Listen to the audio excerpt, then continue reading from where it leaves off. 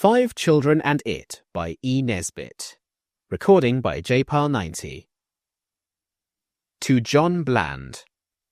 My lamb, you are so very small, you have not learned to read at all, yet never a printed book withstands the urgence of your dimpled hands.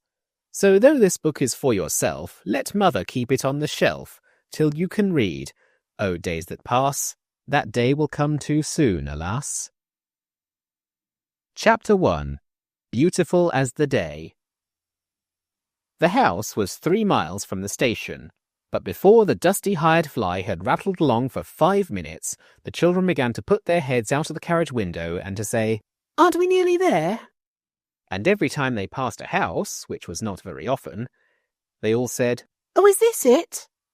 But it never was till they reached the very top of the hill, just past the chalk quarry and before you come to the gravel pit. And then there was a white house with a green garden and an orchard beyond.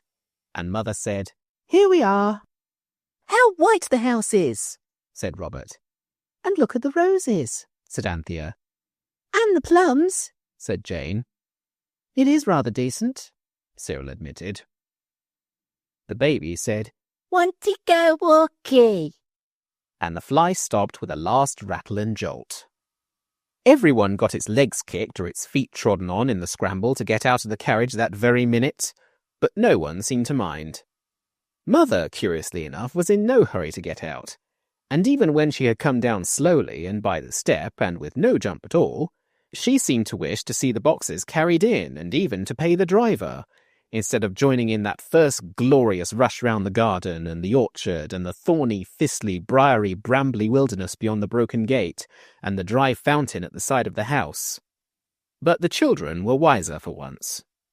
It was not really a pretty house at all. It was quite ordinary, and Mother thought it was rather inconvenient and was quite annoyed at there being no shelves to speak of and hardly a cupboard in the place. Father used to say that the ironwork on the roof and coping was like an architect's nightmare.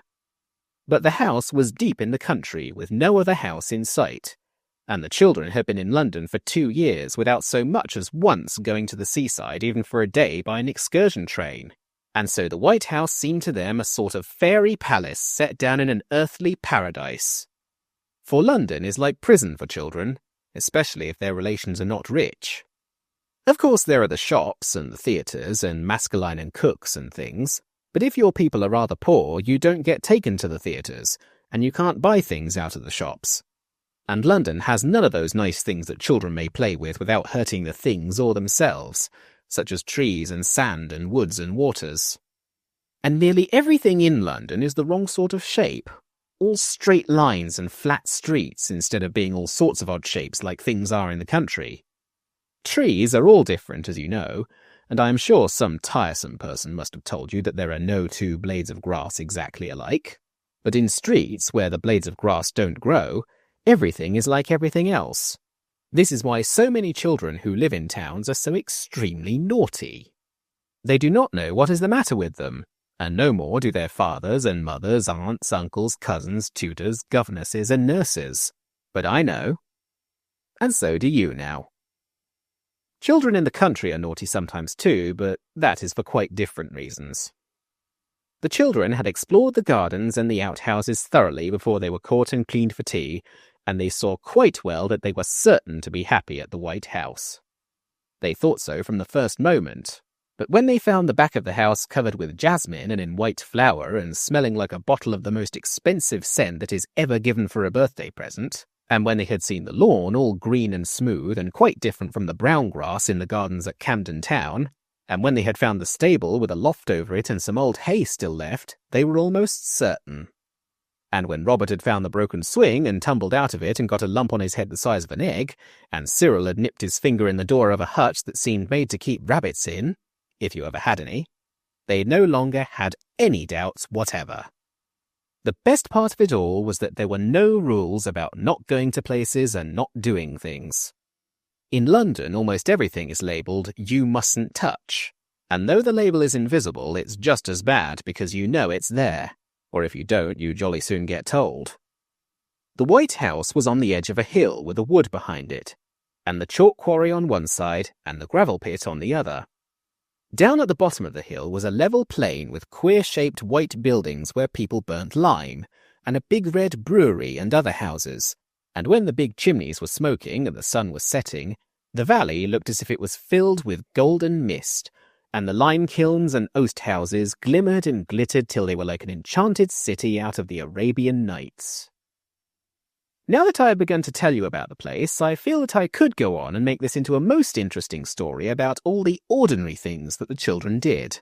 Just the kind of things you do yourself, you know, and you would believe every word of it. And when I told about the children's being tiresome, as you are sometimes, your aunts would perhaps write in the margin of the story with a pencil, "How true," or "How like life," and you would see it and very likely be annoyed. So I will only tell you the really astonishing things that happened, and you may leave the book about quite safely, for no aunts and uncles either are likely to write "How true" on the edge of the story. Grown-up people find it very difficult to believe really wonderful things unless they have what they call proof. But children will believe almost anything, and grown-ups know this. That is why they tell you that the earth is round like an orange, when you can see perfectly well that it is flat and lumpy. And why they say that the earth goes round the sun, when you can see for yourself any day that the sun gets up in the morning and goes to bed at night like a good sun as it is, and the earth knows its place and lies as still as a mouse. Yet I dare say you believe all that about the earth and the sun, and if so, you will find it quite easy to believe that before Anthea and Cyril and the others had been a week in the country, they had found a fairy. At least they called it that because that was what it called itself. And of course it knew best. But it was not at all like any fairy you ever saw, or heard of, or read about. It was at the gravel pits. Father had to go away suddenly on business, and Mother had gone away to stay with Granny, who was not very well. They both went in a great hurry, and when they were gone the house seemed dreadfully quiet and empty, and the children wandered from one room to another and looked at the bits of paper and string on the floors left over from the packing and not yet cleared up, and wished they had something to do. It was Cyril who said, "I say, let's take our Margate spades and go and dig in the gravel pits. We can pretend it's seaside." "Father said it was once," Anthea said. "He says there are shells there thousands of years old." So they went. Of course they had been to the edge of the gravel pit and looked over, but they had not gone down into it for fear Father should say they mustn't play there, and the same with the chalk quarry. The gravel pit is not really dangerous if you don't try to climb down the edges, but go the slow, safe way round by the road, as if you were a cart. Each of the children carried its own spade and took it in turns to carry the lamb. He was the baby, and they called him that because "Bah!" was the first thing he ever said. They called Anthea Panther, which seems silly when you read it, but when you say it, it sounds a little like her name.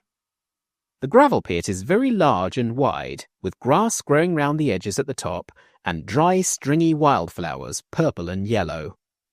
It is like a giant's wash-hand basin, and there are mounds of gravel and holes in the side of the basin where gravel has been taken out, and high up in the steep sides there are the little holes that are the little front doors of the little sand martins' little houses. The children built a castle, of course, but castle building is rather poor fun when you have no hope of the swishing tide ever coming in to fill up the moat and wash away the drawbridge, and at the happy last, to wet everybody up to the waist at least. Cyril wanted to dig out a cave to place smugglers in, but the others thought it might bury them alive. So it ended in all spades going to work to dig a hole through the castle to Australia. These children, you see, believed that the world was round, and that on the other side the little Australian boys and girls were really walking wrong way up, like flies on the ceiling, with their heads hanging down into the air. The children dug and they dug and they dug, and their hands got sandy and hot and red, and their faces got damp and shiny.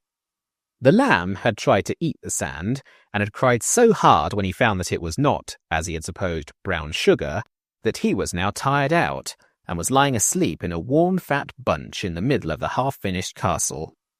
This left his brothers and sisters free to work really hard, and the hole that was to come out in Australia soon grew so deep that Jane, who was called Pussy for short, begged the others to stop.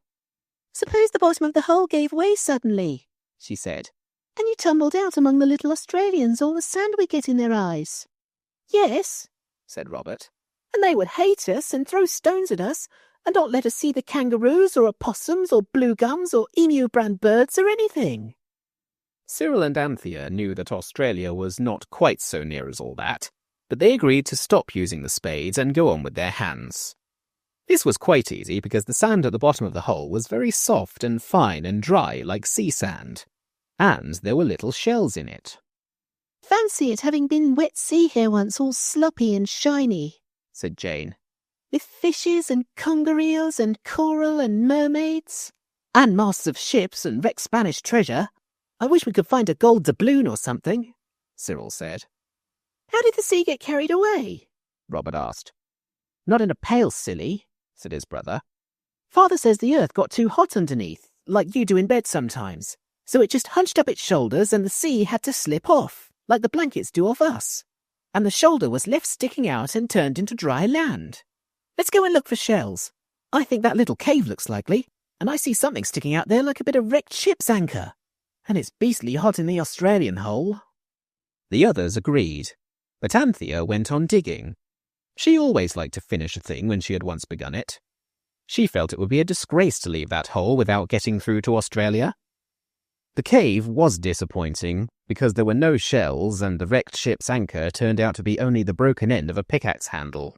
And the cave party were just making up their minds that the sand makes you thirstier when it is not by the seaside, and someone had suggested going home for lemonade, when Anthea suddenly screamed, Cyril, come here!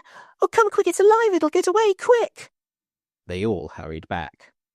It's a rat, I shouldn't wonder, said Robert. Father says they infest old places, and this must be pretty old if the sea was here thousands of years ago. Perhaps it is a snake, said Jane, shuddering. Let's look, said Cyril, jumping into the hole. I'm not afraid of snakes. I like them. If it is a snake, I'll tame it, and it will follow me everywhere, and I'll let it sleep round my neck at night. No, you won't, said Robert firmly. He shared Cyril's bedroom. But you may if it's a rat. Oh, don't be silly, said Anthea. It's not a rat, it's much bigger. And it's not a snake, it's got feet, I saw them. And fur. No, not the spade, you'll hurt it. Dig with your hands. And let it hurt me instead. That's so likely, isn't it? Said Cyril, seizing a spade. Oh, don't, said Anthea. Squirrel, don't. It sounds silly, but it said something. It really and truly did. What? It said, you let me alone. But Cyril merely observed that his sister must have gone off her nut, and he and Robert dug with spades, while Anthea sat on the edge of the hole, jumping up and down with hotness and anxiety. They dug carefully, and presently everyone could see that there really was something moving in the bottom of the Australian hole. Then Anthea cried out, I'm not afraid. Let me dig, and fell on her knees and began to scratch like a dog does when he has suddenly remembered where it was that he buried his bone. Oh, I felt fur, she cried, half laughing and half crying. I did indeed, I did. When suddenly a dry, husky voice in the sand made them all jump back, and their hearts jumped nearly as fast as they did. Let me alone, it said. And now everyone heard the voice, and looked at the others to see if they had too. But we want to see you, said Robert bravely. I wish you'd come out, said Anthea, also taking courage. Oh, well, if that's your wish, the voice said, and the sand stirred and spun and scattered, and something brown and furry and fat came rolling out into the hole, and the sand fell off it, and it sat there yawning and rubbing the ends of its eyes with its hands. I believe I must have dropped asleep, it said, stretching itself. The children stood round the hole in a ring, looking at the creature they had found. It was worth looking at. Its eyes were on long horns like a snail's eyes, and it could move them in and out like telescopes. It had ears like a bat's ears, and its tubby body was shaped like a spider's and covered with thick, soft fur. Its legs and arms were furry too, and it had hands and feet like a monkey's. What on earth is it? Jane said. Shall we take it home? The thing turned its long eyes to look at her and said, Does she always talk nonsense, or is it only the rubbish on her head that makes her silly? It looked scornfully at Jane's hat as it spoke. She doesn't mean to be silly, Anthea said gently. We none of us do, whatever you may think. And don't be frightened, we don't want to hurt you, you know. Hurt me? It said. Me frightened? Upon my word. Why you talk as if I were nobody in particular? All its fur stood out like a cat's when it is going to fight. Well, said Anthea, still kindly, perhaps if we knew who you are in particular, we could think of something to say that wouldn't make you cross. Everything we've said so far seems to have. Who are you? And don't get angry because really we don't know. You don't know? It said. Well, I knew that the world had changed, but, well, really, do you mean to tell me, seriously, you don't know a Psammead when you see one? A Psammead? That's Greek to me. So it is to everyone, said the creature sharply. Well, in plain English, then, a sand fairy. Don't you know a sand fairy when you see one? It looked so grieved and hurt that Jane hastened to say, Of course I see you are now. It's quite plain no one comes to look at you. You came to look at me several sentences ago, it said crossly, beginning to curl up again in the sand. Oh, don't go away again, do talk some more, Robert cried. I didn't know you were a sand fairy, but I knew directly I saw you that you were much the wonderfulest thing I'd ever seen. The sand fairy seemed a shade less disagreeable after this. It isn't talking I mind, it said, as long as you're reasonably civil.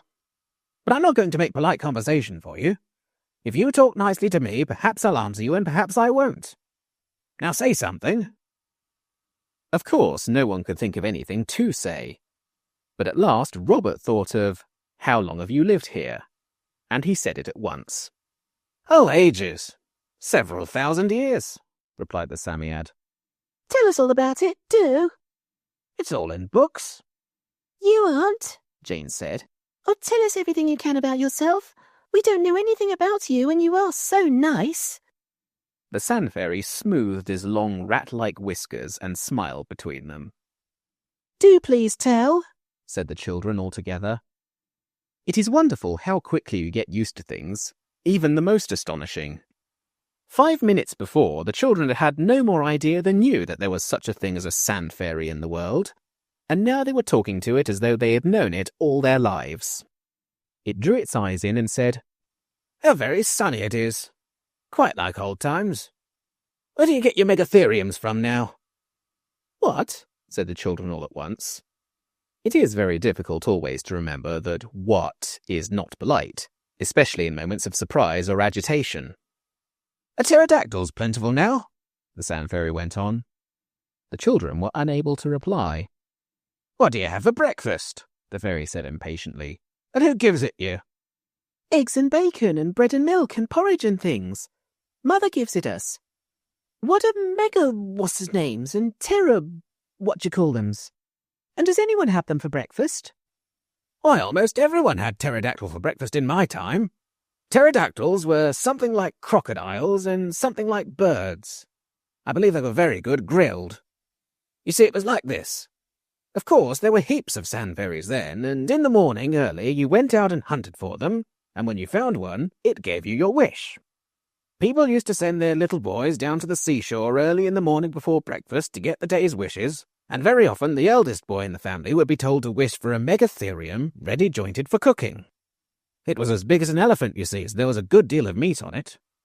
And if they wanted fish, the ichthyosaurus was asked for. He was 20 to 40 feet long, so there was plenty of him. And for poultry, there was the plesiosaurus. There were nice pickings on that, too. Then the other children could wish for other things.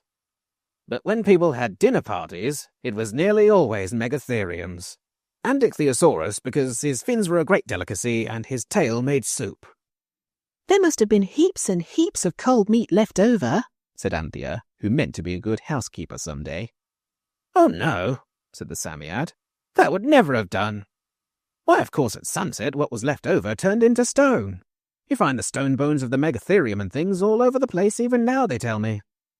Who tell you? Asked Cyril. But the sand fairy frowned and began to dig very fast with its furry hands. Oh, don't go, they all cried. Tell us more about it when it was megatheriums for breakfast. Was the world like this then? It stopped digging. Not a bit, it said. It was nearly all sand where I lived, and coal grew on trees, and the periwinkles were as big as tea trays. You find them now, they turned into stone.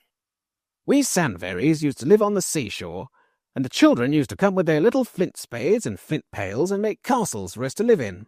That's thousands of years ago, but I hear that children still build castles on the sand. It's difficult to break yourself out of a habit. But why did you stop living in the castles? Asked Robert. It's a sad story, said the Psammead gloomily. It was because they would build moats to the castles, and the nasty wet bubbling sea used to come in. And of course, as soon as a sand fairy got wet, it caught cold and generally died. And so there got to be fewer and fewer, and whenever you found a fairy and had a wish, you used to wish for a megatherium and eat twice as much as you wanted, because it might be weeks before you got another wish. And did you get wet? Robert inquired.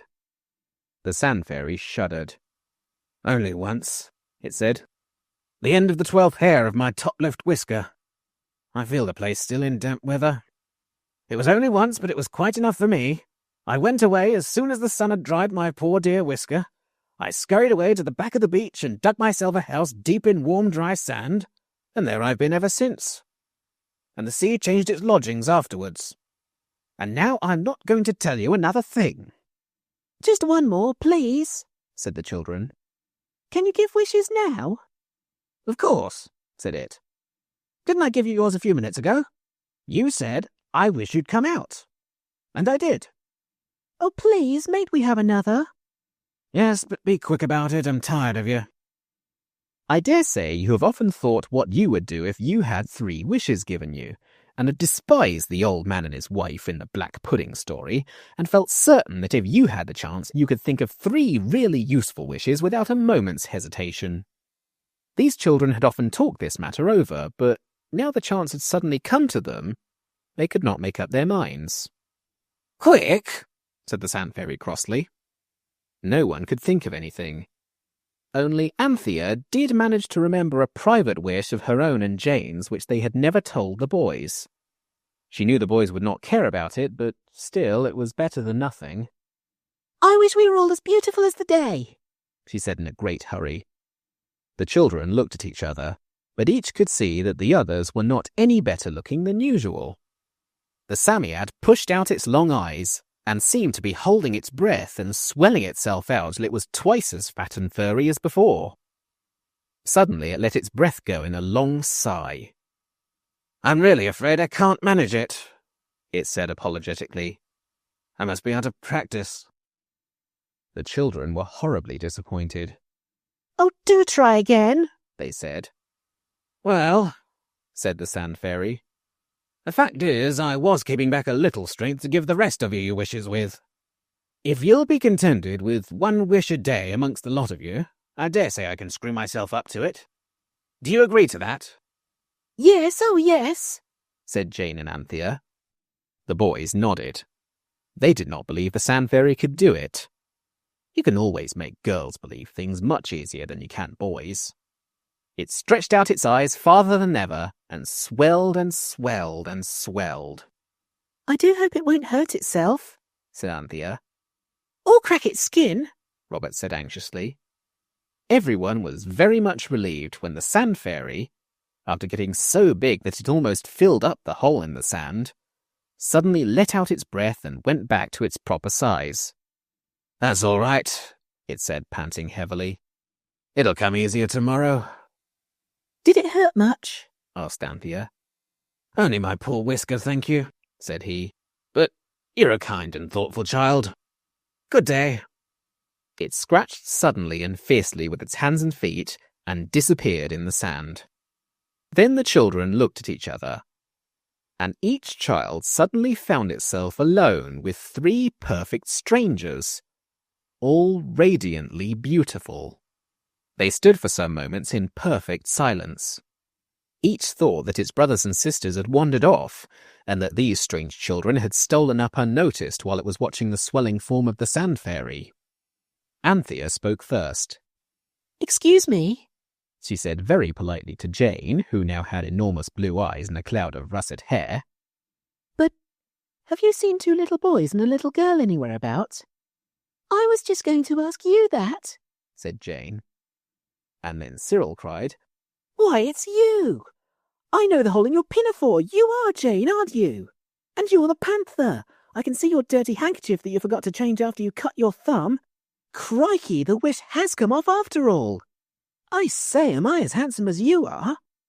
If you're Cyril, I liked you much better as you were before, said Anthea decidedly. You look like the picture of the young chorister with your golden hair.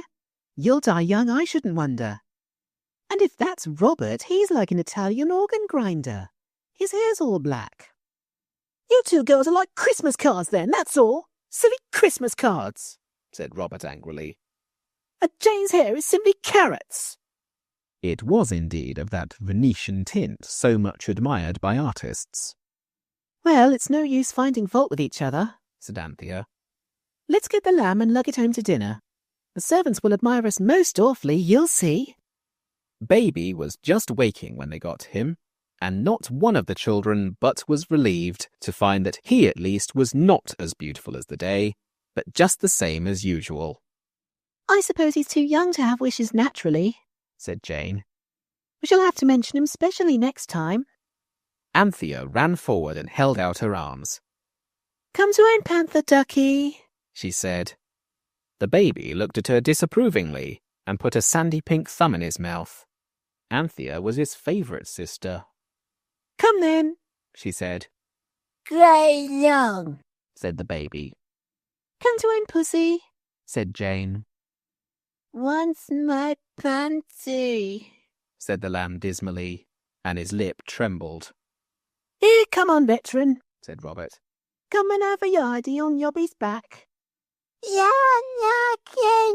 Knocky, boy, howled the baby, giving way altogether. Then the children knew the worst. The baby did not know them.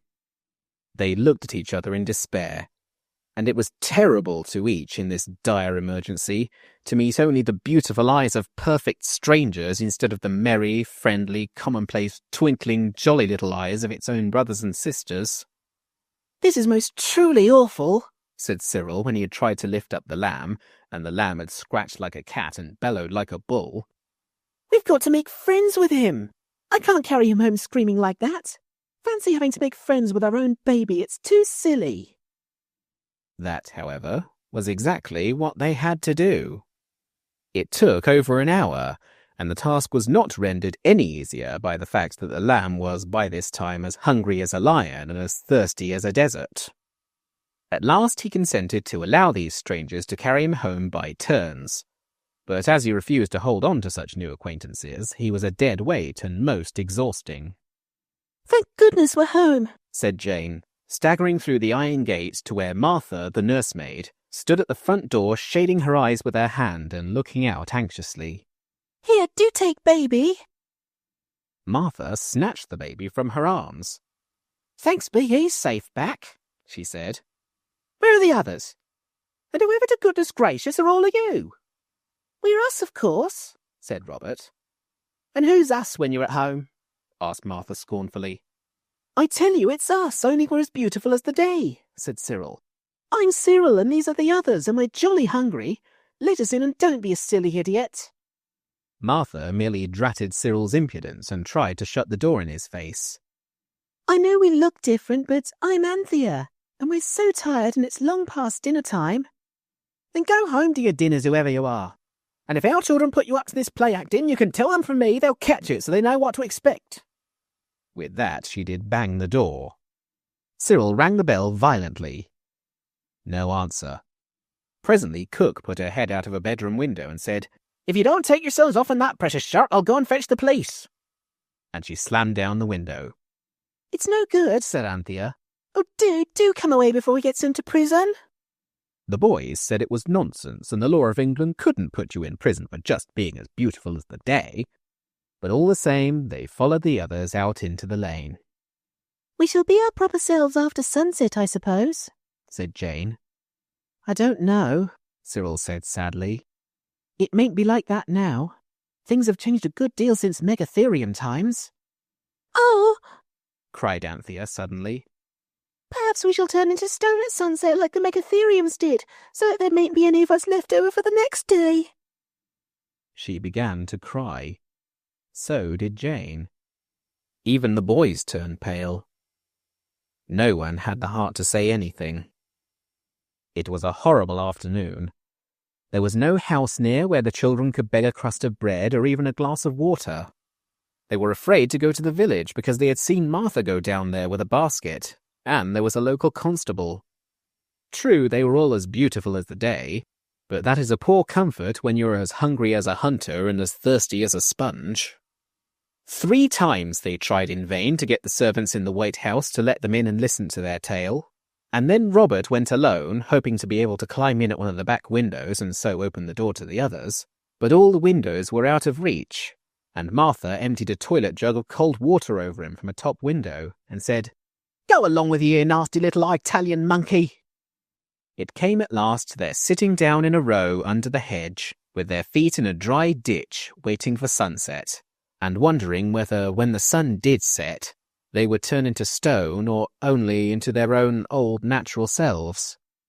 And each of them still felt lonely and among strangers, and tried not to look at the others, for though their voices were their own, their faces were so radiantly beautiful as to be quite irritating to look at.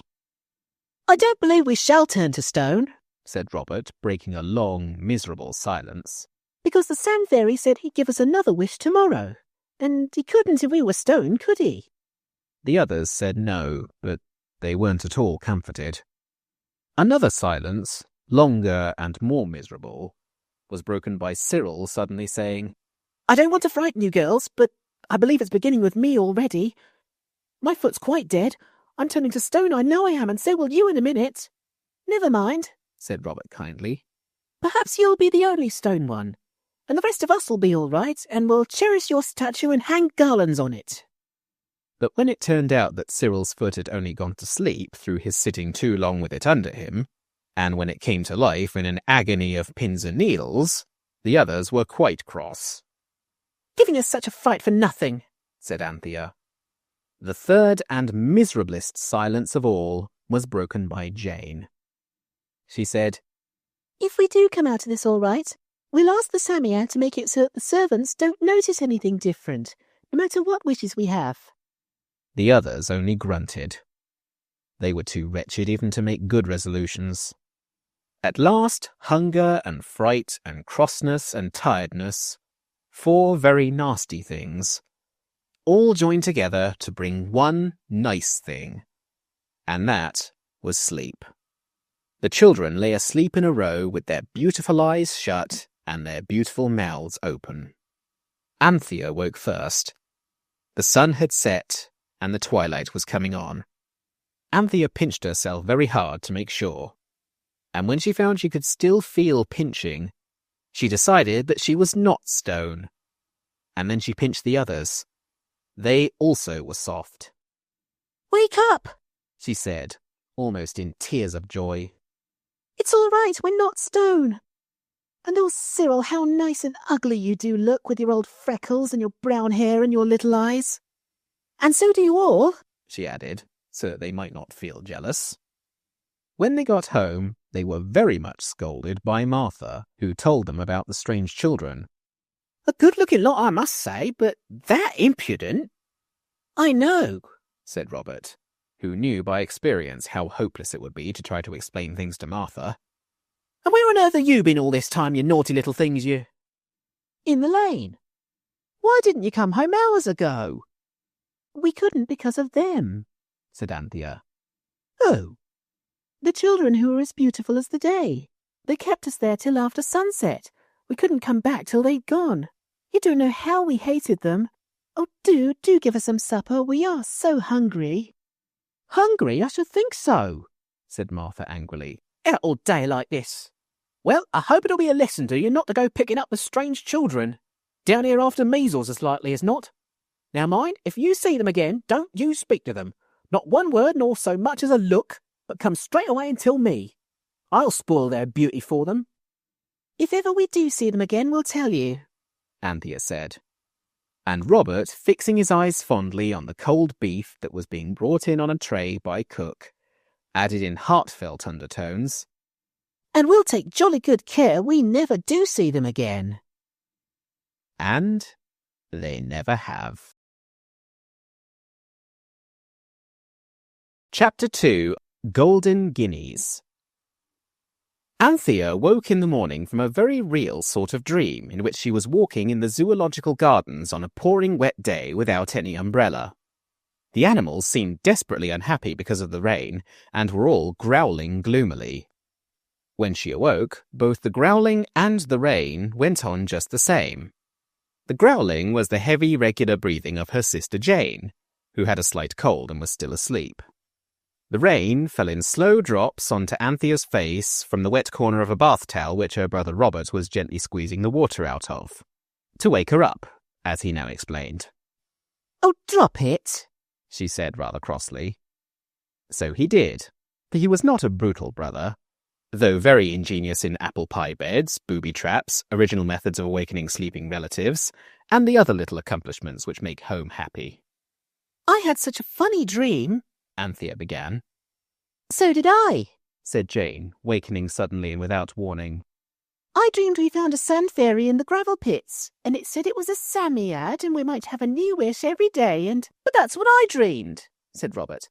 "I was just going to tell you. And we had the first wish directly it said so. And I dreamed you girls were donkeys enough to ask for us all to be beautiful as the day. And we jolly well were, and it was perfectly beastly." "But can different people all dream the same thing?" said Anthea, sitting up in bed. "Because I dreamed all that as well as about the zoo and the rain. And Baby didn't know us in my dream, and the servants shut us out of the house because the radiantness of our beauty was such a complete disguise, and—" The voice of the eldest brother sounded from across the landing. "Come on, Robert," it said. "You'll be late for breakfast again, unless you mean to shirk your bath like you did on Tuesday." "I say, come here a sec," Robert replied. "I didn't shirk it. I had it after Brecky and Father's dressing room because ours was emptied away." Cyril appeared in the doorway, partially clothed. "Look here," said Anthea. "We've all had such an odd dream. We've all dreamed we found a sand fairy." Her voice died away before Cyril's contemptuous glance. "Dream?" he said. "You little sillies, it's true. I tell you, it all happened. That's why I'm so keen on being down early. We'll go up there directly after Brecker and have another wish. Only we'll make up our minds solid before we go what it is we do want, and no one must ask for anything unless the others agree first.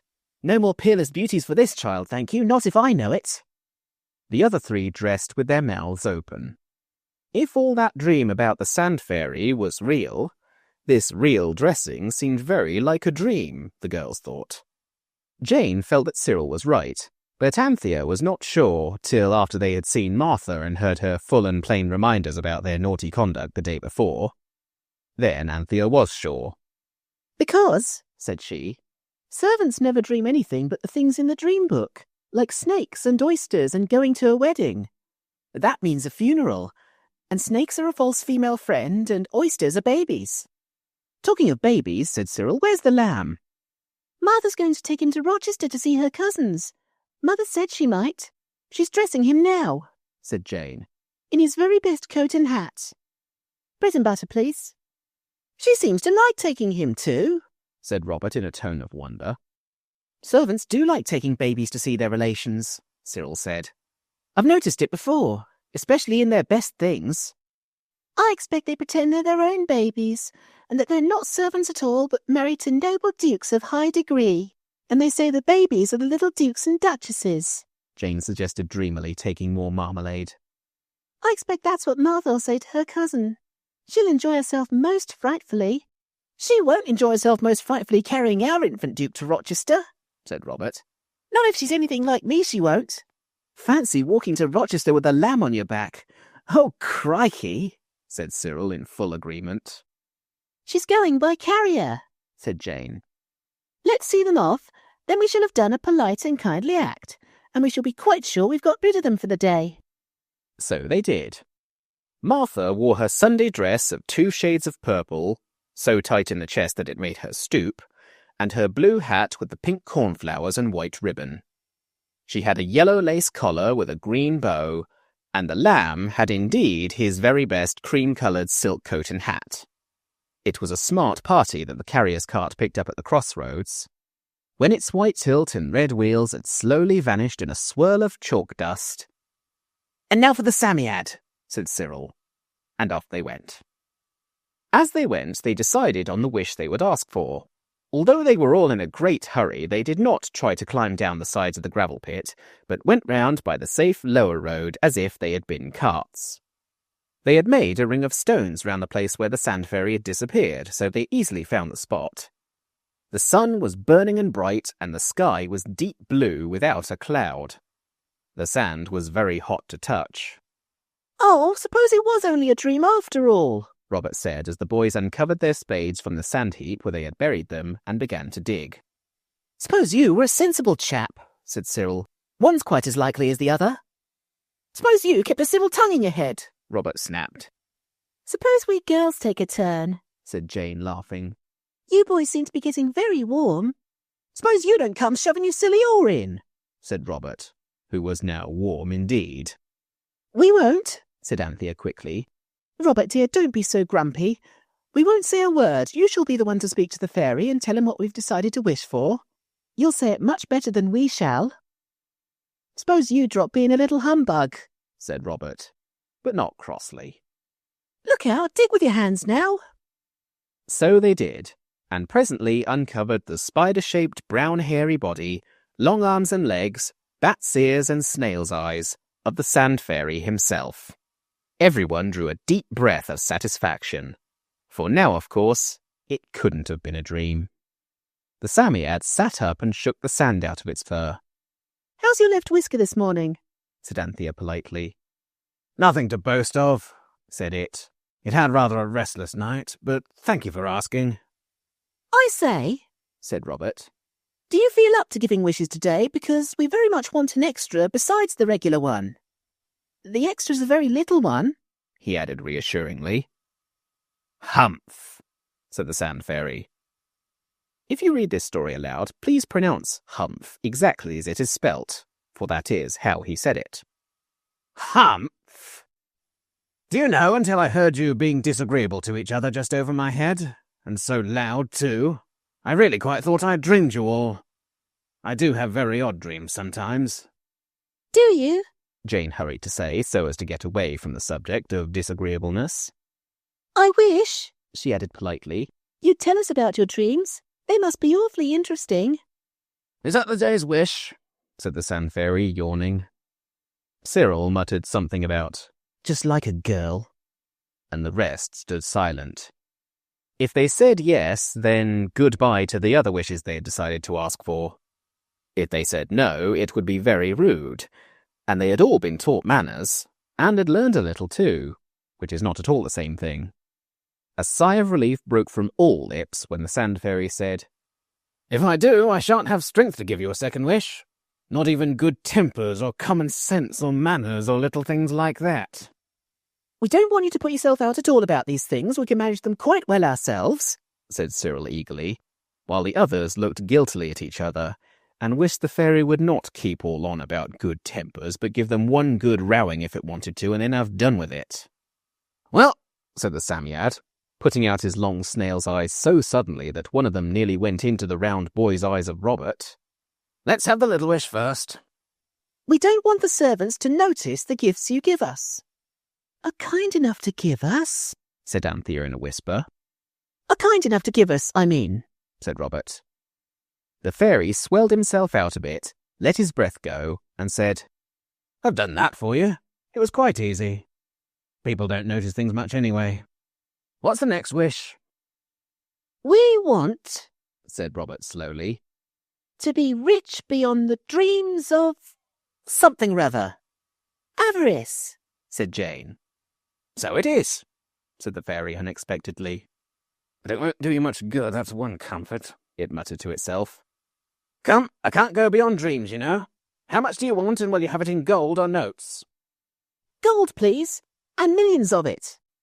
"This gravel pit will be enough," said the fairy in an offhand manner. "Oh, yes," Then get out before I begin, or you'll be buried alive in it. It made its skinny arms so long and waved them so frighteningly that the children ran as hard as they could towards the road by which carts used to come to the gravel pits. Only Anthea had presence of mind enough to shout a timid, "Good morning.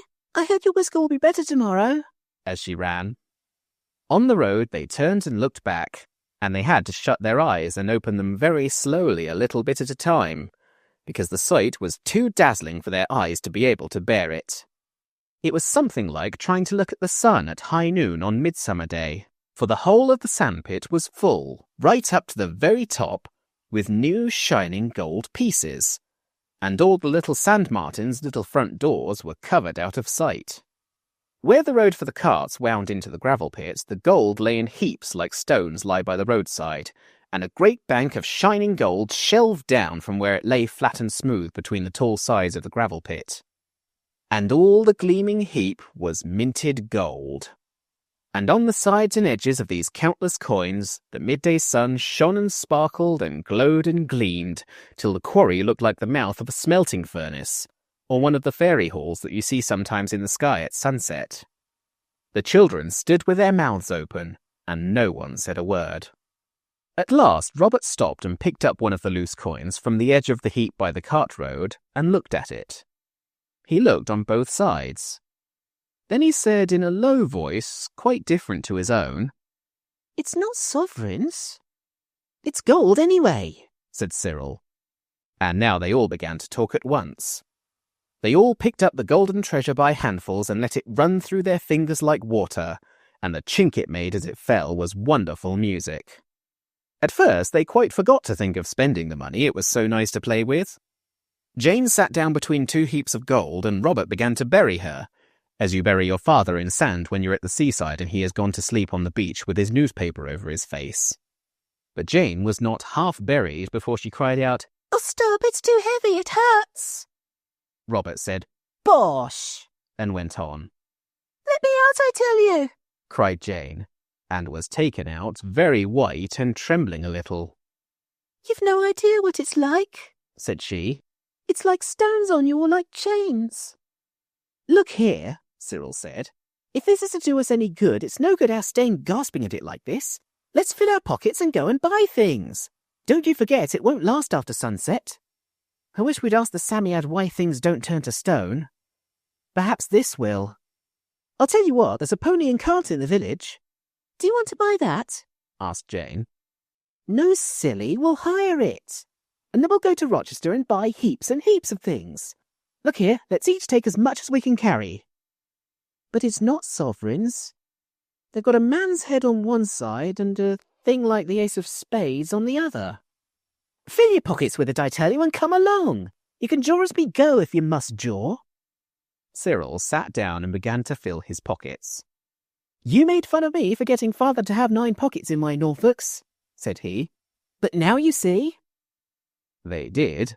For when Cyril had filled his 9 pockets and his handkerchief and the space between himself and his shirt front with the gold coins, he had to stand up.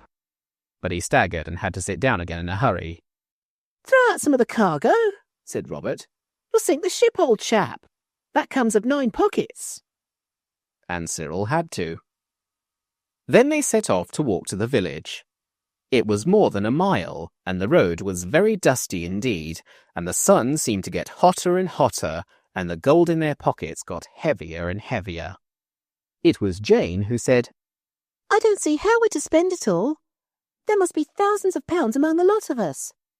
I'm going to leave some of mine behind this stump in the hedge, and directly we get to the village we'll buy some biscuits.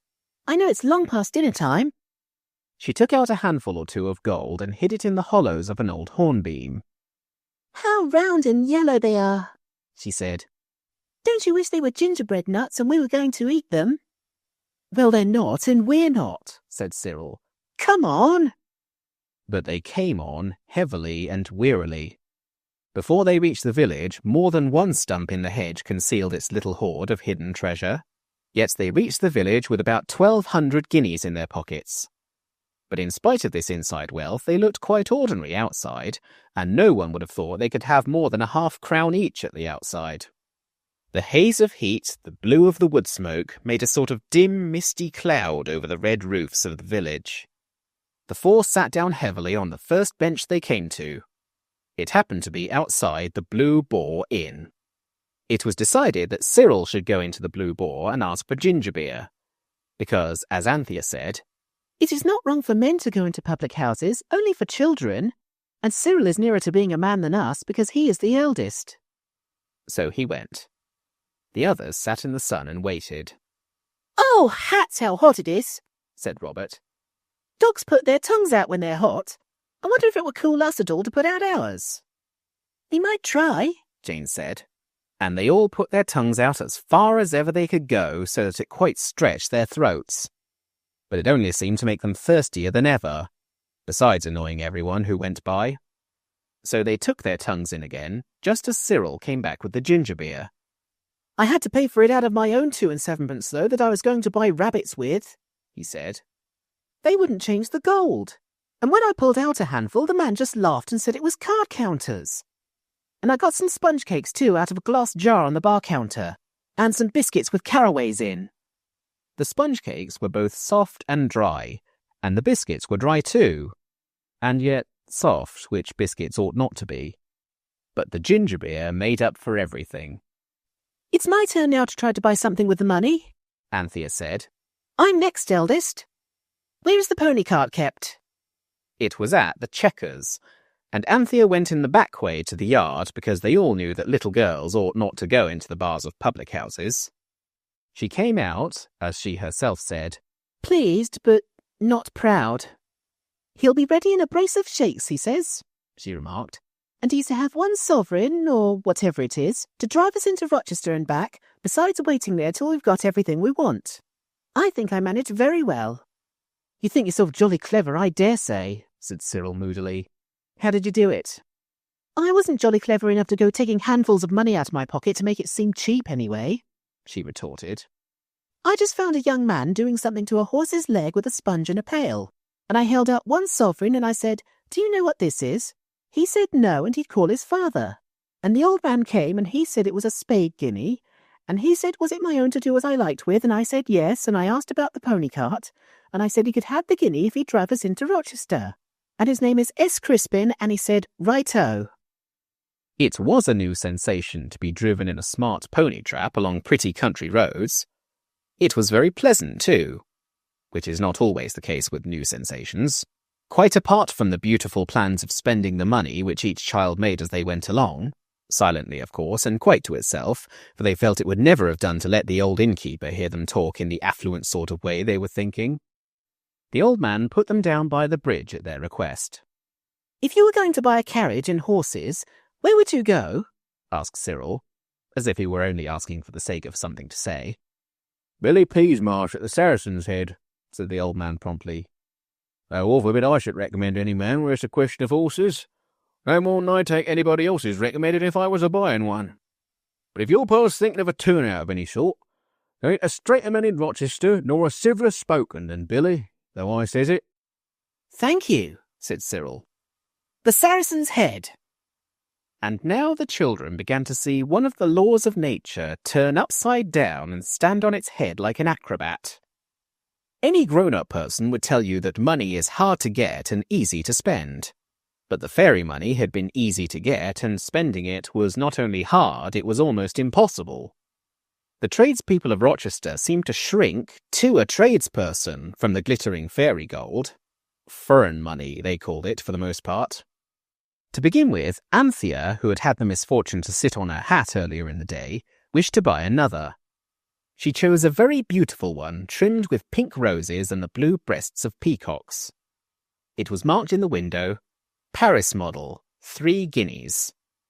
"I'm glad," she said, "because if it says guineas, it means guineas, and not sovereigns, which we haven't got." But when she took 3 of the spade guineas in her hand, which was by this time rather dirty, owing to her not having put on gloves before going to the gravel pit, the black silk young lady in the shop looked very hard at her, and went and whispered something to an older and uglier lady, also in black silk, and then they gave her back the money and said it was not current coin. "It's good money," said Anthea, "and it's my own. I dare say, said the lady. But it's not the kind of money that's fashionable now, and we don't care about taking it. I believe they think we've stolen it, said Anthea, rejoining the others in the street. If we had gloves, they wouldn't think we were so dishonest. It's my hands being so dirty fills their mind with doubts. So they chose a humble shop, and the girls bought cotton gloves, the kind at 6 3 farthings. But when they offered a guinea, the woman looked at it through her spectacles and said she had no change. So the gloves had to be paid for out of Cyril's 2 7 that he meant to buy rabbits with, and so had the green imitation crocodile skin purse at 9 halfpenny, which had been bought at the same time. They tried several more shops, the kind where you buy toys and scent and silk handkerchiefs and books and fancy boxes of stationery and photographs of objects of interest in the vicinity. But nobody cared to change a guinea that day in Rochester, and as they went from shop to shop they got dirtier and dirtier, and their hair got more and more untidy, and Jane slipped and fell down on a part of the road where a water cart had just gone by. Also, they got very hungry, but they found no one would give them anything to eat for their guineas. After trying 2 pastry cooks in vain, they became so hungry, perhaps from the smell of the cake in the shops, as Cyril suggested, that they formed a plan of campaign in whispers and carried it out in desperation. They marched into a 3rd pastry cook's, Beale his name was, and before the people behind the counter could interfere, each child had seized 3 new penny buns, clapped the 3 together between its dirty hands, and taken a big bite out of the triple sandwich. Then they stood at bay with the 12 buns in their hands and their mouths very full indeed. The shocked pastry cook bounded round the corner. "Here," said Cyril, speaking as distinctly as he could and holding out the guinea he got ready before entering the shop. "Pay yourself out of that." Mr. Beale snatched the coin, bit it, and put it in his pocket. "Off you go," he said, brief and stern like the man in the song. "But the change?" said Anthea, who had a saving mind. "Change?" said the man. "I'll change you. Out you goes, and you may think yourselves lucky I don't send for the police to find out where you got it." In the castle gardens, the millionaires finished the buns, and though the curranty softness of these were delicious and acted like a charm in raising the spirits of the party, yet even the stoutest heart quailed at the thought of venturing to sound Mr. Billy Peasmarsh at the Saracen's Head on the subject of a horse and carriage. The boys would have given up the idea, but Jane was always a hopeful child, and Anthea generally an obstinate one, and their earnestness prevailed. The whole party, by this time indescribably dirty, therefore betook itself to the Saracen's Head. The yard method of attack, having been successful at the Chequers, was tried again here. Mr. Peasmarsh was in the yard, and Robert opened the business in these terms. "They tell me you have a lot of horses and carriages to sell." It had been agreed that Robert should be spokesman, because in books it is always the gentlemen who buy horses, and not ladies, and Cyril had had his go at the Blue Boar. "They tell you true, young man," said Mr. Peasmarsh. He was a long, lean man with very blue eyes and a tight mouth and narrow lips. "We should like to buy some, please," said Robert politely. "I dare say you would." "Will you show us a few, please, to choose from?" "Who are you a-kidding of?" inquired Mr. Billy Peasmarsh. "Was you sent here of a message?" "I tell you," said Robert, "we want to buy some horses and carriages, and a man told us you were straight and civil-spoken, but I shouldn't wonder if he was mistaken." "'Pon my sacred," said Mr. Peasmarsh. "Shall I trot the old stable out for your honour's worship to see? Or shall I send round to the bishop's to see if he's a nag or two to dispose of?" "Please do," said Robert, "if it's not too much trouble. It will be very kind of you." Mr. Peasmarsh put his hands in his pockets and laughed, and they did not like the way he did it. Then he shouted, "Willem!" A stooping ostler appeared in the stable door. "Here, Willem, come and look at this here young duke. Wants to buy the old stud, lock, stock and barrel. And ain't got tuppence in his pocket to bless himself with, I'll go bail." Willem's eyes followed his master's pointing thumb with contemptuous interest. "Do we for sure?" he said. But Robert spoke, though both the girls were now pulling at his jacket and begging him to come along. He spoke, and he was very angry. He said, "I'm not a young duke, and I never pretended to be. And as for tuppence, what do you call this?" and before the others could stop him, he had pulled out 2 fat handfuls of shining guineas and held them out for Mr. Peasmarsh to look at. He did look. He snatched one up in his finger and thumb. He bit it, and Jane expected him to say, "The best horse in my stables is at your service." But the others knew better. Still, it was a blow even to the most desponding, when he said shortly, "Willem, shut the yard doors." And Willem grinned and went to shut them. Good afternoon, said Robert hastily. We shan't buy any of your horses now, whatever you say, and I hope it'll be a lesson to you. He had seen a little side gate open, and was moving towards it as he spoke. But Billy Peasmarsh put himself in the way. "Not so fast, you young offscaring," he said. "Willem, fetch the police." Willem went. The children stood huddled together like frightened sheep, and Mr. Peasmarsh spoke to them till the police arrived. He said many things. Among other things, he said, "Nice lot you are, aren't you, coming tempting honest men with your guineas?" They are our guineas, said Cyril boldly. "Oh, of course we don't know all about that, no more we don't. Oh, no, course not. And dragging little girls into it, too. Here, I'll let the girls go if you'll come along to the police quiet." We won't be let go, said Jane heroically. Not without the boys. It's our money just as much as theirs, you wicked old man. "Where'd you get it, then?" said the man, softening slightly, which was not at all what the boys expected when Jane began to call names. Jane cast a silent glance of agony at the others. "Lost your tongue, eh? Got it fast enough when it's for calling names with? Come, speak up, where'd you get it?" "Out of the gravel pit," said truthful Jane. "Next article," said the man. "I tell you we did," Jane said. "There's a fairy there, all over brown fur, with ears like a bat's and eyes like a snail's, and he gives you a wish a day and they all come true." "Touched in the head, eh?" said the man in a low voice. "All the more shame to you boys, dragging the poor afflicted child into your sinful burglaries." "She's not mad, it's true," said Anthea. "There is a fairy. If I ever see him again, I'll wish for something for you. At least I would if vengeance wasn't wicked, so there." "Lor lummy," said Billy Peasmarsh. "If there ain't another on 'em." And now Willem came back with a spiteful grin on his face, and at his back a policeman, with whom Mr. Peasmarsh spoke long in a hoarse, earnest whisper. "I dare say you're right," said the policeman at last. "Anyway, I'll take him up on a charge of unlawful possession, pending inquiries, and the magistrate will deal with the case. Send the afflicted ones to a home as likely as not, and the boys to a reformatory. Now then, come along, youngsters. No use making a fuss. You bring the girls along, Mr. Peasmarsh, sir, and I'll shepherd the boys." Speechless with rage and horror, the 4 children were driven along the streets of Rochester. Tears of anger and shame blinded them, so that when Robert ran right into a passer-by, he did not recognize her till a well-known voice said, "Well, if ever I did! Oh, Master Robert, what have you been a-doing of now?" And another voice, quite as well-known, said, "Panty, what go panty?" They had run into Martha and the baby. Martha behaved admirably. She refused to believe a word of the policeman's story, or of Mr. Peasmarsh's either, even when they made Robert turn out his pockets in an archway and show the guineas. "I don't see nothing," she said. "You've gone out of your senses, you two. There ain't any gold there, only the poor child's hands all over crop and dirt and like the very chimbly.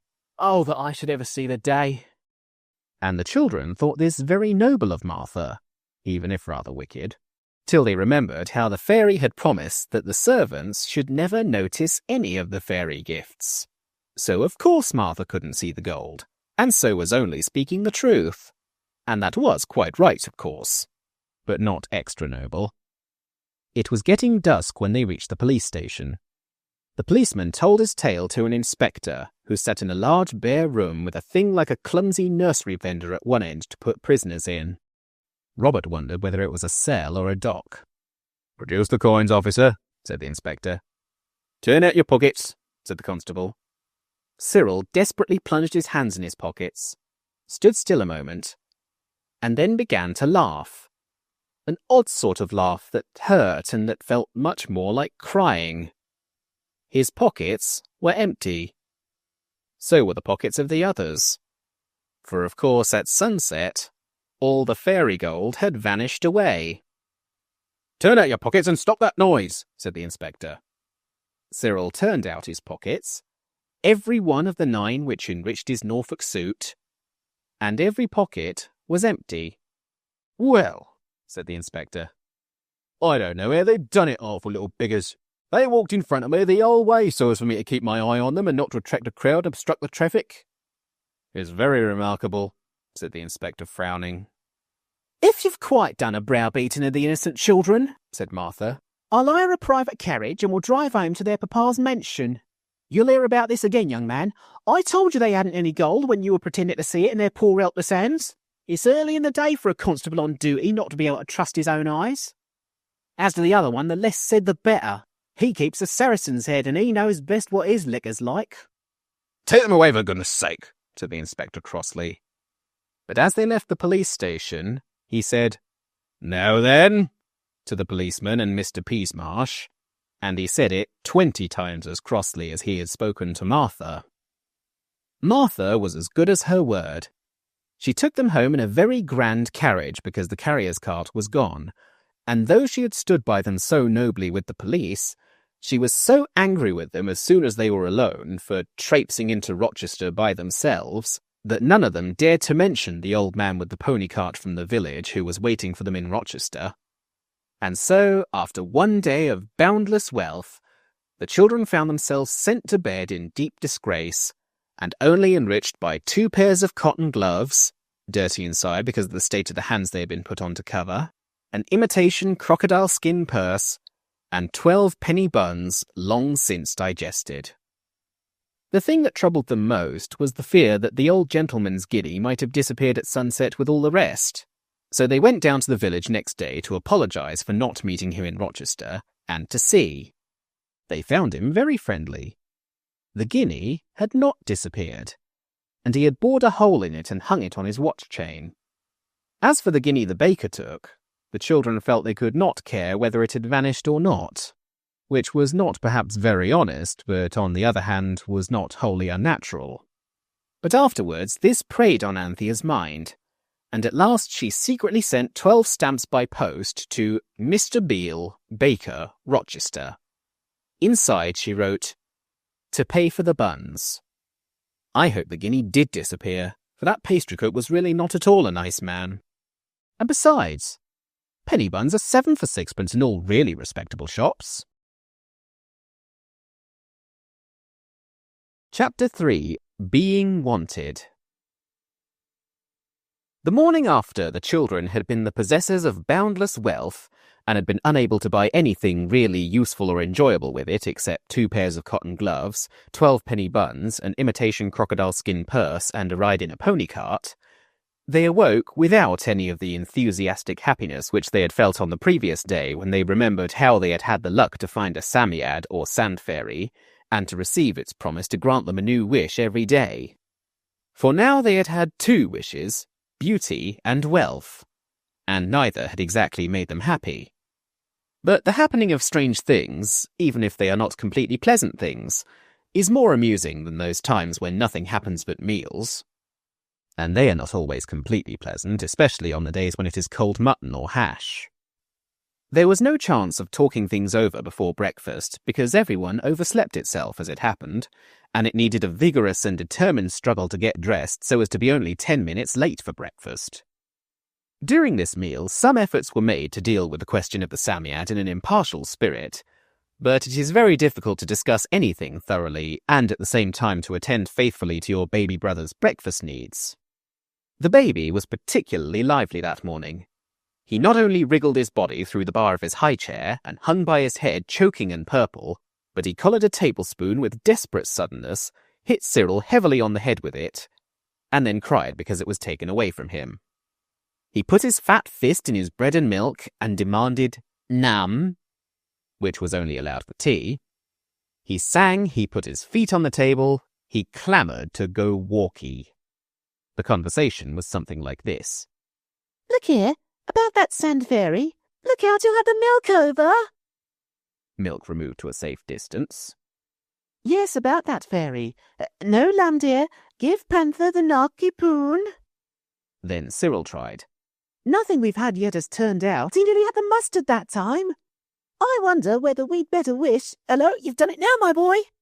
And in a flash of glass and pink baby paws, the bowl of golden carp in the middle of the table rolled on its side and poured a flood of mixed water and goldfish into the baby's lap and into the laps of the others.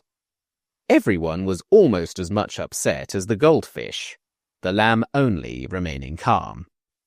When the pool on the floor had been mopped up and the leaping, gasping goldfish had been collected and put back in the water, the baby was taken away to be entirely redressed by Martha, and most of the others had to change completely.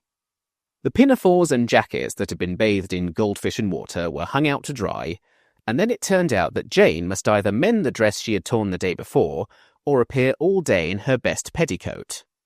It was white and soft and frilly and trimmed with lace and very, very pretty. Quite as pretty as a frock, if not more so. Only it was not a frock, and Martha's word was law. She wouldn't let Jane wear her best frock, and she refused to listen for a moment to Robert's suggestion that Jane should wear her best petticoat and call it a dress. "It's not respectable," she said.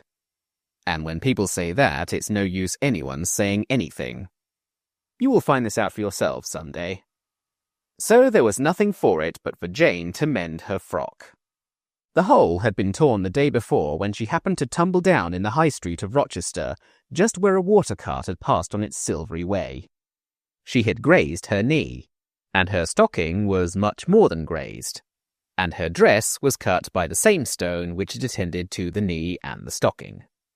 Of course the others were not such sneaks as to abandon a comrade in misfortune, so they all sat on the grass plot round the sundial and Jane darned away for dear life. The lamb was still in the hands of Martha having its clothes changed, so conversation was possible. Anthea and Robert timidly tried to conceal their inmost thought, which was that the Psammead was not to be trusted, but Cyril said, "Speak out, say what you've got to say. I hate hinting and don't know and sneakish ways like that." So then Robert said, as in honour bound, "Sneak yourself. Anthea and me weren't so goldfishy as you two were, so we got changed quicker. And we've had time to think it over, and if you ask me, I didn't ask you," said Jane, biting off a needleful of thread, as she had always been strictly forbidden to do. "I don't care who asks or who doesn't," said Robert. "But Anthea and I think the Psammead is a spiteful brute. If it can give us our wishes, I suppose it can give itself its own. And I feel almost sure it wishes every time that our wishes shan't do us any good. Let's let the tiresome beast alone and just go and have a jolly good game of forts on our own in the chalk pit." You will remember that the happily situated house where these children were spending their holidays lay between a chalk quarry and a gravel pit. Cyril and Jane were more hopeful. They generally were.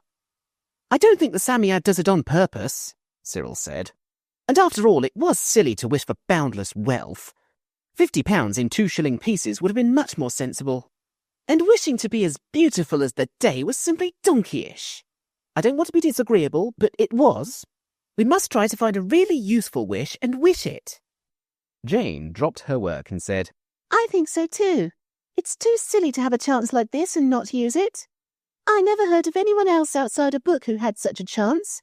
There must be simply heaps of things we could wish for that wouldn't turn out dead sea fish like these two things have. Do let's think hard and wish something nice, so that we can have a real jolly day, what there is left of it."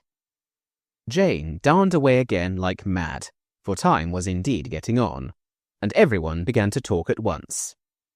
If you had been there, you could not possibly have made head or tail of the talk, but these children were used to talking by fours as soldiers march, and each of them could say what it had to say quite comfortably, and listen to the agreeable sound of its own voice, and at the same time have 3/4 of 2 sharp ears to spare for listening to what the others said.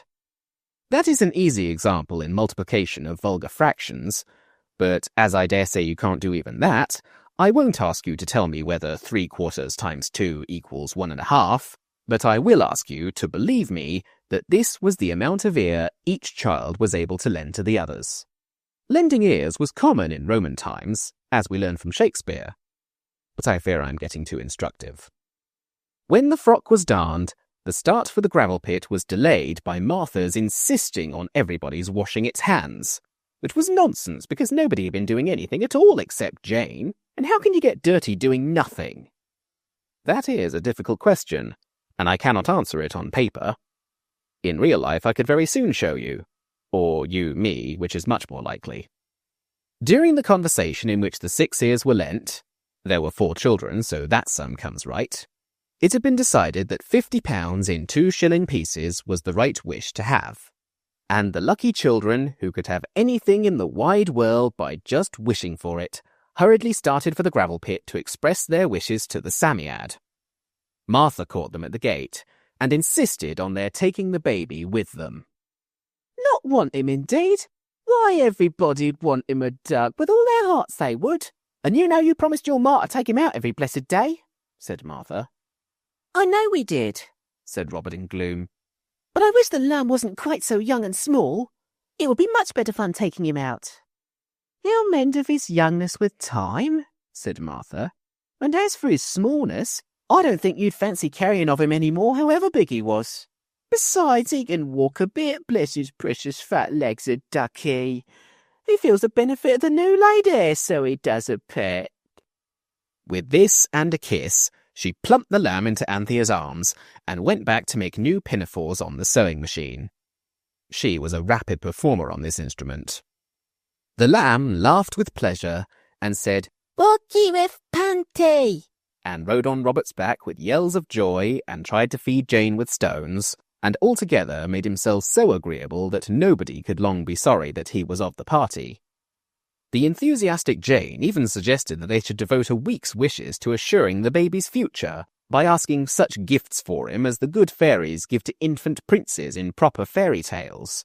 But Anthea soberly reminded her that as the Sand Fairy's wishes only lasted till sunset, they could not ensure any benefit to the baby's later years, and Jane owned that it would be better to wish for £50 in 2-shilling pieces and buy the lamb a £3.15 rocking horse, like those in the Army and Navy stores list, with part of the money.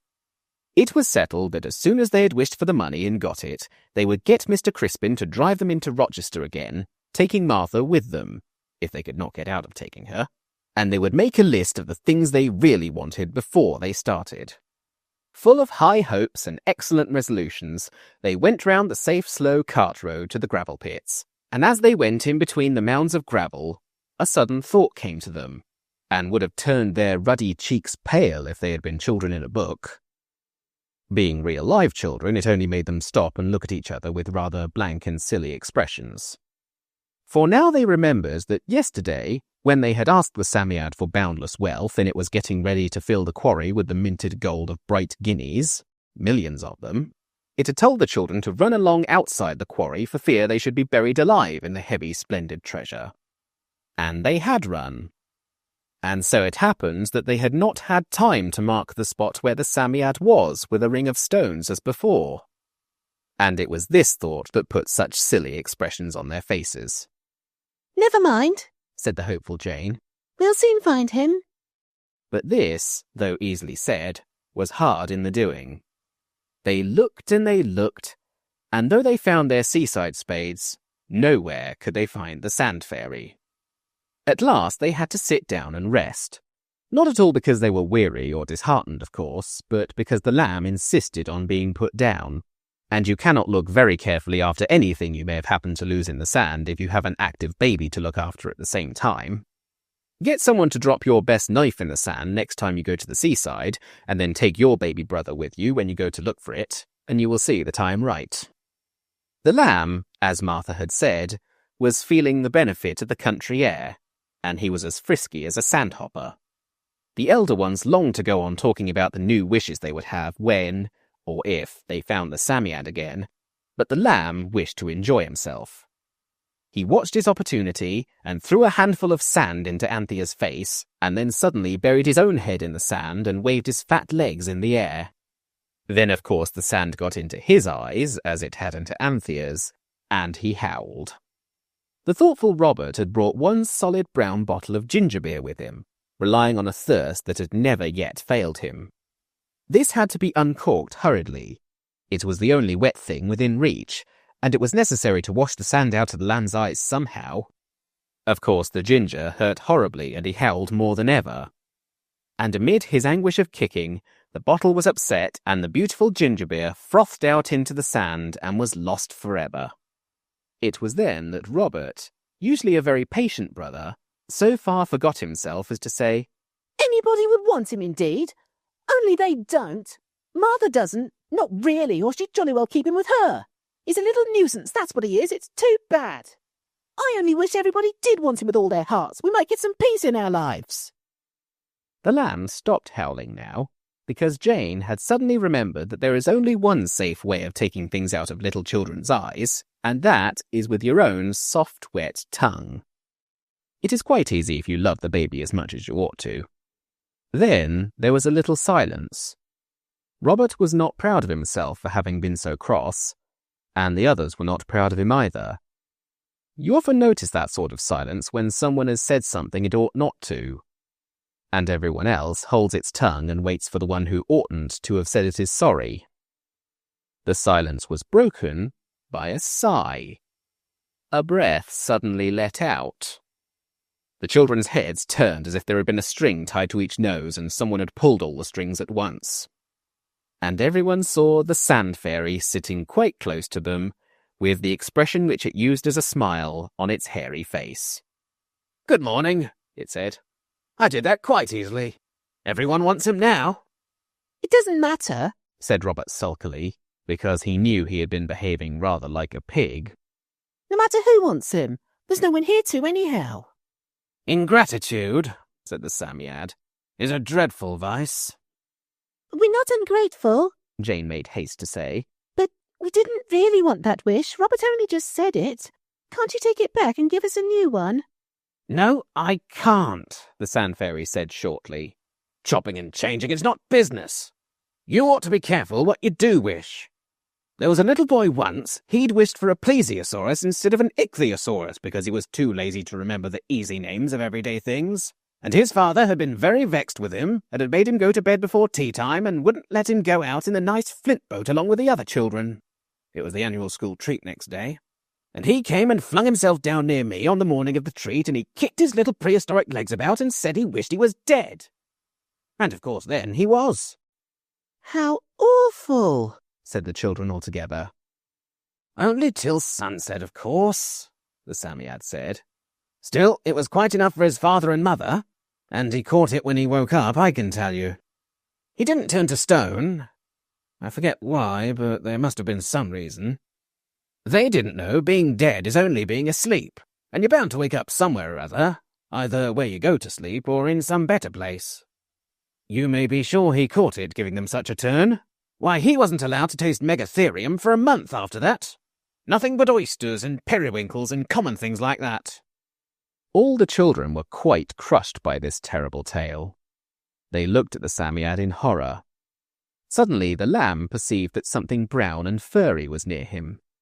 Puff, puff, puffy, he said, and made a grab.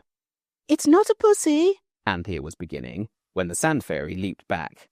"Oh, my left whisker," it said. "Don't let him touch me, he's wet." Its fur stood on end with horror, and indeed a good deal of the ginger beer had been spilt on the blue smock of the lamb. The Psammead dug with its hands and feet and vanished in an instant in a whirl of sand. The children marked the spot with a ring of stones. We may as well get along home, said Robert. I'll say I'm sorry, but anyway, if it's no good, it's no harm, and we know where the sandy thing is for tomorrow.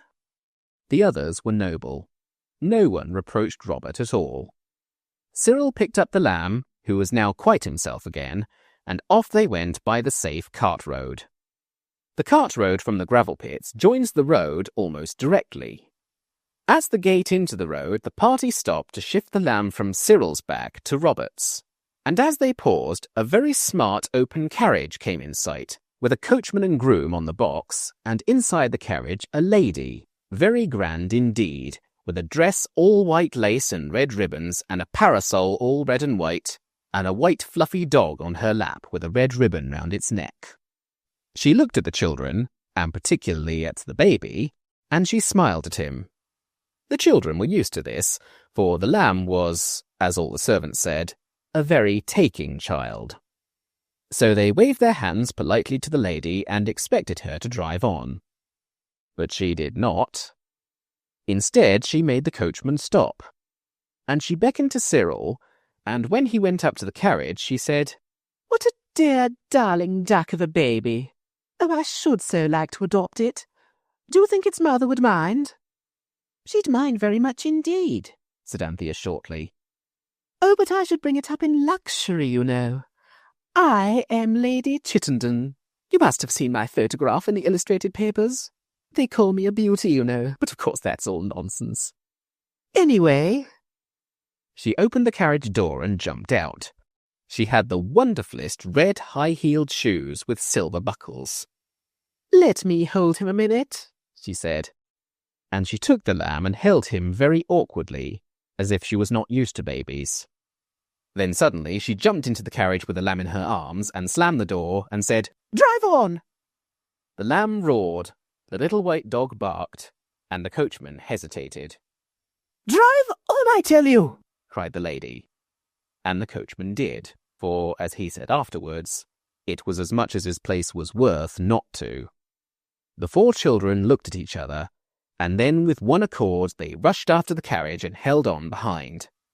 Down the dusty road went the smart carriage, and after it at double-quick time ran the twinkling legs of the lamb's brothers and sisters. The lamb howled louder and louder, but presently his howls changed by slow degree to hiccupy gurgles. And then all was still, and they knew he had gone to sleep. The carriage went on, and the 8 feet that twinkled through the dust were growing quite stiff and tired before the carriage stopped at the lodge of a grand park. The children crouched down behind the carriage, and the lady got out. She looked at the baby as it lay on the carriage seat, and hesitated. "The darling. I won't disturb it," she said, and went into the lodge to talk to the woman there about a setting of Buff Orpington eggs that had not turned out well. The coachman and footman sprang from the box and bent over the sleeping lamb. "Fine boy. Wish he was mine," said the coachman. "He wouldn't favour you much," said the groom sourly. "Too handsome." The coachman pretended not to hear. He said, "Wonder at her now, I do really. Hates kids, got none of her own, and can't abide other folks's." The children, crouching in the white dust under the carriage, exchanged uncomfortable glances. "Tell you what," the coachman went on firmly, "blowed if I don't eye the little nipper under the edge and tell her his brothers took him. Then I'll come back for him afterwards." "No, you don't," said the footman. "I took to that kid so as never was. If anyone's to have him, it's me, so there."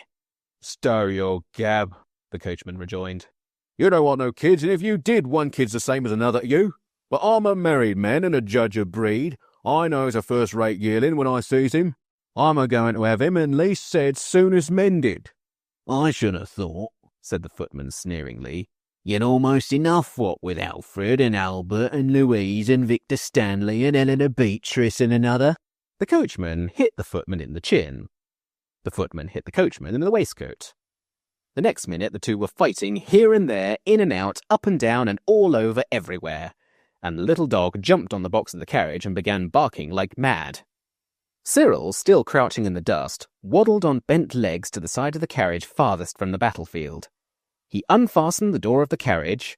The 2 men were far too much occupied with their quarrel to notice anything, took the lamb in his arms, and still stooping, carried the sleeping baby a dozen yards along the road to where a stile led into a wood. The others followed, and there among the hazels and young oaks and sweet chestnuts covered by high, strong-scented bracken, they all lay hidden till the angry voices of the men were hushed at the angry voice of the red and white lady, and after a long and anxious search the carriage at last drove away.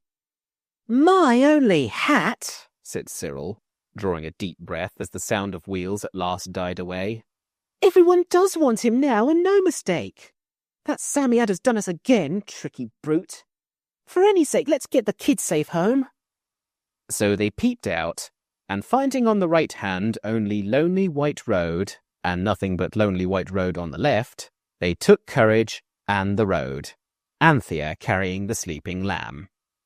Adventures dogged their footsteps. A boy with a bundle of faggots on his back dropped his bundle by the roadside and asked to look at the baby, and then offered to carry him. But Anthea was not to be caught that way twice. They all walked on, but the boy followed, and Cyril and Robert couldn't make him go away till they had more than once invited him to smell their fists. Afterwards, a little girl in a blue and white checked pinafore actually followed them for 1/4 mile, crying for the precious baby. And then she was only got rid of by threats of tying her to a tree in the wood with all their pocket handkerchiefs. "So that the bears can come and eat you as soon as it gets dark," said Cyril severely. Then she went off crying. It presently seemed wise to the brothers and sisters of the baby, who was wanted by everyone, to hide in the hedge whenever they saw anyone coming. And thus they managed to prevent the lamb from arousing the inconvenient affection of a milkman, a stonebreaker, and a man who drove a cart with a paraffin barrel at the back of it. They were nearly home when the worst thing of all happened. Turning a corner suddenly, they came upon 2 vans, a tent, and a company of gypsies encamped by the side of the road. The vans were hung all round with wicker chairs and cradles and flower stands and feather brushes. A lot of ragged children were industriously making dust pies in the road, 2 men lay on the grass smoking, and 3 women were doing the family washing in an old red watering can with the top broken off.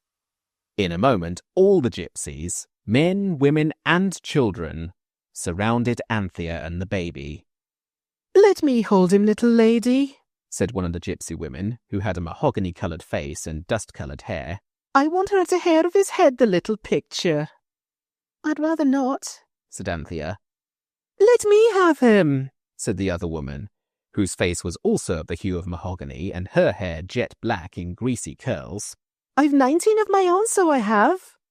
"No," said Anthea bravely, but her heart beat so that it nearly choked her. Then one of the men pushed forward. "Swelp me if it ain't," he cried. "My own long-lost child. Have you a strawberry mark on his left ear? No? Then he's my own Bobby, stolen from me in innocent infancy. Hand him over and we'll not have the law on you this time." He snatched the baby from Anthea, who turned scarlet and burst into tears of pure rage. The others were standing quite still.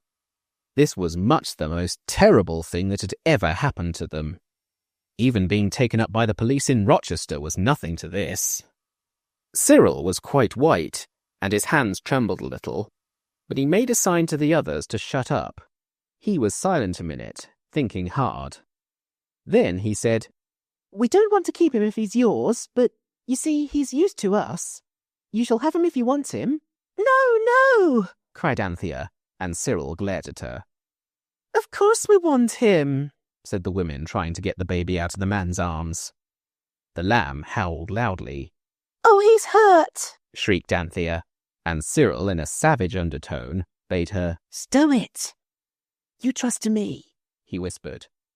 "Look here," he went on. "He's awfully tiresome with people he doesn't know very well. Suppose we stay here a bit till he gets used to you, and then, when it's bedtime, I give you my word of honour we'll go away and let you keep him if you want to. And then when we're gone, you can decide which of you is to have him, as you all want him so much." "That's fair enough," said the man who was holding the baby, trying to loosen the red neckerchief which the lamb had caught hold of and drawn round his mahogany throat so tight that he could hardly breathe. The gypsies whispered together, and Cyril took the chance to whisper too. He said, "Sunset! We'll get away then." And then his brothers and sisters were filled with wonder and admiration at his having been so clever as to remember this. "Oh, do let him come to us," said Jane. "See, we'll sit down here and take care of him for you till he gets used to you." "What about dinner?" said Robert suddenly. The others looked at him with scorn. "Fancy bothering about your beastly dinner when when the baby—" Jane whispered hotly. Robert carefully winked at her and went on. "You won't mind my just running home to get our dinner?" he said to the gypsy. "I can bring it out here in a basket." His brothers and sisters felt themselves very noble and despised him. They did not know his thoughtful secret intention, but the gypsies did in a minute. "Oh, yes," they said, "and then fetch the police with a pack of lies about it being your baby instead of ours. Did you ever catch a weasel asleep? They asked. If you're hungry, you can pick a bit along of us, said the light-haired gypsy woman, not unkindly. Here, Levi, that blessed kid'll howl all his buttons off. Give him to the little lady, and let's see if they can't get him used to us a bit. So the lamb was handed back, but the gypsies crowded so closely that he could not possibly stop howling. Then the man with the red handkerchief said, Hey, Pharaoh, make up the fire, and you girls see to the pot. Give the kid a chance. So the gypsies, very much against their will, went off to their work, and the children and the lamb were left sitting on the grass. You'll be all right at sunset, Jane whispered. But, oh, it is awful. Suppose they're frightfully angry when they come to their senses. They might beat us or leave us tied to trees or something. No, they won't, Anthea said. Oh, my lamb, don't cry any more. It's all right. Panty's got to ducky. They aren't unkind people, or they wouldn't be going to give us any dinner. Dinner? Said Robert. I won't touch their nasty dinner. It would choke me. The others thought so too then. But when the dinner was ready, it turned out to be supper and happened between 4 and 5, they were all glad enough to take what they could get. It was boiled rabbit with onions, and some bird rather like a chicken but stringier about its legs and with a stronger taste. The lamb had bread soaked in hot water and brown sugar sprinkled on the top. He liked this very much, and consented to let the 2 gypsy women feed him with it as he sat on Anthea's lap. All that long hot afternoon, Robert and Cyril and Anthea and Jane had to keep the lamb amused and happy, while the gypsies looked eagerly on. By the time the shadows grew long and black across the meadows, he had really taken to the woman with the light hair, and even consented to kiss his hand to the children, and to stand up and bow with his hand on his chest, like a gentleman, to the 2 men. The whole gypsy camp was in raptures with him, and his brothers and sisters could not help taking some pleasure in showing off his accomplishments to an audience so interested and enthusiastic. But they longed for sunset. We're getting into the habit of longing for sunset, Cyril whispered. How I do wish we could wish something really sensible that would be of some use, so we should be quite sorry when sunset came. The shadows got longer and longer, and at last there were no separate shadows any more, but one soft glowing shadow over everything, for the sun was out of sight, behind the hill, but he had not really set yet. The people who make the laws about lighting bicycle lamps are the people who decide when the sun sets. He has to do it too, to the minute, or they would know the reason why. But the gypsies were getting impatient.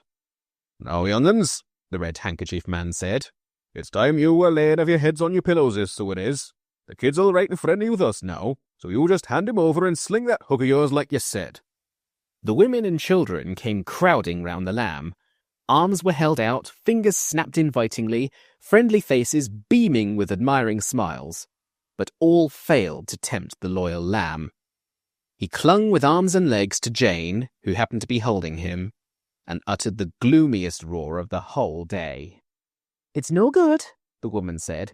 Hand the little poppet over, miss. We'll soon quiet him.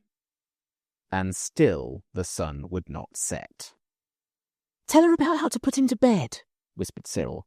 Anything to gain time, and be ready to bolt when the sun really does make up its silly old mind to set. Yes, I'll hand him over in just 1 minute, Anthea began, talking very fast. But do let me just tell you, he has a warm bath every night and cold in the morning, and he has a crockery rabbit to go into the warm bath with him, and little Samuel saying his prayers in white china on a red cushion for the cold bath, and if you let the soap get into his eyes, the lamb...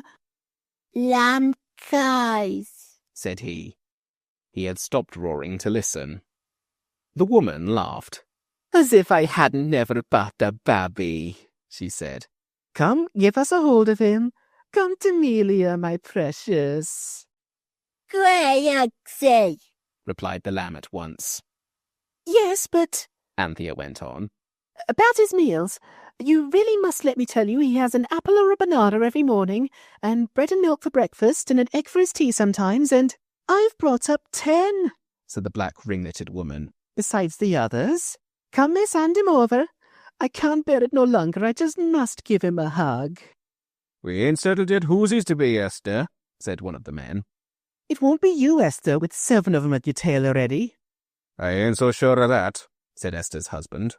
And ain't I nobody to ever say neither, said the husband of Melia. Zillah, the girl, said, And me, I'm a single girl and no one but him to look after. I ought to have him. Hold your tongue. Shut your mouth. Don't you show me no more of your imprints. Everyone was getting very angry. The dark gypsy faces were frowning and anxious-looking. Suddenly, a change swept over them, as if some invisible sponge had wiped away these cross and anxious expressions and left only a blank. The children saw that the sun really had set, but they were afraid to move. And the gypsies were feeling so muddled because of the invisible sponge that had washed all the feelings of the last few hours out of their hearts that they could not say a word. The children hardly dared to breathe. Suppose the gypsies, when they recovered speech, should be furious to think of how silly they had been all day. It was an awkward moment. Suddenly Anthea, greatly daring, held out the lamb to the red handkerchief man. Here he is, she said. The man drew back. I shouldn't like to deprive you, miss, he said hoarsely. Anyone who likes can have my share of him, said the other man. After all, I've got enough of my own, said Esther. He's a nice little chap, though, said Amelia. She was the only one who now looked affectionately at the whimpering lamb. Zillah said, If I don't think I must have had a touch of the sun, I don't want him. Then shall we take him away? said Anthea. Well, suppose you do, said Pharaoh heartily, and we'll say no more about it. And with great haste, all the gypsies began to be busy about their tents for the night. All but Amelia. She went with the children as far as the bend in the road, and there she said, Let me give him a kiss, miss. I don't know what made us go for him to behave so silly. Us gypsies don't steal babies, whatever they may tell you when you're naughty. We've enough of our own, mostly, but I've lost all mine. She leaned towards the lamb, and he, looking in her eyes, unexpectedly put up a grubby, soft paw and stroked her face. Poor, poor, said the lamb. And he let the gypsy woman kiss him. And what is more, he kissed her brown cheek in return. A very nice kiss, as all his kisses are, and not a wet one like some babies give. The gypsy woman moved her finger about on his forehead, as if she had been writing something there, and the same with his chest and his hands and his feet. Then she said, May he be brave, and have the strong head to think with, and the strong heart to love with, and the strong hands to work with, and the strong feet to travel with, and always come safe home to his own. Then she said something in a strange language no one could understand, and suddenly added, Well, I must be saying so long. I'm glad to have made your acquaintance. And she turned and went back to her home, the tent by the grassy roadside. The children looked after her till she was out of sight. Then Robert said, How silly of her! Even Sunset didn't put her right. What rot she talked. Well, said Cyril, if you ask me, I think it was rather decent of her. Decent, said Anthea. It was very nice indeed of her. I think she's a dear. She's just too frightfully nice for anything, said Jane. And they went home, very late for tea, and unspeakably late for dinner. Martha scolded, of course, but the lamb was safe. I say, it turned out we wanted the lamb as much as anyone, said Robert later. Of course. But do you feel different about it now the sun's set? No, said all the others together. Then it's lasted over sunset with us. No, it hasn't, Cyril explained. The wish didn't do anything to us. We always wanted him with all our hearts when we were our proper selves, only we were all pigs this morning. Especially you, Robert. Robert bore this much with a strange calm. I certainly thought I didn't want him this morning, said he. Perhaps I was a pig. But everything looked so different when we thought we were going to lose him. Chapter 4. Wings. The next day was very wet. Too wet to go out, and far too wet to think of disturbing a sand fairy so sensitive to water that he still, after thousands of years, felt the pain of once having had his left whisker wetted. It was a long day, and it was not till the afternoon that all the children suddenly decided to write letters to their mother.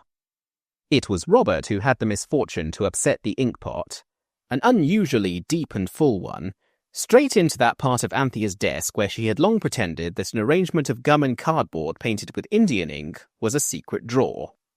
It was not exactly Robert's fault.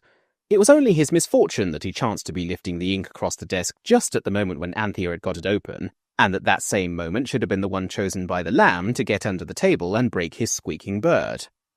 There was a sharp, convenient wire inside the bird, and of course the lamb ran the wire into Robert's leg at once.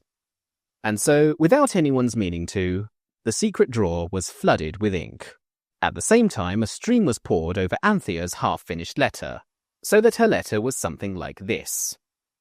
Darling Mother, I hope you are quite well, and I hope Granny is better. The other day Then came a flood of ink, and at the bottom these words in pencil. It was not me upset the ink, but it took such a time clearing up, so no more as it is post time. From your loving daughter, Anthea. Robert's letter had not even been begun. He had been drawing a ship on the blotting paper while he was trying to think of what to say. And of course, after the ink was upset, he had to help Anthea to clean out her desk, and he promised to make her another secret drawer better than the other. And she said, I'll make it now. So it was post time, and his letter wasn't done. And the secret drawer wasn't done either. Cyril wrote a long letter very fast, and then went to set a trap for slugs that he had read about in the Homemade Gardener, and when it was post time the letter could not be found, and it never was found. Perhaps the slugs ate it. Jane's letter was the only one that went. She meant to tell her mother all about the Psammead. In fact, they had all meant to do this. But she spent so long thinking how to spell the word that there was no time to tell the story properly. And it is useless to tell a story unless you do tell it properly, so she had to be contented with this. My dear Mother dear, we are all as good as we can be, like you told us to, and the lamb has a little cold, but Martha says it is nothing, only he upset the goldfish into himself yesterday morning. When we were up at the sandpit the other day, we went round by the Safeway where carts go, and we found a... Half an hour went by before Jane felt quite sure that they could none of them spell Psammead. And they could not find it in the dictionary either, though they looked. Then Jane hastily finished her letter. We found a strange thing, but it is nearly post time, so no more at present from your little girl, Jane. P.S. If you could have a wish come true, what would you have? Then the postman was heard blowing his horn, and Robert rushed out in the rain to stop his cart and give him the letter. And that was how it happened that, though all the children meant to tell their mother about the sand fairy, somehow or other she never got to know. There were other reasons why she never got to know, but these come later. The next day, Uncle Richard came and took them all to Maidstone in a wagonette, all except the lamb. Uncle Richard was the very best kind of uncle. He bought them toys at Maidstone. He took them into a shop and let them choose exactly what they wanted, without any restrictions about price, and no nonsense about things being instructive. It is very wise to let children choose exactly what they like, because they are very foolish and inexperienced, and sometimes they will choose a really instructive thing without meaning to. This happened to Robert, who chose at the last moment and in a great hurry a box with pictures on it of winged bulls with men's heads and winged men with eagles' heads. He thought there would be animals inside, the same as on the box. When he got it home, it was a Sunday puzzle about ancient Nineveh. The others chose in haste and were happy at leisure. Cyril had a model engine, and the girls had 2 dolls, as well as a china tea set with forget-me-nots on it, to be between them. The boys between them was bow and arrows. Then Uncle Richard took them on the beautiful Medway in a boat, and then they all had tea at a beautiful pastry cook's, and when they reached home, it was far too late to have any wishes that day. They did not tell Uncle Richard anything about the Psammead. I do not know why, and they do not know why, but I dare say you can guess. The day after Uncle Richard had behaved so handsomely was a very hot day indeed. The people who decide what the weather is to be, and put its orders down for it in the newspapers every morning, said afterwards that it was the hottest day there had been for years. They had ordered it to be warmer, some showers, and warmer it certainly was. In fact, it was so busy being warmer that it had no time to attend to the order about showers, so there weren't any. Have you ever been up at 5 o'clock on a fine summer morning? It is very beautiful.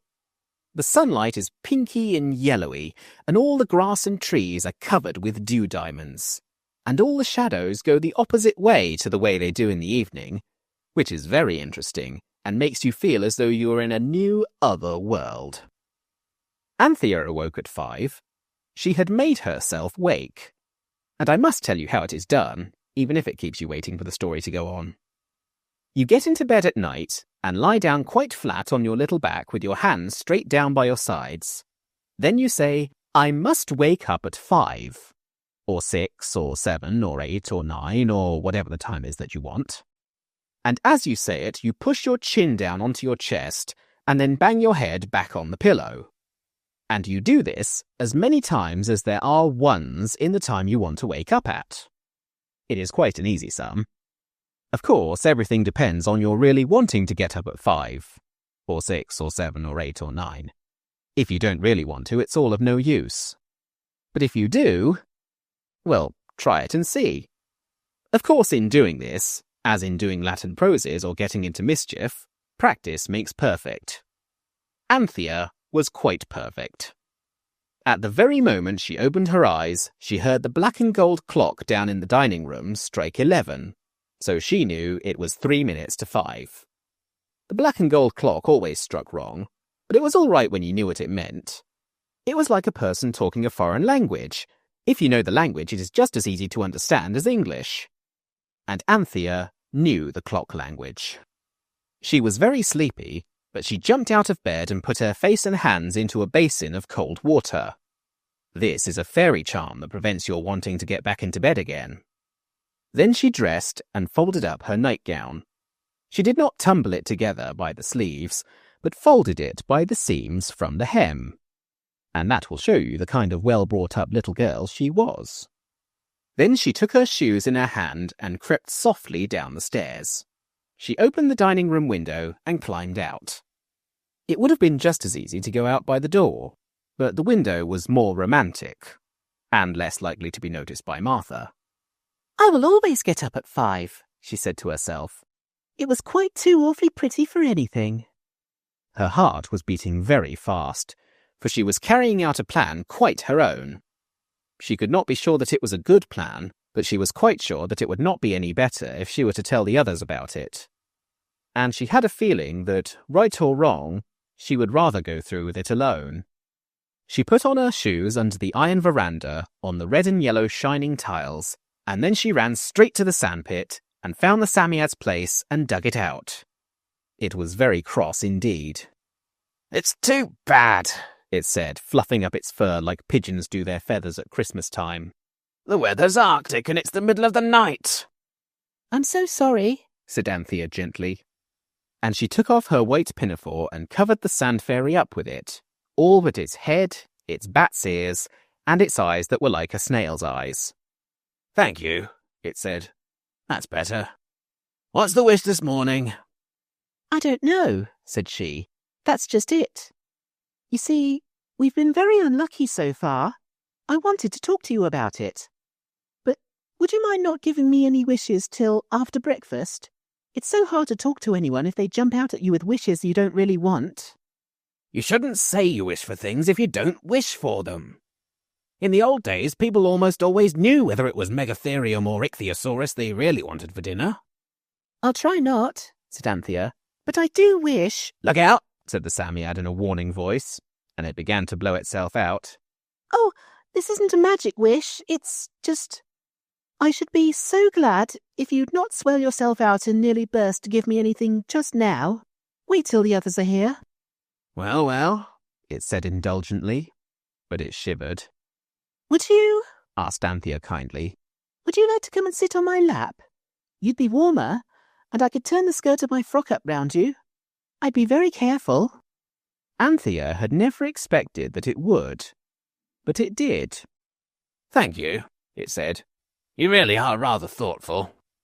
It crept onto her lap and snuggled down, and she put her arms round it with a rather frightened gentleness. Now then, it said. Well then, said Anthea. Everything we have wished has turned out rather horrid. I wish you would advise us. You are so old, you must be very wise. I was always generous from a child, said the Sand Fairy. I've spent the whole of my waking hours in giving. But one thing I won't give, that's advice. You see, Anthea went on, it's such a wonderful thing, such a splendid, glorious chance.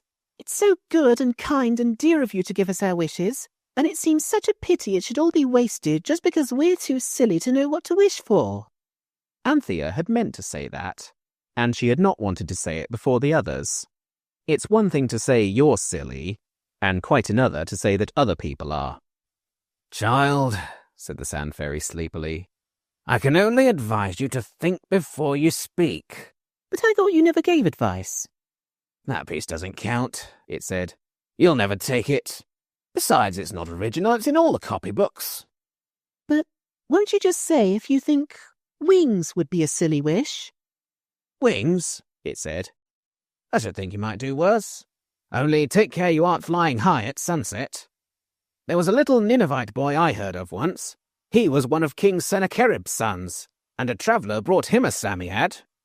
He used to keep it in a box of sand on the palace terrace. It was a dreadful degradation for one of us, of course. Still, the boy was the Assyrian king's son, and one day he wished for wings and got them, but he forgot that they would turn into stone at sunset, and when they did, he fell slap onto one of the winged lions at the top of his father's great staircase. And what with his stone wings and the lion's stone wings, well, it's not a pretty story. But I believe the boy enjoyed himself very much till then. Tell me, said Anthea, why don't our wishes turn into stone now? Why do they just vanish? Autre temps, autre mort, said the creature.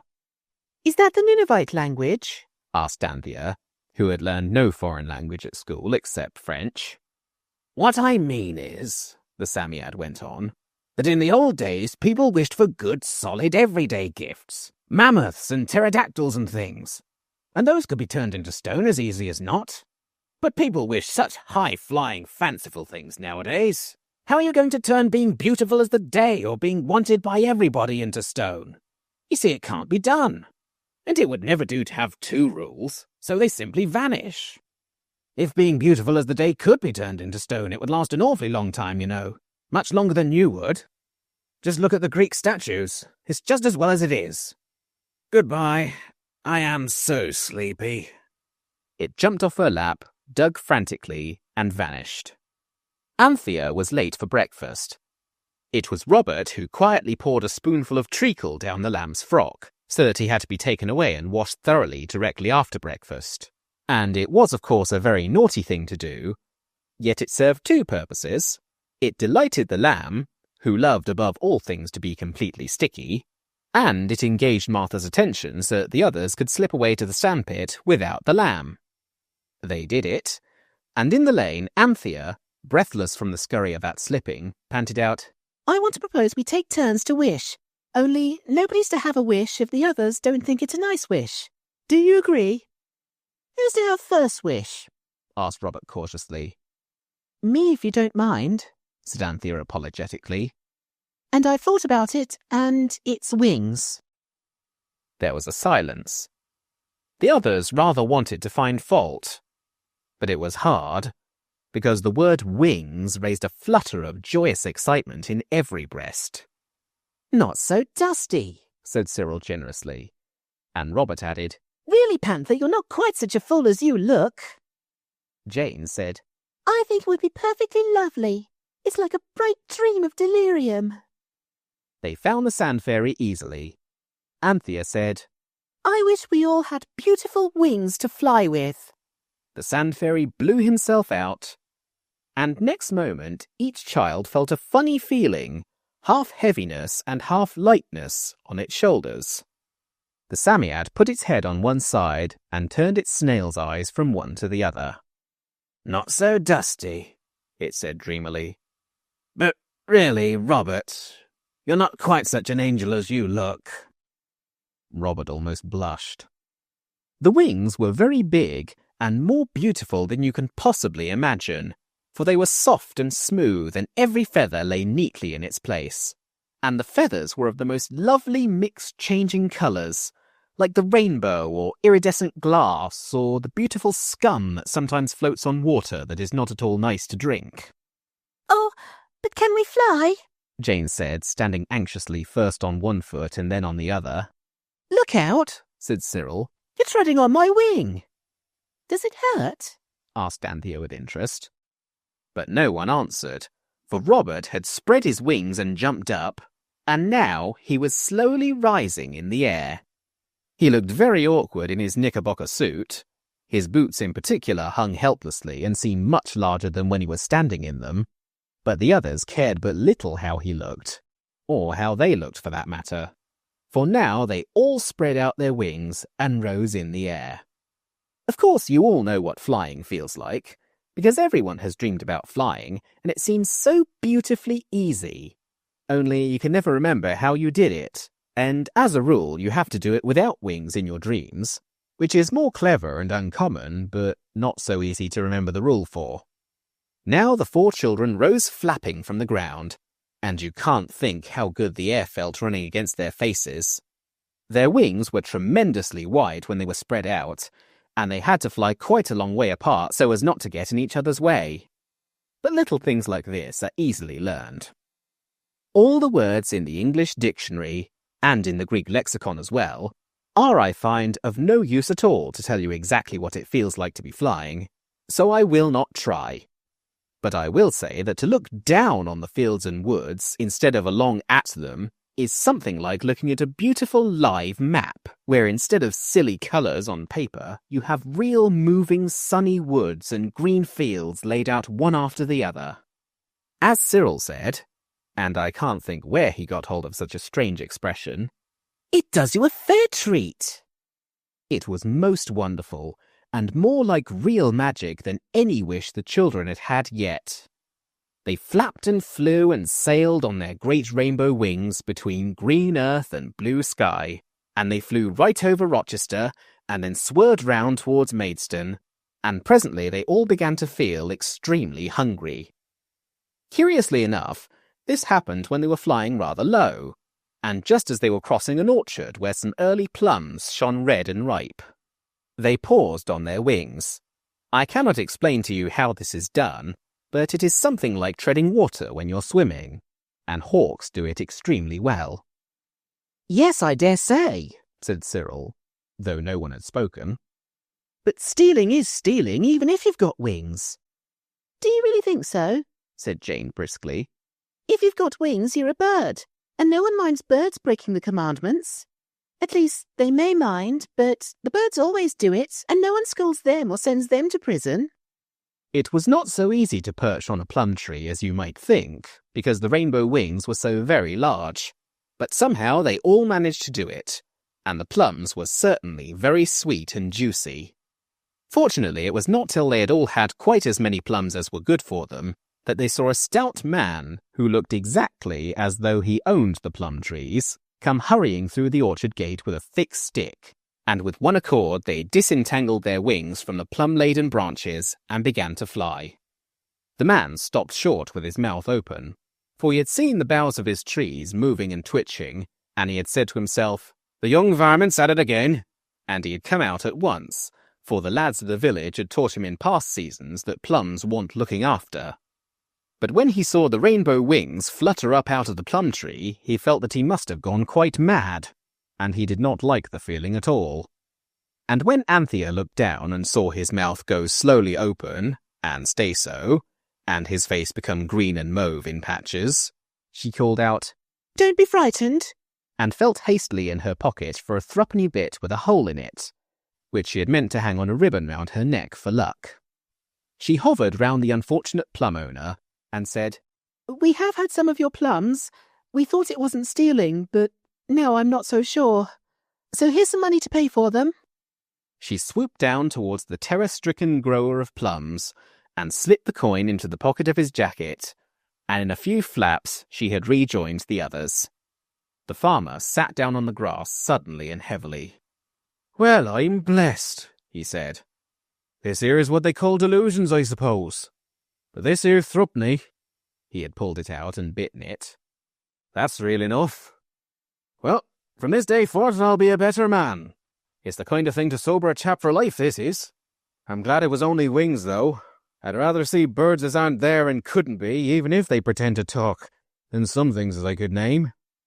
He got up slowly and heavily and went indoors, and he was so nice to his wife that day that she felt quite happy and said to herself, "Law, whatever ever come to the man?" and smartened herself up and put a blue ribbon bow at the place where her collar fastened on, and looked so pretty that he was kinder than ever. So perhaps the winged children really did do one good thing that day.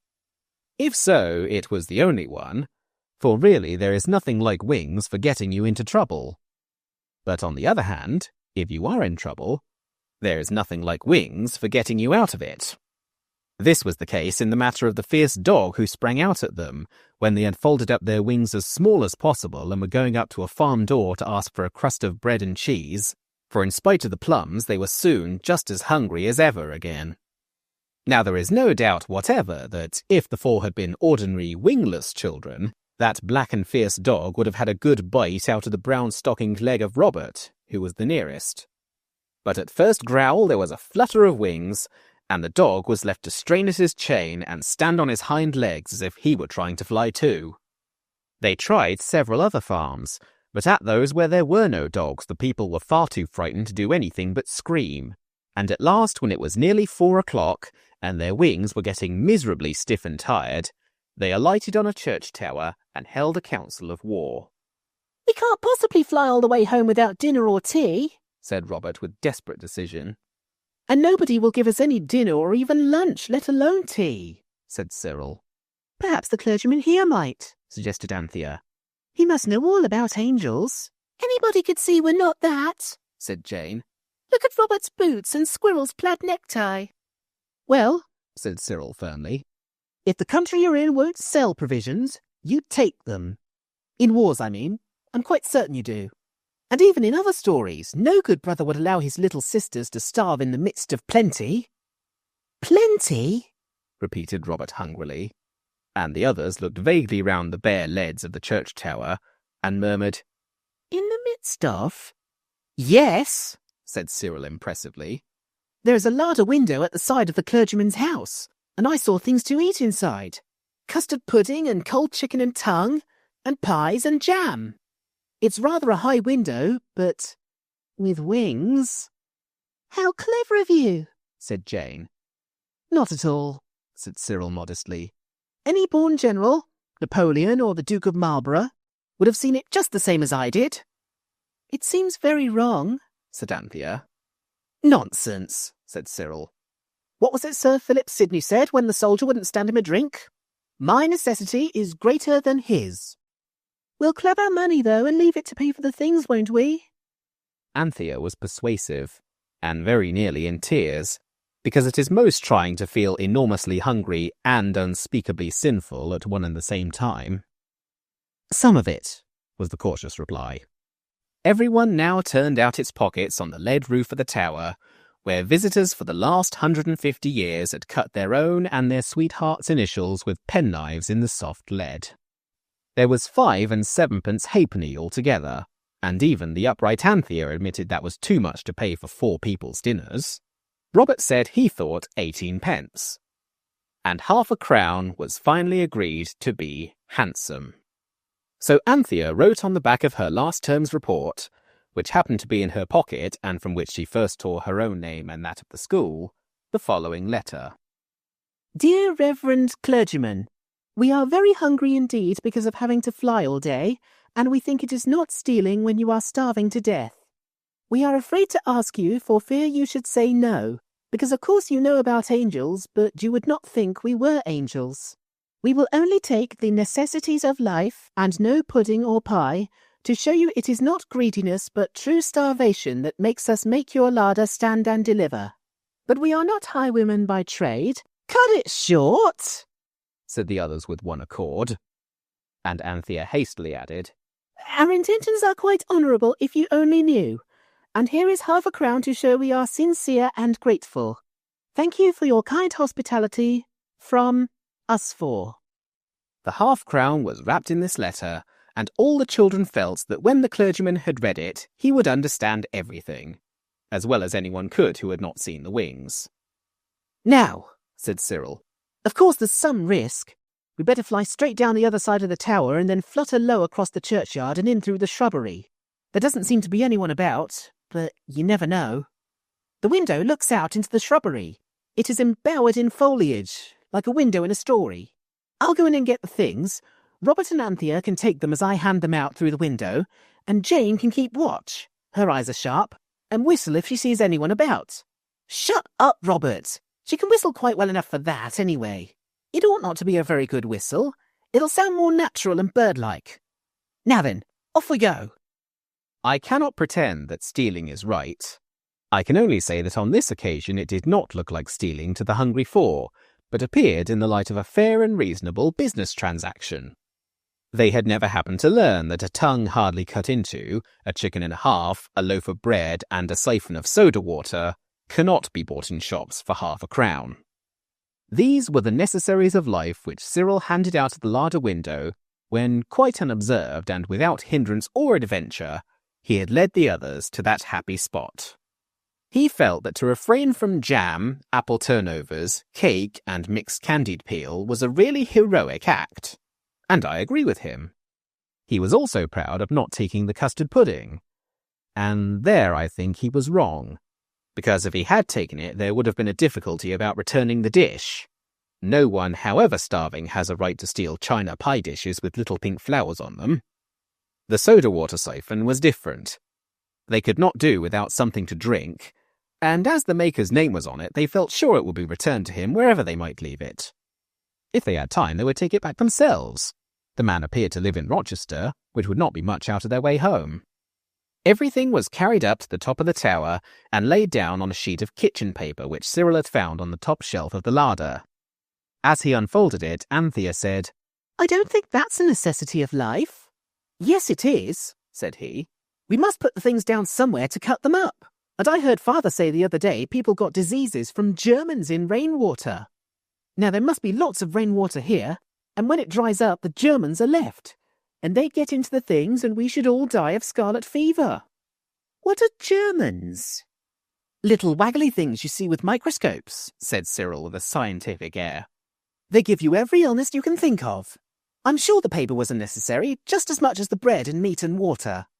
Now then, oh my eyes, I am hungry. I do not wish to describe the picnic party on the top of the tower. You can imagine well enough what it is like to carve a chicken in a tongue with a knife that has only one blade, and that snapped off short about halfway down. But it was done.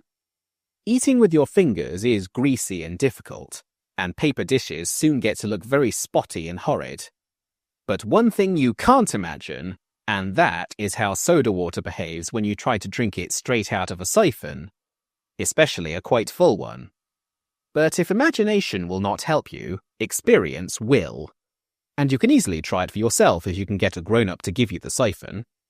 If you want to have a really thorough experience, put the tube in your mouth and press the handle very suddenly and very hard. You had better do it when you are alone, and out of doors is best for this experiment. However you eat them, tongue and chicken and new bread are very good things, and no one minds being sprinkled a little with soda water on a really fine hot day, so that everyone enjoyed the dinner very much indeed, and everyone ate as much as it possibly could. First, because it was extremely hungry, and secondly, because, as I have said, tongue and chicken and new bread are very nice. Now I dare say you will have noticed that if you have to wait for your dinner till long after the proper time, and then eat a great deal more dinner than usual, and sit in the hot sun on the top of a church tower, or even anywhere else, you become soon and strangely sleepy. Now, Anthea and Jane and Cyril and Robert were very like you in many ways. And when they had eaten all they could and drunk all there was, they became sleepy, strangely and soon. Especially Anthea, because she had got up so early. One by one they left off talking and leaned back, and before it was a quarter of an hour after dinner, they had all curled round and tucked themselves up under their large, soft, warm wings, and were fast asleep. And the sun was sinking slowly in the west. I must say it was in the west, because it is usual in books to say so, for fear careless people should think it was setting in the east. In point of fact, it was not exactly in the west either, but that's near enough. The sun, I repeat, was sinking slowly in the west, and the children slept warmly and happily on, for wings are cosier than eider-down quilts to sleep under. The shadow of the church tower fell across the churchyard, and across the vicarage, and across the field beyond, and presently there were no more shadows, and the sun had set, and the wings were gone. And still the children slept. But not for long. Twilight is very beautiful, but it is chilly. And you know, however sleepy you are, you wake up soon enough if your brother or sister happens to be up first and pulls your blankets off you. The 4 wingless children shivered and woke. And there they were, on the top of a church tower in the dusky twilight, with blue stars coming out by 1s and 2s and 10s and 20s over their heads, miles away from home, with 3 and 3 halfpence in their pockets, and a doubtful act about the necessities of life to be accounted for if anyone found them with the soda-water siphon. They looked at each other. Cyril spoke first, picking up the siphon. "We'd better get along down and get rid of this beastly thing. It's dark enough to leave it on the clergyman's doorstep, I should think. Come on." There was a little turret at the corner of the tower, and the little turret had a door in it. They had noticed this when they were eating, but had not explored it as you would have done in their place, because of course, when you have wings and can explore the whole sky, doors seem hardly worth exploring. Now they turned towards it. "Of course," said Cyril. "This is the way down." It was, but the door was locked on the inside, and the world was growing darker and darker, and they were miles from home, and there was the soda-water siphon. I shall not tell you whether anyone cried, nor if so, how many cried, nor who cried. You will be better employed in making up your minds what you would have done if you had been in their place. Chapter 5. No Wings. Whether anyone cried or not, there was certainly an interval during which none of the party was quite itself. When they grew calmer, Anthea put her handkerchief in her pocket and her arm round Jane, and said, "It can't be for more than one night. We can signal with our handkerchiefs in the morning. They'll be dry then, and someone will come up and let us out." "And find the siphon," said Cyril gloomily. "And we shall be sent to prison for stealing." "You said it wasn't stealing. You said you were sure it wasn't." "I'm not sure now," said Cyril shortly. "Let's throw the beastly thing slap away among the trees," said Robert. "Then no one can do anything to us." "Oh, yes." Cyril's laugh was not a light-hearted one. "And hit some chap on the head and be murderers as well as the other thing." "But we can't stay up here all night," said Jane. "And I want my tea."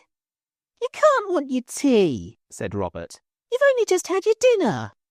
"But I do want it," she said. "Especially when you begin talking about stopping up here all night. Oh, Panther, I want to go home. I want to go home." "Hush, hush," Anthea said. "Don't, dear. It'll be all right somehow. Don't. "Let her cry," said Robert desperately. "If she howls loud enough, someone may hear and come and let us out. And see the soda-water thing," said Anthea swiftly. "Robert, don't be a brute. Oh, Jane, do try to be a man. It's just the same for all of us." Jane did try to be a man, and reduced her howls to sniffs. There was a pause. Then Cyril said slowly, "Look here, we must risk that siphon. I'll button it up inside my jacket. Perhaps no one will notice it. You others keep well in front of me. There are lights in the clergyman's house. They've not gone to bed yet. We must just yell as loud as ever we can. Now all scream when I say 3. Robert, you do the yell like the railway engine, and I'll do the cooey like Father's. The girls can do as they please. 1, 2, 3. A fourfold yell rent the silent peace of the evening, and a maid at one of the vicarage windows paused with her hand on the blind cord. 1, 2, 3. Another yell, piercing and complex, startled the owls and starlings to a flutter of feathers in the belfry below. The maid fled from the vicarage window and ran down the vicarage stairs and into the vicarage kitchen, and fainted as soon as she had explained to the manservant and the cook's cousin that she had seen a ghost. It was quite untrue, of course, but I suppose the girls' nerves were a little upset by the yelling. 1, 2, 3. The vicar was on his doorstep by this time, and there was no mistaking the yell that greeted him. "Goodness me," he said to his wife. "My dear, someone's being murdered in the church.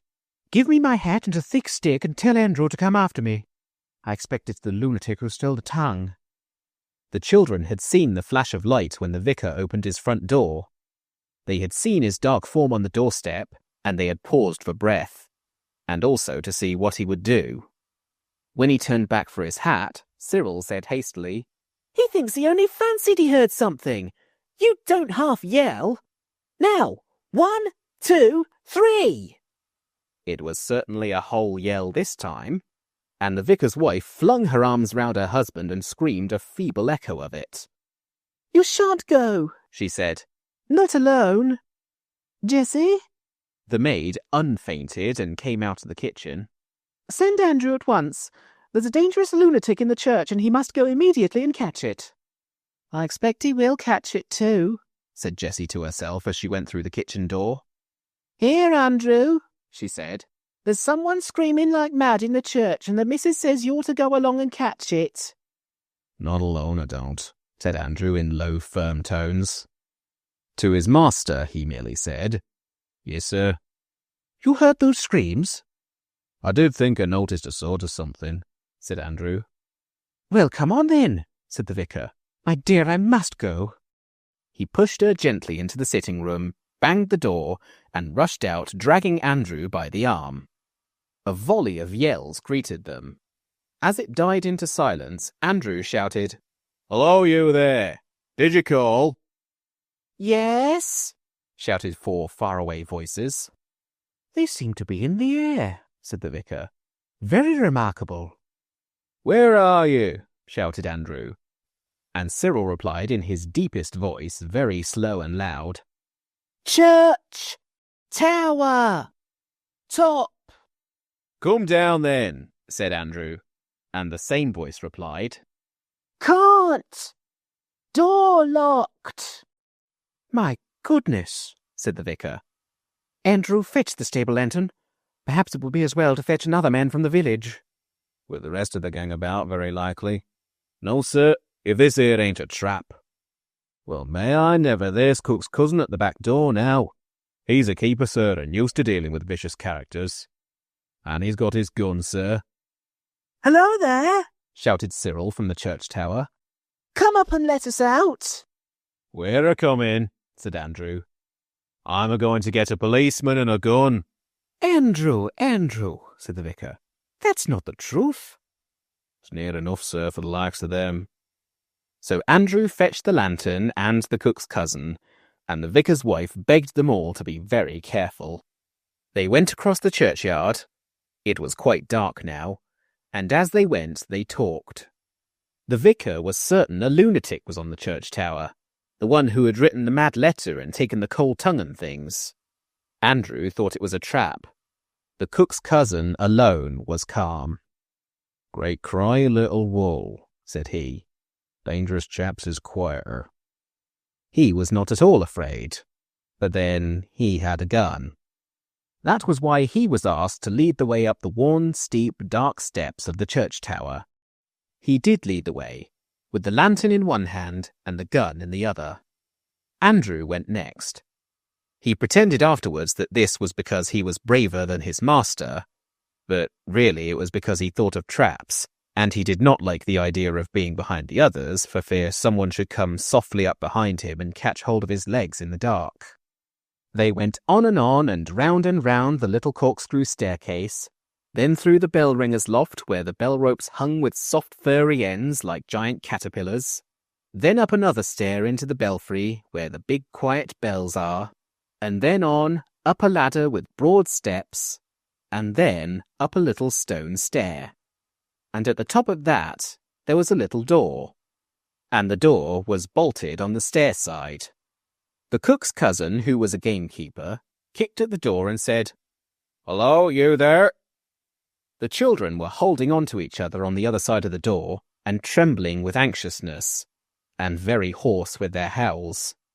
They could hardly speak, but Cyril managed to reply huskily, "Hello, you there." "How did you get up there?" It was no use saying, "We flew up," so Cyril said, "We got up, and then we found the door was locked and we couldn't get down. Let us out, do."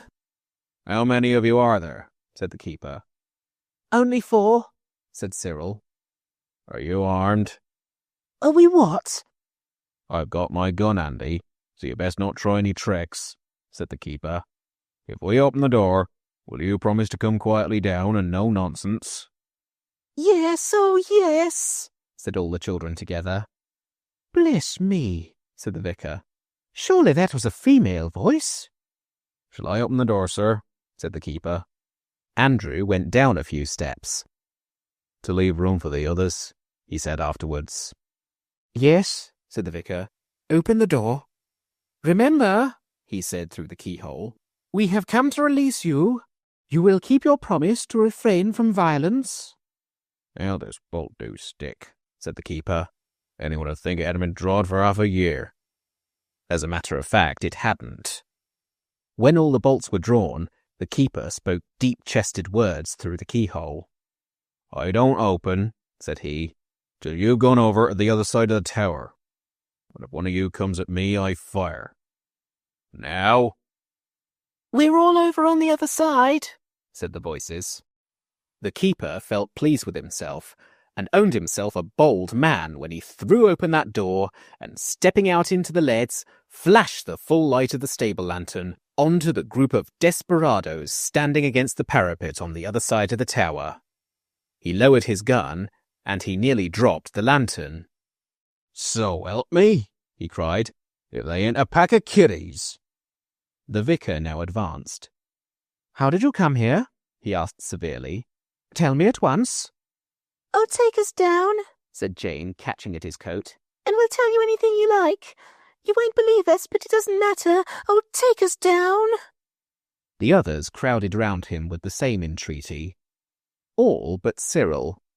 He had enough to do with the soda-water siphon, which would keep slipping down under his jacket. It needed both hands to keep it steady in its place. But he said, standing as far out of the lantern light as possible, "Please do take us down." So they were taken down. It is no joke to go down a strange church tower in the dark, but the keeper helped them. Only Cyril had to be independent because of the soda-water siphon. It would keep trying to get away. Halfway down the ladder it all but escaped. Cyril just caught it by its spout, and as nearly as possible lost his footing. He was trembling and pale when at last they reached the bottom of the winding stair and stepped out onto the flags of the church porch. Then suddenly the keeper caught Cyril and Robert each by an arm. "You bring along the girls, sir," said he. "You and Andrew can manage them." "Let go," said Cyril. "We aren't running away. We haven't hurt your old church. Leave go." "You just come along," said the keeper. And Cyril dared not oppose him with violence, because just then the siphon began to slip again. So they were all marched into the vicarage study, and the vicar's wife came rushing in. "Oh, William, are you safe?" she cried. Robert hastened to allay her anxiety. "Yes," he said. "he's quite safe. We haven't hurt him at all. And please, we're very late and they'll be anxious at home." Could you send us home in your carriage? Or perhaps there's a hotel near where we could get a carriage from, said Anthea. Martha will be very anxious as it is. The vicar had sunk into a chair, overcome by emotion and amazement. Cyril had also sat down, and was leaning forward with his elbows on his knees because of that soda-water siphon. But how did you come to be locked up in the church tower? Asked the vicar. We went up, said Robert slowly. And we were tired, and we all went to sleep, and when we woke up we found the door was locked, so we yelled. I should think you did, said the vicar's wife, frightening everybody out of their wits like that. You ought to be ashamed of yourselves. They are, said Jane gently. But who locked the door? Asked the vicar. I don't know at all, said Robert with perfect truth. Do please send us home. Well, really, said the vicar, I suppose we'd better. Andrew, put the horse to, and you can take them home. Not alone, I don't, said Andrew to himself. And, the vicar went on, let this be a lesson to you. He went on talking, and the children listened miserably. But the keeper was not listening.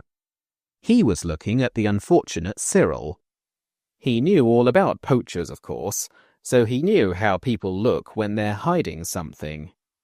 The vicar had just got to the part about trying to grow up to be a blessing to your parents and not a trouble and a disgrace, when the keeper suddenly said, "Ask him what he's got there under his jacket." And Cyril knew that concealment was at an end. So he stood up and squared his shoulders and tried to look noble, like the boys in books that no one can look in the face of and doubt that they come of brave and noble families and will be faithful to the death. And he pulled out the soda-water siphon and said, Well, there you are then. There was a silence. Cyril went on. There was nothing else for it. Yes, we took this out of your larder, and some chicken and tongue and bread. We were very hungry, and we didn't take the custard or jam.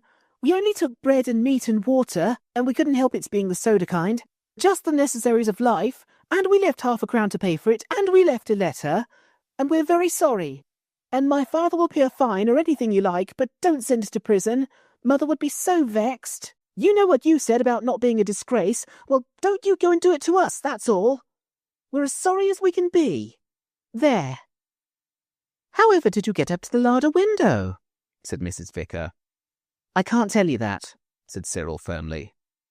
Is this the whole truth you've been telling me? Asked the clergyman. No, answered Jane suddenly. It's all true, but it's not the whole truth. We can't tell you that. It's no good asking. Oh, do forgive us and take us home. She ran to the vicar's wife and threw her arms round her. The vicar's wife put her arms round Jane, and the keeper whispered behind his hand to the vicar. They're all right, sir. I expect us a pal they're standing by. Someone put 'em up to it, and they won't peach. Game little kids. Tell me, said the vicar kindly, are you screening someone else? Had anyone else anything to do with this? Yes, said Anthea, thinking of the Psammead. But it wasn't their fault. Very well, my dears, said the vicar. Then let's say no more about it. Only just tell us why you wrote such an odd letter. I don't know, said Cyril. You see, Anthea wrote it in such a hurry, and it really didn't seem like stealing then. But afterwards, when we found we couldn't get down off the church tower, it seemed just exactly like it. We are all very sorry. Say no more about it, said the vicar's wife. But another time, just think before you take other people's tongues. Now, some cake and milk before you go home? When Andrew came to say that the horse was put to, and was he expected to be led alone into the trap that he had plainly seen from the first, he found the children eating cake and drinking milk and laughing at the vicar's jokes. Jane was sitting on the vicar's wife's lap. So you see, they got off better than they deserved. The gamekeeper, who was the cook's cousin, asked leave to drive home with them, and Andrew was only too glad to have someone to protect him from the trap he was so certain of. When the wagonette reached their own house, between the chalk quarry and the gravel pit, the children were very sleepy, but they felt that they and the gamekeeper were friends for life. Andrew dumped the children down at the iron gate without a word. "You get along home," said the vicarage cook's cousin, who was a gamekeeper. "I'll get me home on Shank's mare." So Andrew had to drive off alone, which he did not like at all, and it was the keeper that was cousin to the vicarage cook who went with the children to the door, and when they had been swept to bed in a whirlwind of reproaches, remained to explain to Martha and the cook and the housemaid exactly what had happened. He explained so well that Martha was quite amiable the next morning. After that, he often used to come over and see Martha, and in the end... But that is another story, as dear Mr. Kipling says. Martha was obliged to stick to what she had said the night before about keeping the children indoors the next day for a punishment. But she wasn't at all snarky about it, and agreed to let Robert go out for half an hour to get something he particularly wanted. This, of course, was the day's wish. Robert rushed to the gravel pit, found the Psammead, and presently wished for... But that, too, is another story. Chapter 6. A Castle and No Dinner. The others were to be kept in as a punishment for the misfortunes of the day before. Of course, Martha thought it was naughtiness and not misfortune, so you must not blame her. She only thought she was doing her duty. You know, grown-up people often say they do not like to punish you and that they only do it for your own good and that it hurts them as much as it hurts you. And this is really very often the truth. Martha certainly hated having to punish the children quite as much as they hated to be punished. For one thing, she knew what a noise there would be in the house all day. And she had other reasons. "I declare," she said to the cook, "it seems almost a shame keeping them indoors this lovely day. But they are that audacious they'll be walking in with their heads knocked off some of these days if I don't put my foot down. You make them a cake for tea tomorrow, dear, and we'll have baby along with us as soon as we've got a bit forward with our work. Then they can have a good romp with him out of the way. Now, Eliza, come get on with them beds. It's 10 o'clock nearly and no rabbits caught." People say that in Kent when they mean, and no work done. So all the others were kept in, but Robert, as I have said, was allowed to go out for half an hour to get something they all wanted. And that, of course, was the day's wish. He had no difficulty in finding the sand fairy, for the day was already so hot that it had actually, for the first time, come out of its own accord, and it was sitting in a sort of pool of soft sand, stretching itself and trimming its whiskers and turning its snail's eyes round and round. "Ah," it said when its left eye saw Robert. "I've been looking out for you. Where are the rest of you? Not smashed themselves up with those wings, I hope." "No," said Robert, "but the wings got us into a row just like all the wishes always do. So the others are kept indoors, and I was only let out for half an hour to get the wish. So please let me wish as quickly as I can." "Wish away," said the Psammead, twisting itself round in the sand. But Robert couldn't wish away. He forgot all the things he had been thinking about, and nothing would come into his head but little things for himself, like toffee, a foreign stamp album, or a clasp knife with 3 blades and a corkscrew. He sat down to think better, but it was no use. He could only think of things the others would not have cared for, such as a football or a pair of leg guards, or to be able to lick Simpkins Minor thoroughly when he went back to school. "Well," said the Psammead at last, "you better hurry up with that wish of yours. Time flies." "I know it does," said Robert. "I can't think what to wish for. I wish I could give one of the others their wish without their having to come here to ask for it. Oh, don't!" But it was too late. The Psammead had blown itself out to about 3 times its proper size, and now it collapsed like a pricked bubble, and with a deep sigh leaned back against the edge of its sand pool, quite faint with the effort. "There," it said in a weak voice. "It was tremendously hard, but I did it. Run along home with a shorter wish for something silly before you get there."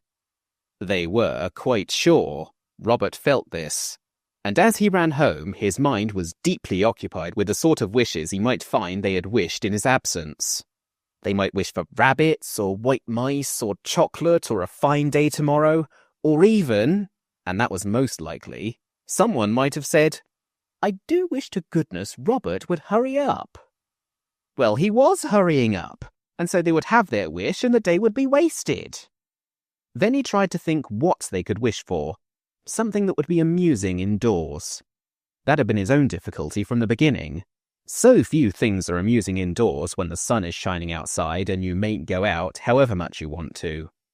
Robert was running as fast as he could, but when he turned the corner that ought to have brought him within sight of the architect's nightmare, the ornamental ironwork on the top of the house, he opened his eyes so wide that he had to drop into a walk, for you cannot run with your eyes wide open. Then suddenly he stopped short, for there was no house to be seen. The front garden railings were gone too, and where the house had stood... Robert rubbed his eyes and looked again. Yes, the others had wished, there was no doubt about that.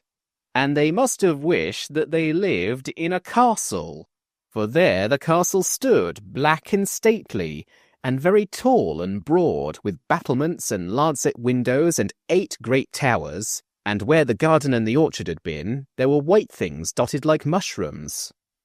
Robert walked slowly on, and as he got nearer he saw that these were tents, and men in armour were walking about among the tents, crowds and crowds of them.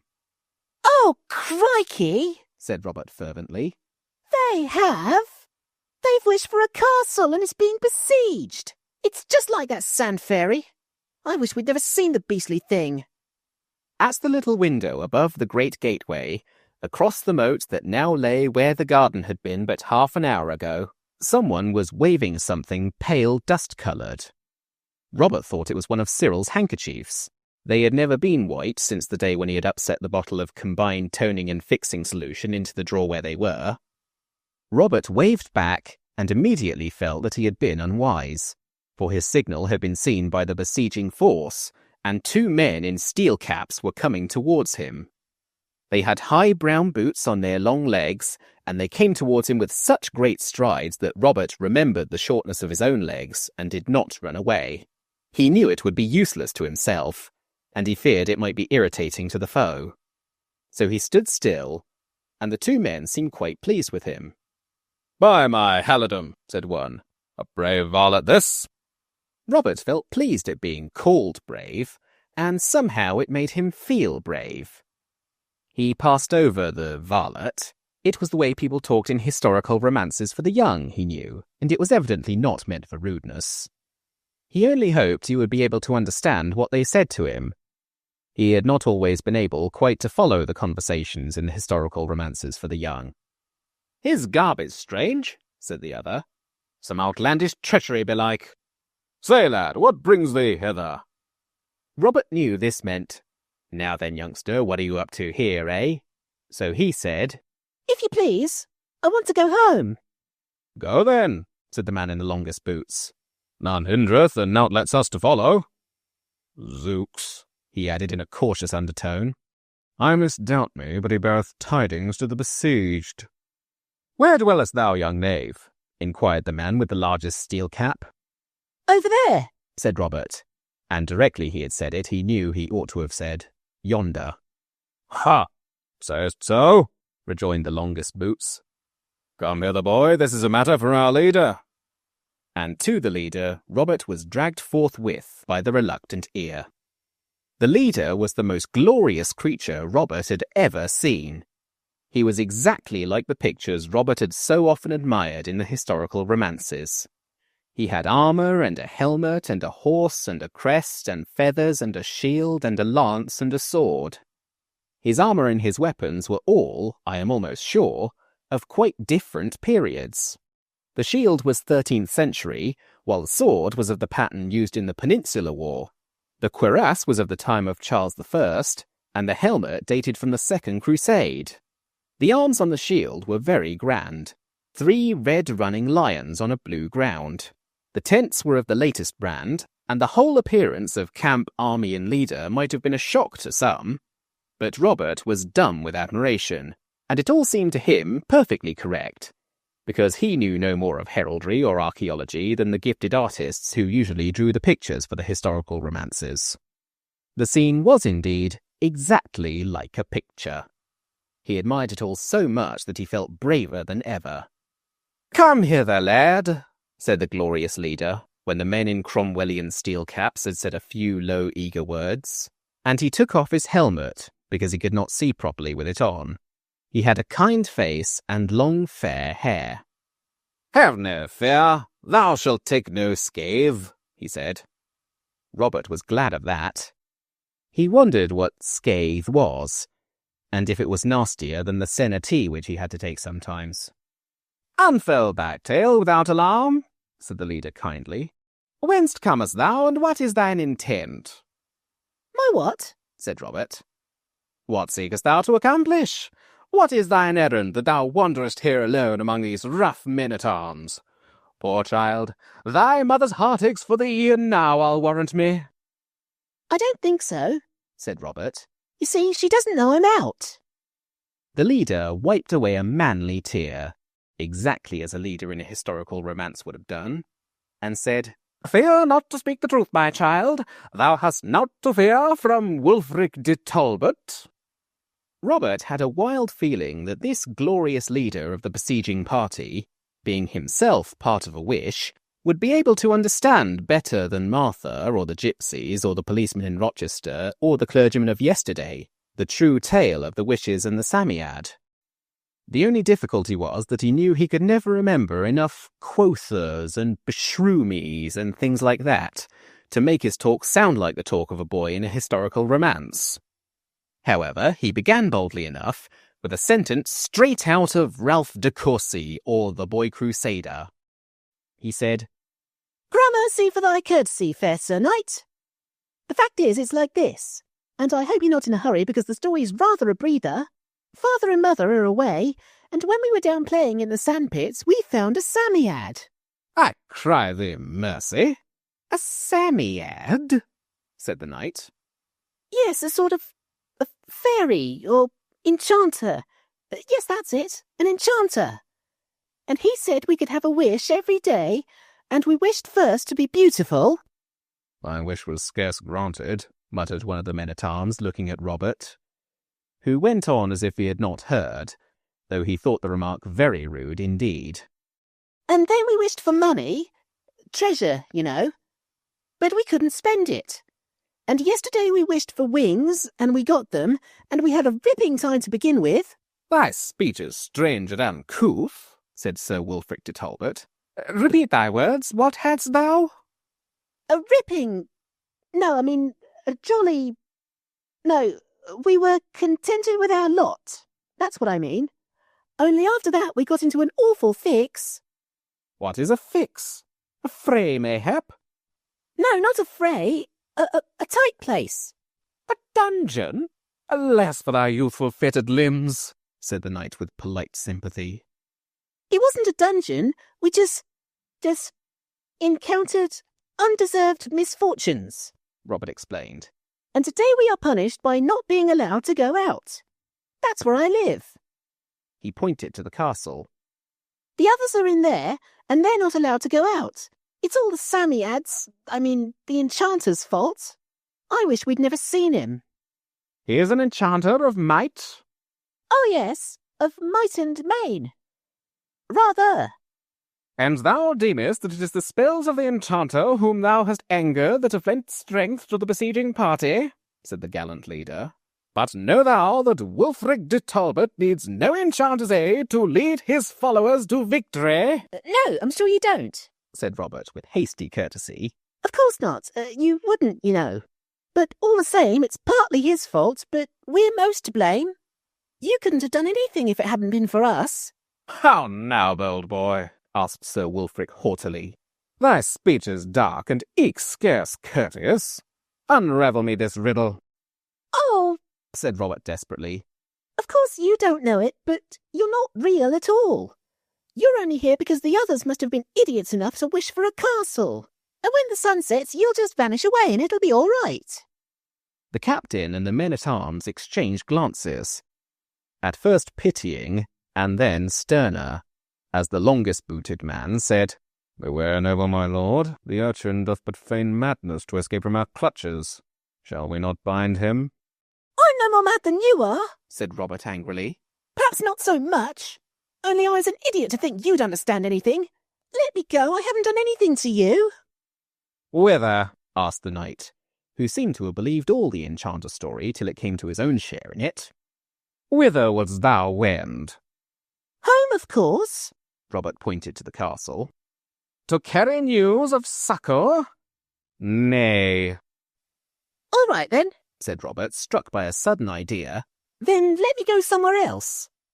His mind sought eagerly among his memories of a historical romance. Sir Wulfric de Talbot, He said slowly. should think foul scorn to keep a chap. I mean, one who has done him no hurt, when he wants to cut off quietly. I mean, to depart without violence. This to my face. Beshrew thee for a knave, replied Sir Wulfric. But the appeal seemed to have gone home. Yet thou sayest sooth, he added thoughtfully. Go where thou wilt, he added nobly. Thou art free.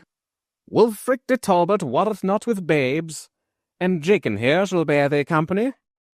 All right, said Robert wildly. Jakin will enjoy himself, I think. Come on, Jakin. Sir Wulfric, I salute thee. He saluted after the modern military manner and set off running to the sandpit, Jakin's long boots keeping up easily. He found the fairy, he dug it up, he woke it up, he implored it to give him one more wish. I've done 2 today already, it grumbled, and one was as stiff a bit of work as ever I did.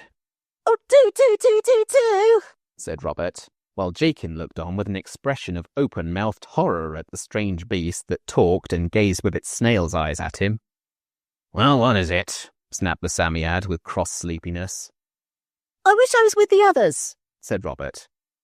And the Psammead began to swell. Robert never thought of wishing the castle and the siege away.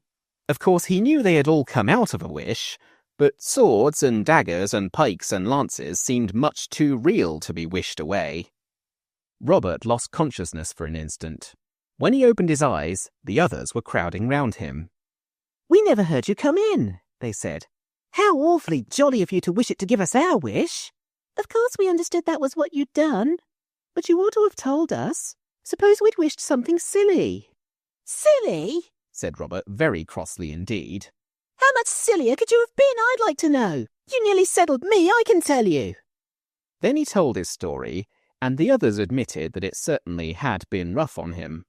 But they praised his courage and cleverness so much that he presently got back his lost temper and felt braver than ever, and consented to be captain of the besieged force. We haven't done anything yet, said Anthea comfortably. We waited for you. We're going to shoot at them through these little loopholes with the bow and arrows Uncle gave you, and you shall have first shot. I don't think I would, said Robert cautiously. You don't know what they're like near to. They've got real bows and arrows, an awful length, and swords and pikes and daggers and all sorts of sharp things. They're all quite real. It's not just a picture or a vision or anything. They can hurt us, or kill us even, I shouldn't wonder. I can feel my ear all sore still. Look here, have you explored the castle? Because I think we'd better let them alone as long as they let us alone. I heard that Jakin man say they weren't going to attack till just before sundown. We can be getting ready for the attack. Are there any soldiers in the castle to defend it? We don't know, said Cyril. You see, directly I'd wished we were in a besieged castle, everything seemed to go upside down, and when it came straight we looked out of the window and saw the camp and things and you, and of course we kept on looking at everything. Isn't this room jolly? It's as real as real. It was. It was square, with stone walls 4 feet thick and great beams for ceiling. A low door at the corner led to a flight of steps up and down. The children went down. They found themselves in a great arched gatehouse. The enormous doors were shut and barred. There was a window in a little room at the bottom of the round turret up which the stair wound, rather larger than the other windows, and looking through it they saw that the drawbridge was up and the portcullis down. The moat looked very wide and deep. Opposite the great door that led to the moat was another great door with a little door in it. The children went through this and found themselves in a big paved courtyard, with the great grey walls of the castle rising dark and heavy on all four sides. Near the middle of the courtyard stood Martha, moving her right hand backwards and forwards in the air. The cook was stooping down and moving her hands also in a very curious way. But the oddest and at the same time most terrible thing was the lamb, who was sitting on nothing, about 3 feet from the ground, laughing happily. The children ran towards him. Just as Anthea was reaching out her arms to take him, Martha said crossly, "Let him alone, do, miss, when he's good." But what's he doing? said Anthea. Doing? Why, he's sitting in his high chair as good as gold, a precious, watching me doing of the ironing. Get along with you, do, my iron's cold again. She went towards the cook and seemed to poke an invisible fire with an unseen poker. The cook seemed to be putting an unseen dish into an invisible oven. "Run along with you, do," she said.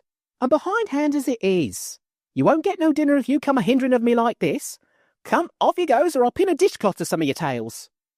"You're sure the lamb's all right?" asked Jane anxiously. "Right as ninepence if you don't come unsettling of him. I thought you'd like to be rid of him for a day, but take him if you want him, for gracious sake." "No, no," they said, and hastened away. They would have to defend the castle presently, and the lamb was safer even suspended in mid-air in an invisible kitchen than in the guardroom of a besieged castle. They went through the first doorway they came to and sat down helplessly on a wooden bench that ran along the room inside. "How awful," said Anthea and Jane together. And Jane added, "I feel as if I was in a mad asylum." "What does it mean?" Anthea said. "It's creepy. I don't like it. I wish we'd wished for something plain. A rocking horse for a donkey or something." "It's no use wishing now," said Robert bitterly, and Cyril said, "Do dry up a sec, I want to think." He buried his face in his hands, and the others looked about them. They were in a long room with an arched roof.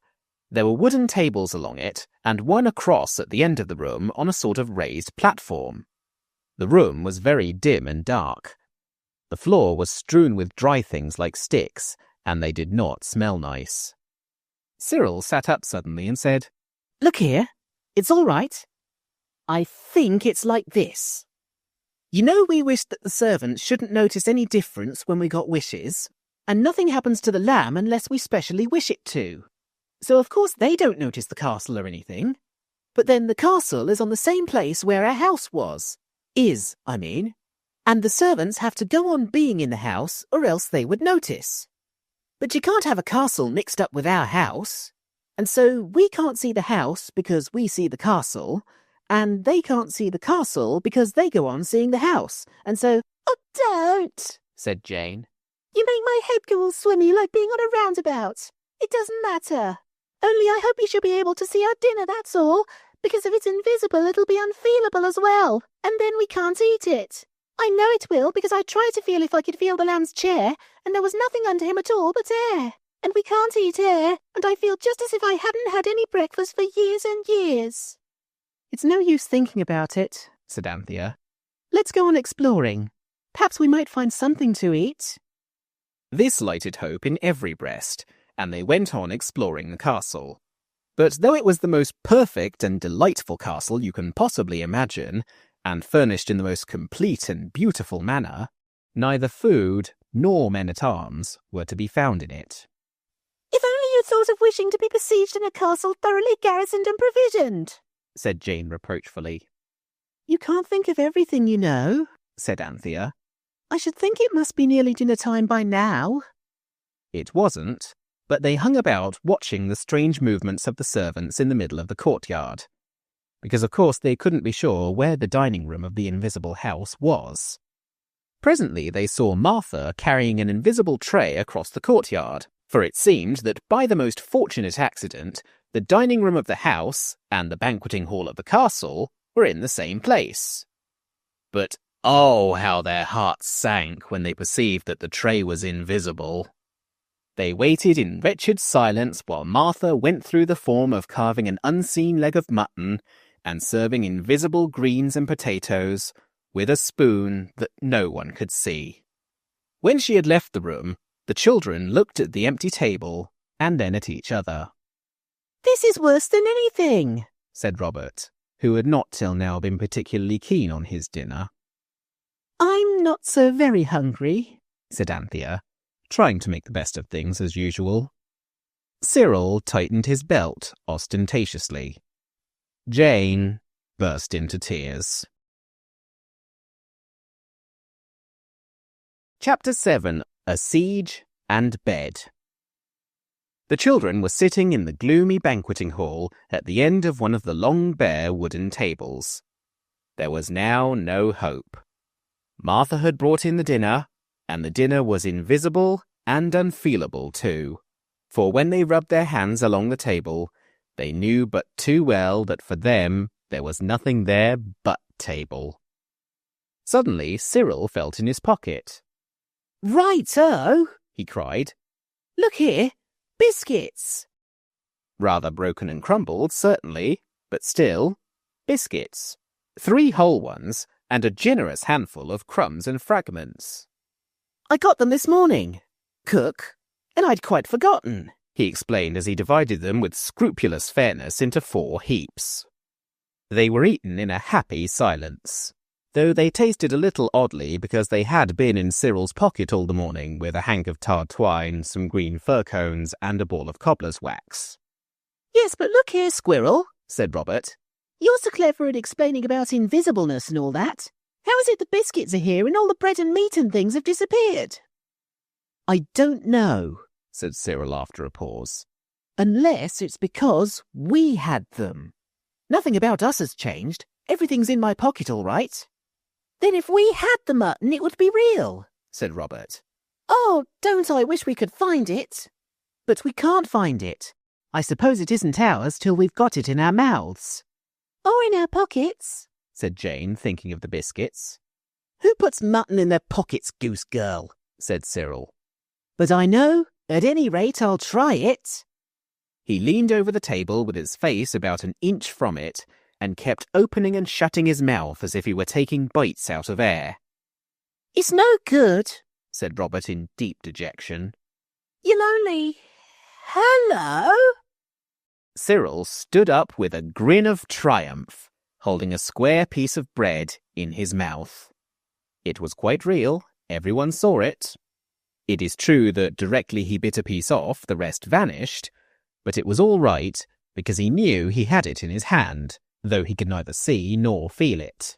He took another bite from the air between his fingers, and it turned into bread as he bit.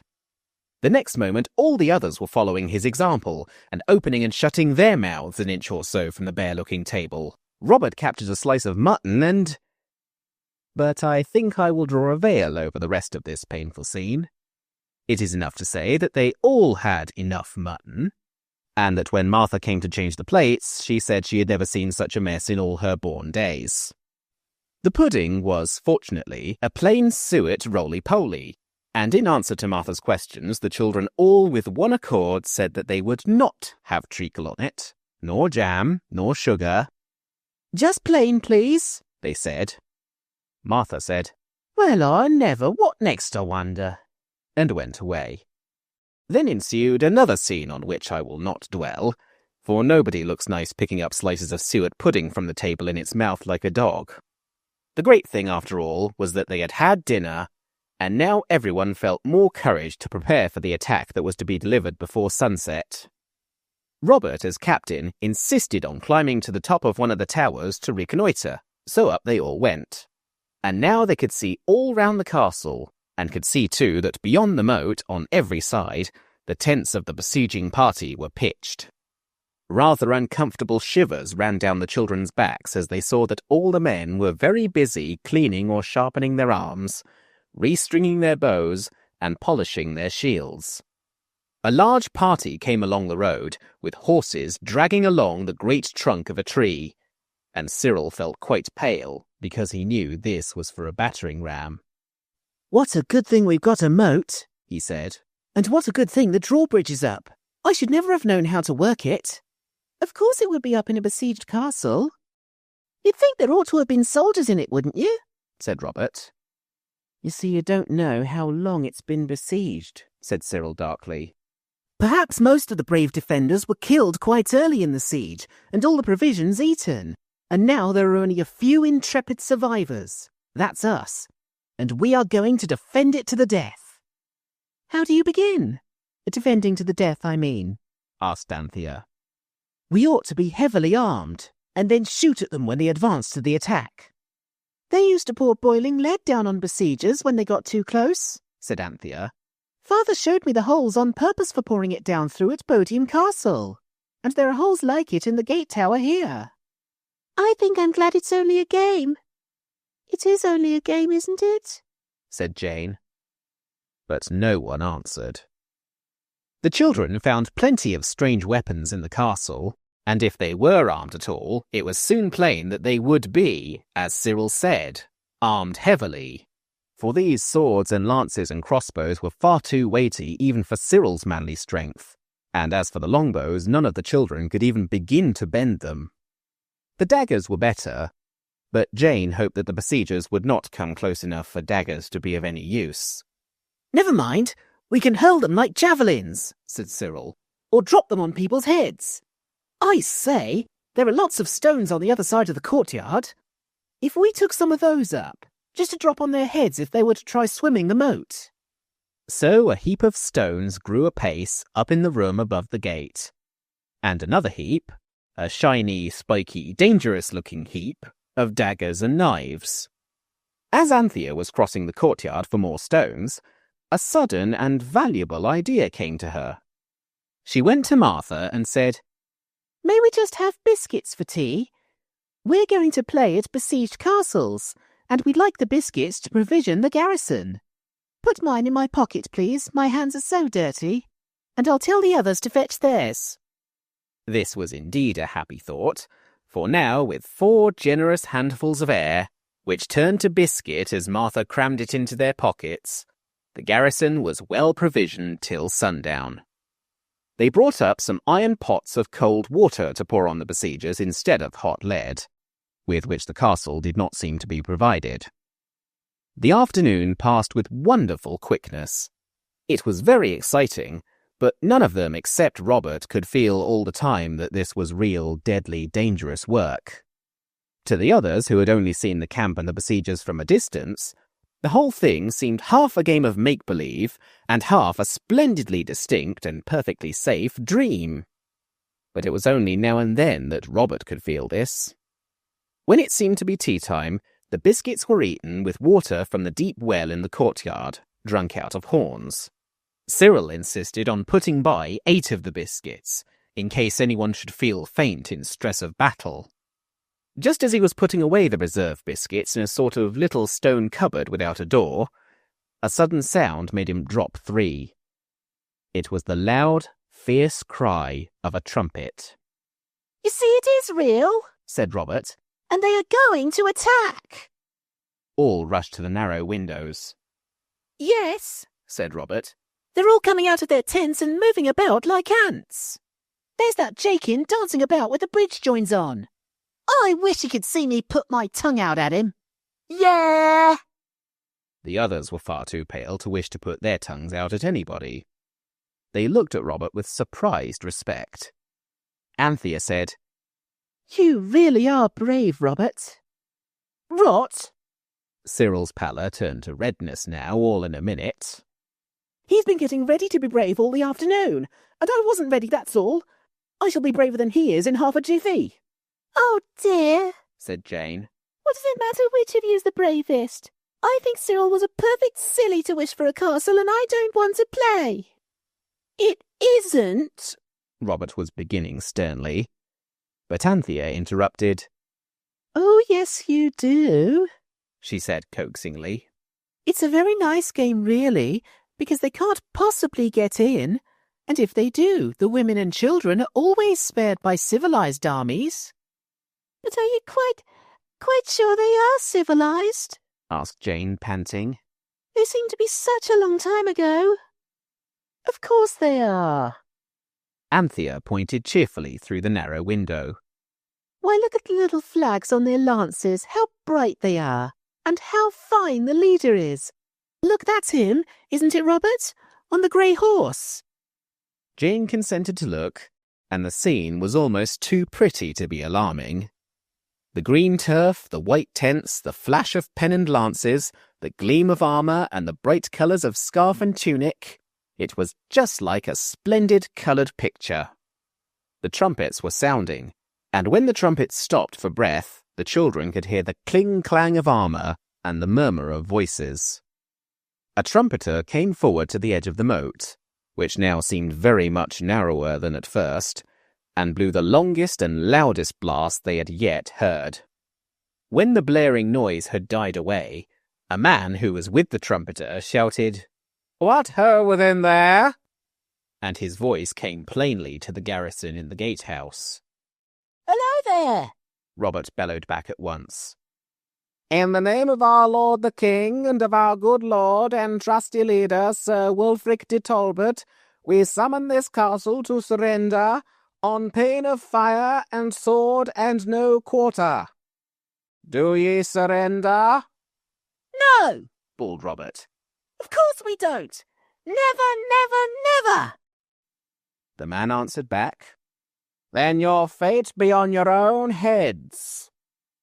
Cheer! Said Robert in a fierce whisper. Cheer to show them we aren't afraid, and rattle the daggers to make more noise. 1, 2, 3. Hip, hip, hooray! Again. Hip, hip, hooray! One more. Hip, hip, hooray! The cheers were rather high and weak, but the rattle of the daggers lent them strength and depth. There was another shout from the camp across the moat, and then the beleaguered fortress felt that the attack had indeed begun.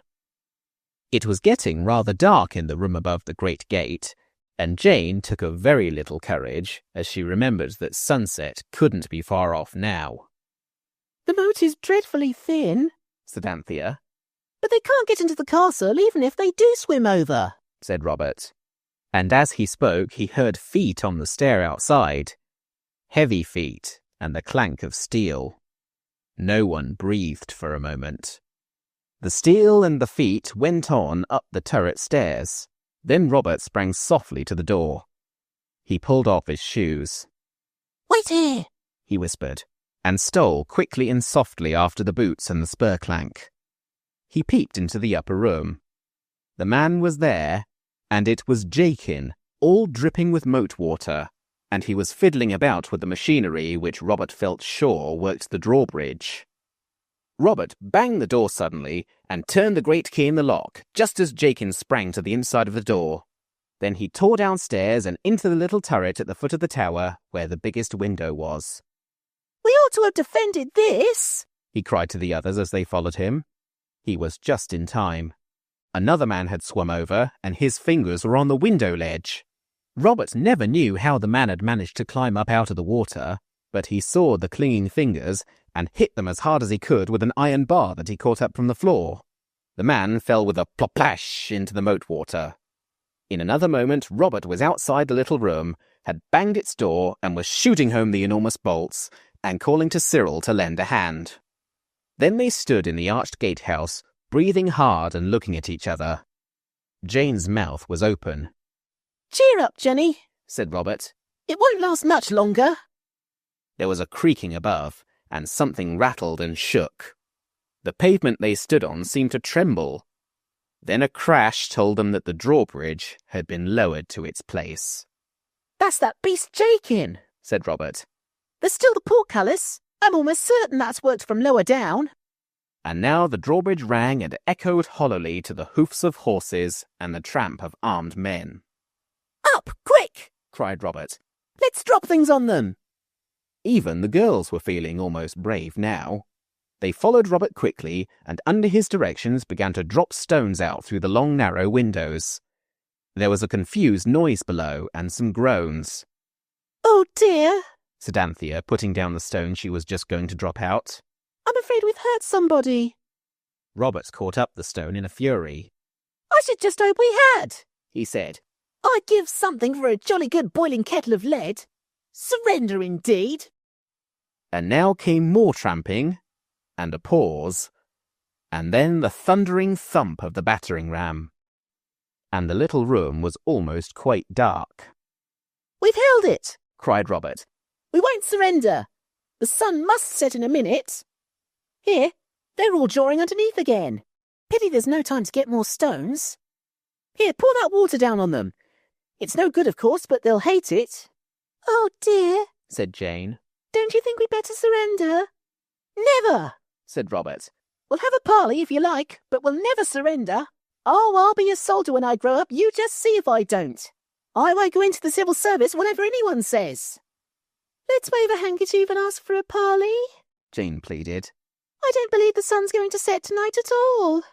Give them the water first, the brutes, said the bloodthirsty Robert. So Anthea tilted the pot over the nearest lead hole and poured. They heard a splash below, but no one below seemed to have felt it. And again the ram battered the great door. Anthea paused. How idiotic, said Robert, lying flat on the floor and putting one eye to the lead hole. Of course, the holes go straight down into the gatehouse. That's for when the enemy has got past the door and the portcullis and almost all is lost. Here, hand me the pot. He crawled onto the three-cornered window ledge in the middle of the wall and, taking the pot from Anthea, poured the water out through the arrow slit. And as he began to pour, the noise of the battering ram and the trampling of the foe and the shouts of "Surrender!" and "De Talbot forever!" all suddenly stopped and went out like the snuff of a candle. The little dark room seemed to whirl round and turn topsy-turvy, and when the children came to themselves, there they were safe and sound in the big front bedroom of their own house. The house with the ornamental nightmare iron top to the roof. They all crowded to the window and looked out. The moat and the tents and the besieging force were all gone. And there was the garden with its tangle of dahlias and marigolds and asters and late roses, and the spiky iron railings and the quiet white road. Everyone drew a deep breath. And that's all right, said Robert. I told you so. And I say, we didn't surrender, did we? Aren't you glad now I wished for a castle? Asked Cyril.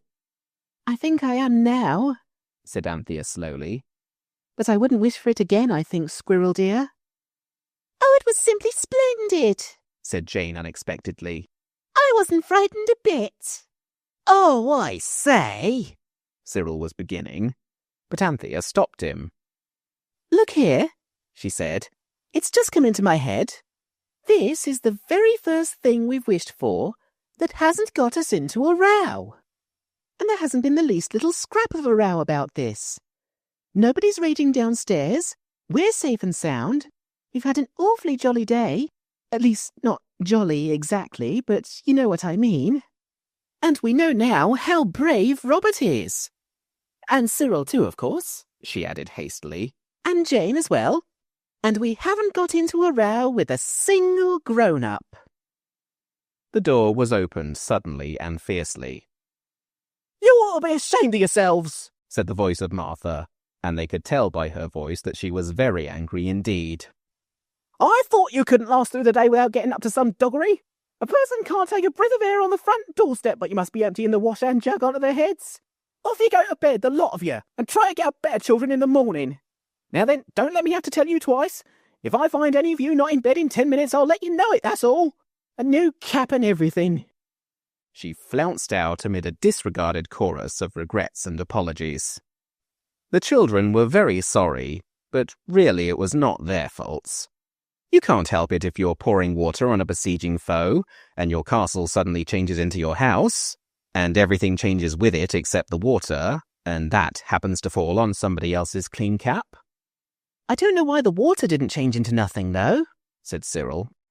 Why should it? Asked Robert. Water's water all the world over. I expect the castle well was the same as ours in the stable yard, said Jane. And that was really the case. I thought we couldn't get through a wish day without a row, said Cyril. It was much too good to be true. Come on, Bobs, my military hero. If we lick into bed sharp, she won't be so frumious. And perhaps she'll bung us up some supper. I'm jolly hungry. Good night, kids. Good night. I hope the castle won't come creeping back in the night, said Jane. Of course it won't, said Anthea briskly. But Martha will. Not in the night, but in a minute. Here, turn round, I'll get that knot out of your pinafore strings. Wouldn't it have been degrading for Sir Wulfric de Talbot, said Jane dreamily, if he could have known that half the besieged garrison wore pinafores? And the other half knickerbockers, yes, frightfully. Do stand still, you're only tightening the knot, said Anthea. Chapter 8. Bigger than the Baker's Boy. Look here, said Cyril. I've got an idea. Does it hurt much? Said Robert sympathetically. Don't be a jackape, I'm not humbugging. Shut up, Bobs, said Anthea. Silence for the squirrel's oration, said Robert. Cyril balanced himself on the edge of the water butt in the backyard, where they all happened to be, and spoke. Friends, Romans, countrymen, and women, we found a Psammead. We have had wishes. We've had wings, and being beautiful as the day, that was pretty jolly beastly if you like, and wealth and castles, and that rotten gypsy business with the lamb, but we're no forrader. We haven't really got anything worth having for our wishes. We've had things happening, said Robert. That's always something. It's not enough unless they're the right things, said Cyril firmly. Now, I've been thinking. Not really, whispered Robert. In the silent what's-his-names of the night.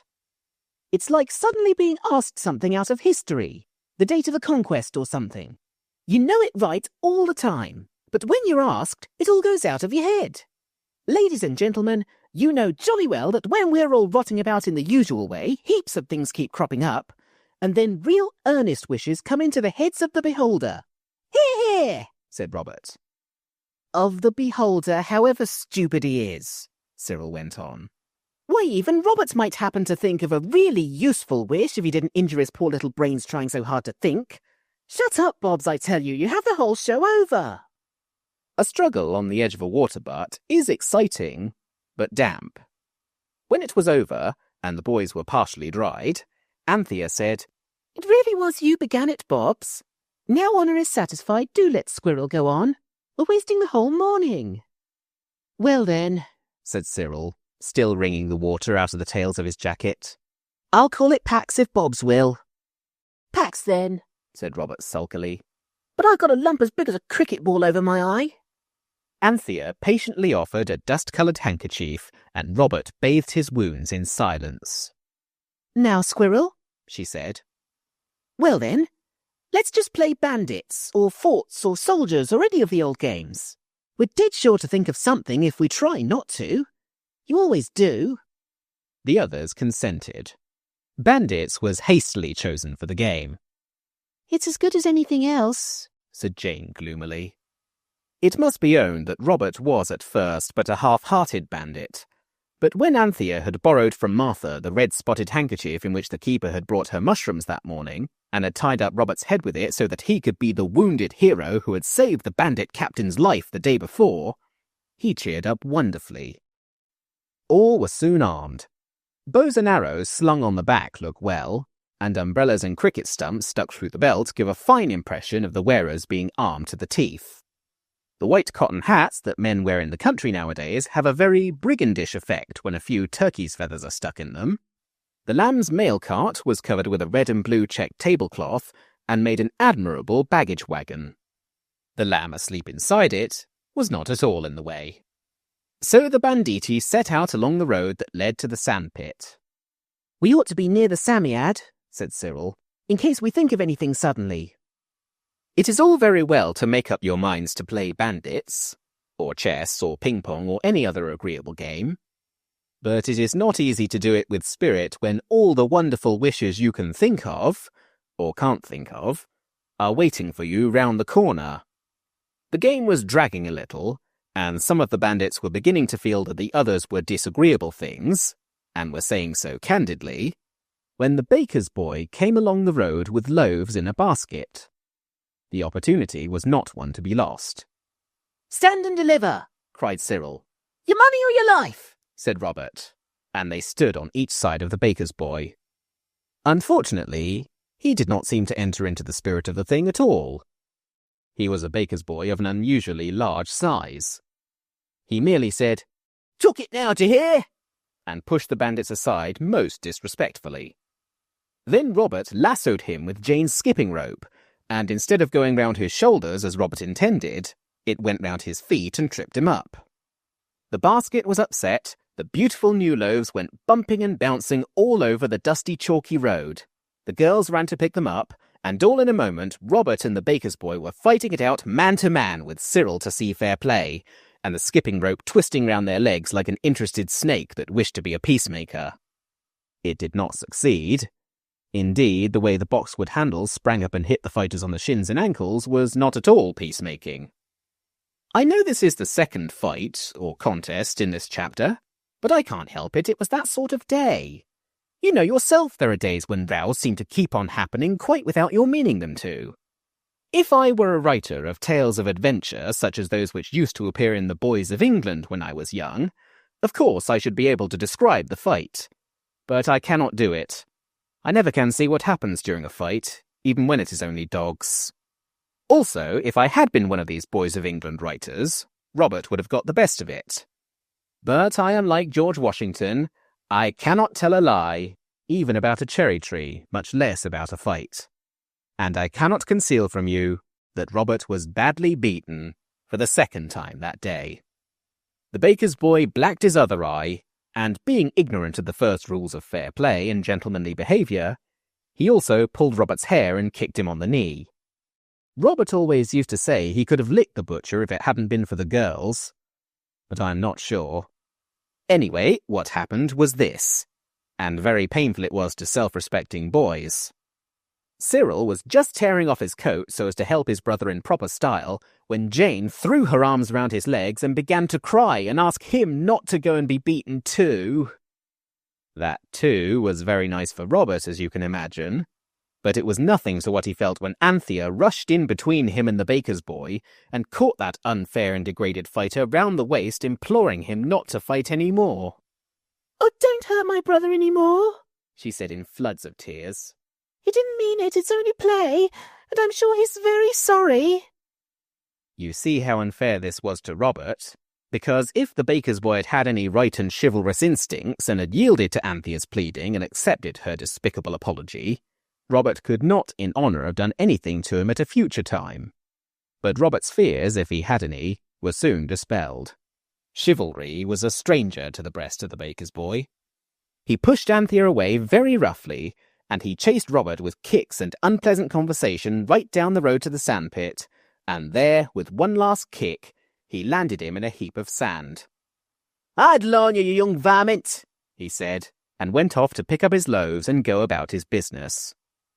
Cyril, impeded by Jane, could do nothing without hurting her, for she clung round his legs with the strength of despair. The baker's boy went off red and damp about the face. Abusive to the last, he called them a pack of silly idiots, and disappeared round the corner. Then Jane's grasp loosened. Cyril turned away in silent dignity to follow Robert, and the girls followed him, weeping without restraint. It was not a happy party that flung itself down in the sand beside the sobbing Robert, for Robert was sobbing, mostly with rage. Though of course I know that a really heroic boy is always dry-eyed after a fight. But then he always wins, which had not been the case with Robert. Cyril was angry with Jane, Robert was furious with Anthea, the girls were miserable, and not one of the four was pleased with the baker's boy. There was, as French writers say, a silence full of emotion. Then Robert dug his toes and his hands into the sand and wriggled in his rage. "He'd better wait till I'm grown up, the cowardly brute. Beast, I hate him. But I'll pay him out, just because he's bigger than me." "You began," said Jane incautiously. "I know I did, silly, but I was only rotting, and he kicked me. Look here." Robert tore down a stocking and showed a purple bruise touched up with red. I only wish I was bigger than him, that's all. He dug his fingers in the sand and sprang up, for his hand had touched something furry. It was the Psammead, of course. On the lookout to make sillies of them as usual, as Cyril remarked later. And of course, the next moment, Robert's wish was granted, and he was bigger than the baker's boy. Oh, but much, much bigger. He was bigger than the big policeman who used to be at the crossing at the mansion house years ago, the one who was so kind in helping old ladies over the crossing. And he was the biggest man I have ever seen, as well as the kindest. No one had a foot rule in its pocket, so Robert could not be measured, but he was taller than your father would be if he stood on your mother's head, which I am sure he would never be unkind enough to do. He must have been 10 or 11 feet high, and as broad as a boy of that height ought to be. His Norfolk suit had fortunately grown too, and now he stood up in it, with one of his enormous stockings turned down to show the gigantic bruise on his vast leg. Immense tears of fury still stood on his flushed giant face. He looked so surprised, and he was so large to be wearing an Eton collar, that the others could not help laughing. "The Psammead's done us again," said Cyril. Not us, me, said Robert. If you've got any decent feeling, you try to make it make you the same size. You've no idea how silly it feels, he added thoughtlessly. And I don't want to, I can jolly well see how silly it looks, Cyril was beginning, but Anthea said, Oh, don't. I don't know what's the matter with you boys today.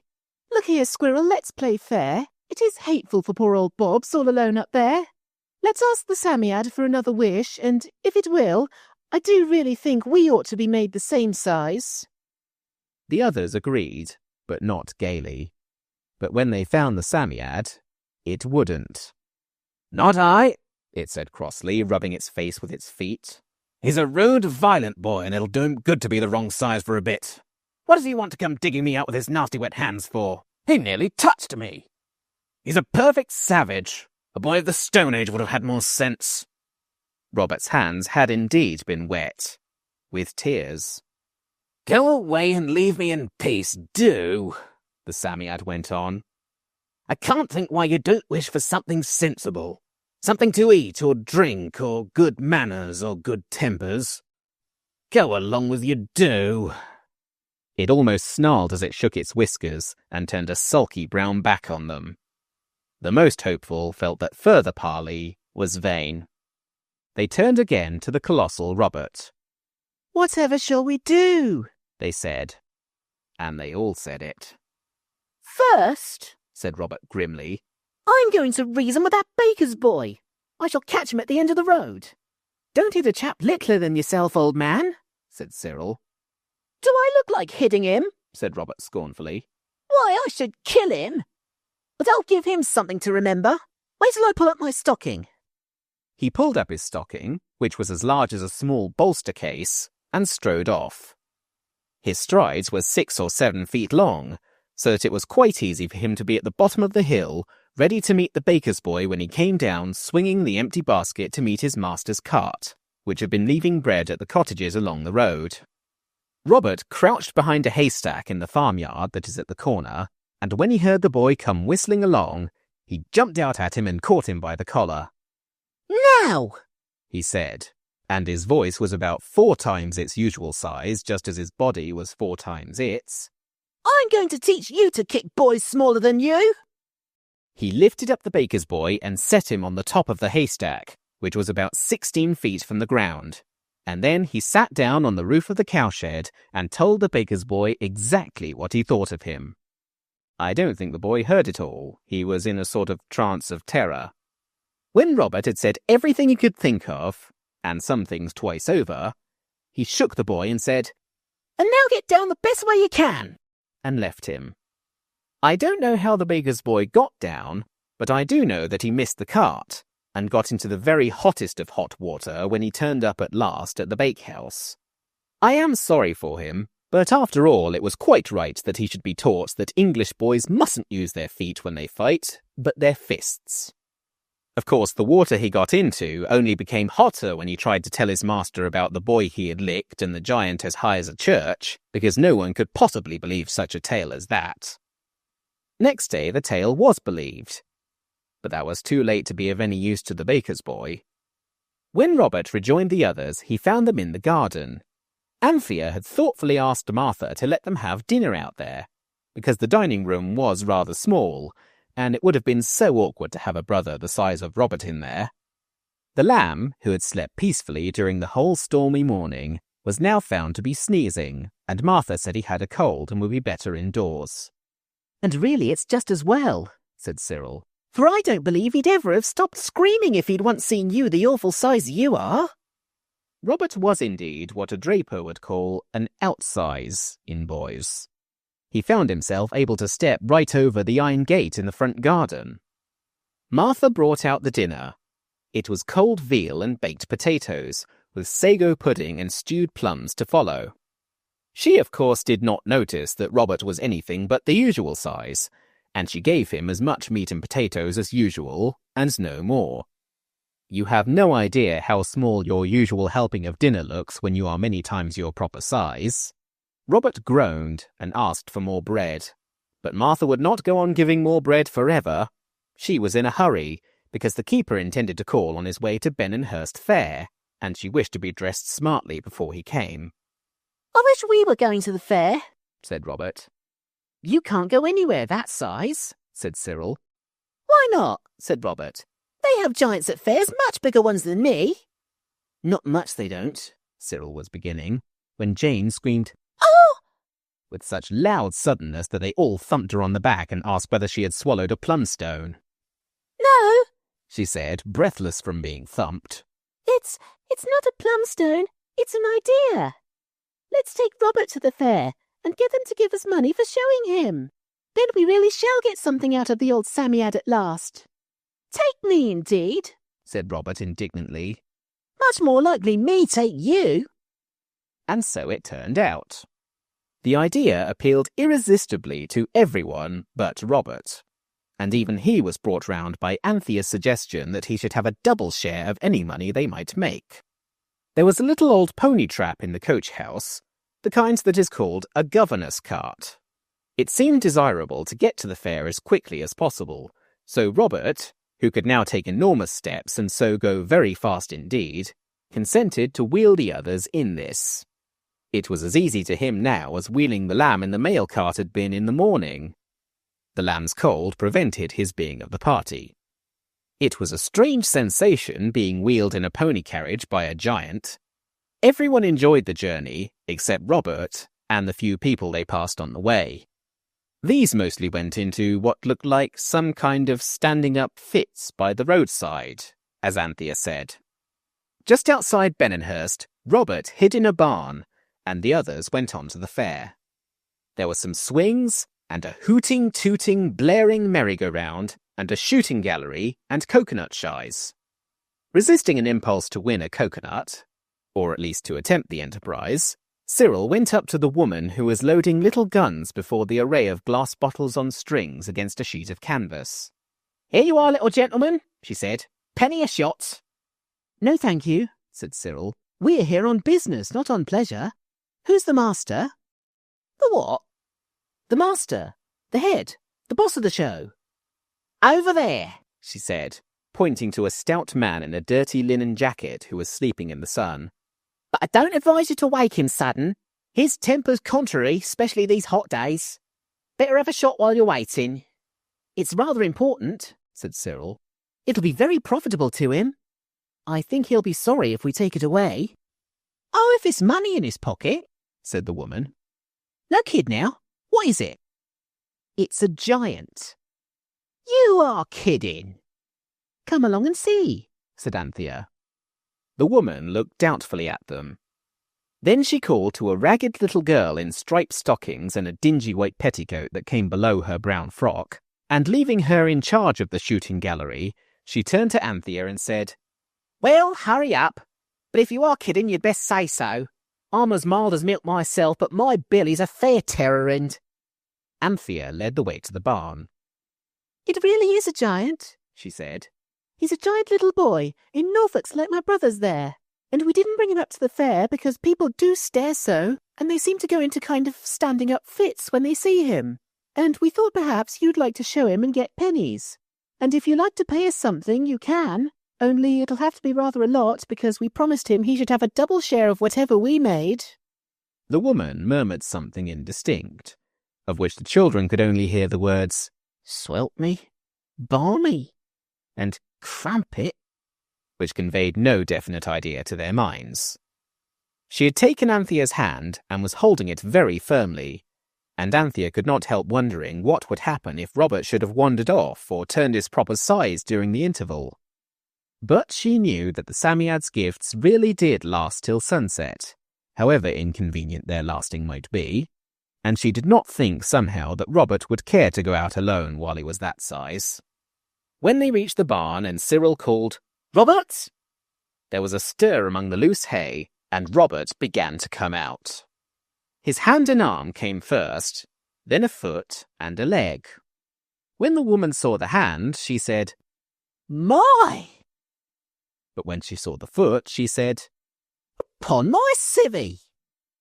And when by slow and heavy degrees the whole of Robert's enormous bulk was at last completely disclosed, she drew a long breath and began to say many things, compared with which balmy and crumpet seemed quite ordinary.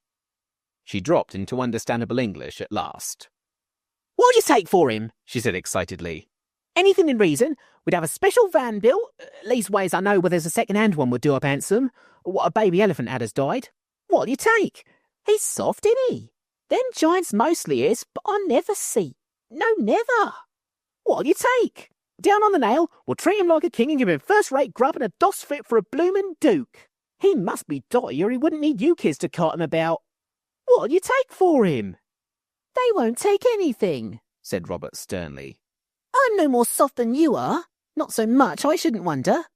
I'll come and be a show for today if you'll give me—" He hesitated at the enormous price he was about to ask. "If you'll give me 15 shillings.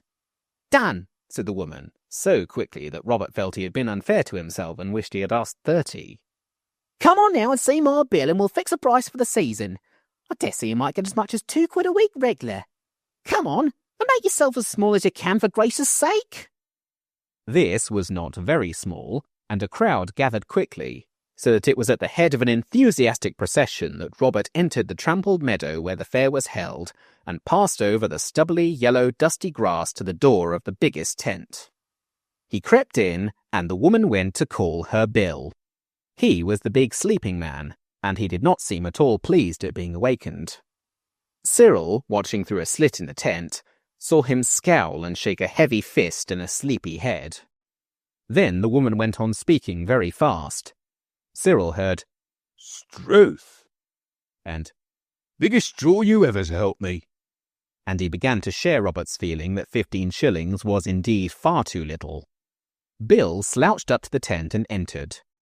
When he beheld the magnificent proportions of Robert, he said but little. "Strike me pink," were the only words the children could afterwards remember. But he produced 15 shillings, mainly in sixpences and coppers, and handed it to Robert. "We'll fix up what you're about to draw when the show's over tonight," he said with hoarse heartiness. "Lord love a duck, you'll be that happy with us you'll never want to leave us. Can you do a song now, or a bit of a breakdown?" "Not today," said Robert, rejecting the idea of trying to sing As Once in May, a favourite of his mother's, and the only song he could think of at the moment. "Get Levi and clean them bloomin' photos out. Clear the tent, stick up a curtain or something," the man went on. "Lord, what a pity you ain't got no tights this size. But we'll have 'em before the week's out. Young man, your fortune's made. It's a good thing you came to me and not to some chaps as I could tell you on. I've known blokes as beat their giants and starved 'em too. So I'll tell you straight you're in luck this day if you never was afore, 'cause I'm a lamb, I am, and I don't deceive you." "I'm not afraid of anyone's beating me," said Robert, looking down on the lamb. Robert was crouched on his knees because the tent was not big enough for him to stand upright in, but even in that position he could still look down on most people. "But I'm awfully hungry. I wish you'd get me something to eat." "Here, Becca," said the horse Bill. "Get him some grub. The best you got, mate. Another whisper followed, of which the children only heard, Down in black and white first thing tomorrow. Then the woman went to get the food. It was only bread and cheese when it came, but it was delightful to the large and empty Robert, and the man went to post sentinels round the tent to give the alarm if Robert should attempt to escape with his 15 shillings. As if we weren't honest, said Anthea indignantly when the meaning of the sentinels dawned on her. Then began a very strange and wonderful afternoon. Bill was a man who knew his business. In a very little while, the photographic views, the spyglasses you look at them through so that they really seem rather real, and the lights you see them by, were all packed away. A curtain, it was an old red and black carpet really, was run across the tent. Robert was concealed behind, and Bill was standing on a trestle table outside the tent making a speech. It was rather a good speech. It began by saying that the giant it was his privilege to introduce to the public that day was the eldest son of the Emperor of San Francisco, compelled through an unfortunate love affair with the Duchess of the Fiji Islands to leave his own country and take refuge in England, the land of liberty, where freedom was the right of every man, no matter how big he was. It ended by the announcement that the first 20 who came to the tent door should see the giant for threepence apiece. After that, said Bill, the price is riz, and I don't undertake to say what it won't be riz too. So, now's your time. A young man squiring his sweetheart on her afternoon out was the first to come forward. For that occasion, his was the princely attitude. No expense spared, money no object. His girl wished to see the giant? Well, she should see the giant.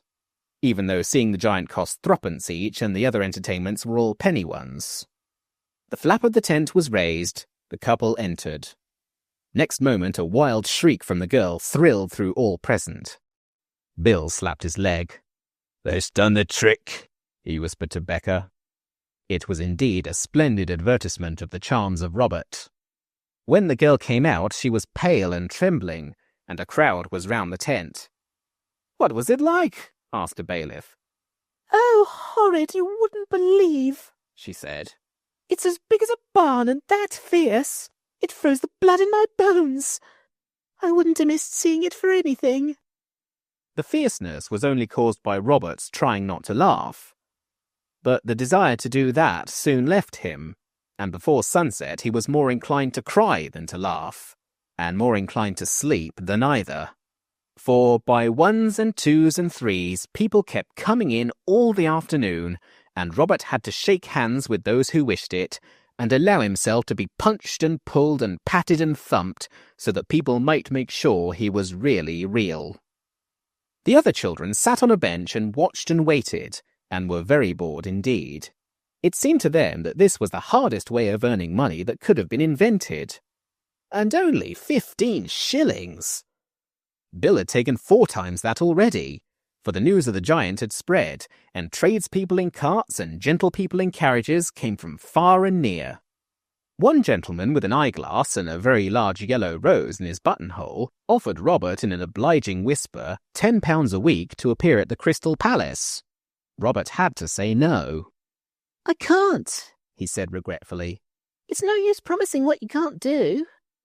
Ah, poor fellow. Bound for a term of years, I suppose. Well, here's my card. When your time's up, come to me. "I will, if I'm the same size then," said Robert truthfully. If you grow a bit, so much the better, said the gentleman. When he had gone, Robert beckoned Cyril and said, "Tell them I must and will have an easy. And I want my tea."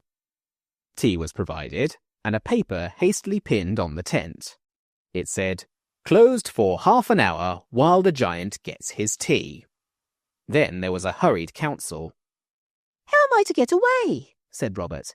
"I've been thinking about it all the afternoon. Why walk out when the sun sets and you're your right size? They can't do anything to us." Robert opened his eyes. "Why, they'd nearly kill us," he said, "when they saw me get my right size. Now we must think of some other way. We must be alone when the sun sets." "I know," said Cyril briskly, and he went to the door, outside which Bill was smoking a clay pipe and talking in a low voice to Becca. Cyril heard him say, Good as having a fortune left you. Look here, said Cyril. You can let people come in again in a minute. He's nearly finished his tea. But he must be left alone when the sun sets. He's very queer at that time of day, and if he's worried, I won't answer for the consequences. Why, what comes over him? Asked Bill. I don't know, it's a sort of a change, said Cyril candidly.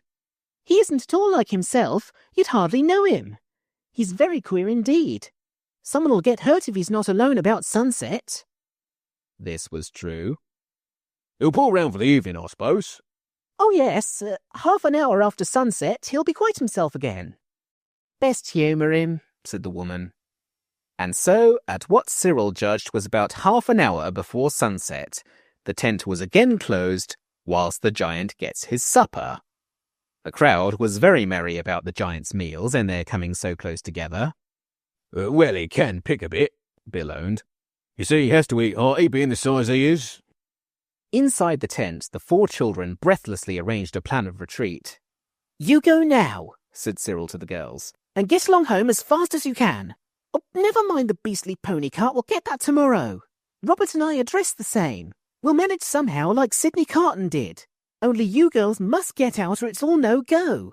We can run, but you can't, whatever you may think. No, Jane, it's no good Robert going out and knocking people down. The police would follow him till he turned his proper size and then arrest him like a shot. Go, you must. If you don't, I'll never speak to you again. It was you got us into this mess, really, hanging round people's legs the way you did this morning. Go, I tell you. And Jane and Anthea went. We're going home, they said to Bill. We're leaving the giant with you. Be kind to him.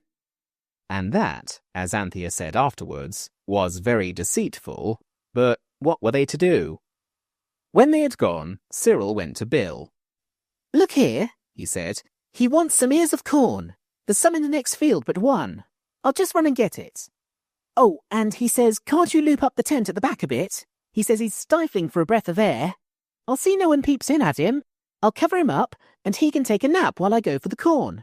He will have it. There's no holding him when he gets like this. The giant was made comfortable with a heap of sacks and an old tarpaulin. The curtain was looped up, and the brothers were left alone. They matured their plan in whispers. Outside, the merry-go-round blared out its comic tunes, screaming now and then to attract public notice. Half a minute after the sun had set, a boy in a Norfolk suit came out past Bill. I'm off for the corn, he said, and mingled quickly with the crowd. At the same instant, a boy came out of the back of the tent past Becca, posted there as sentinel. I'm off after the corn, said this boy also. And he too moved away quietly and was lost in the crowd. The front door boy was Cyril. The back door was Robert. Now since sunset, once more his proper size. They walked quickly through the field and along the road where Robert caught Cyril up. Then they ran. They were home as soon as the girls were, for it was a long way and they ran most of it. It was indeed a very long way, as they found when they had to go and drag the pony trap home next morning, with no enormous Robert to wheel them in it, as if it were a mail cart and they were babies and he was their gigantic nursemaid. I cannot possibly tell you what Bill and Becca said when they found that the giant had gone. For one thing, I do not know. Chapter 9. Grown Up.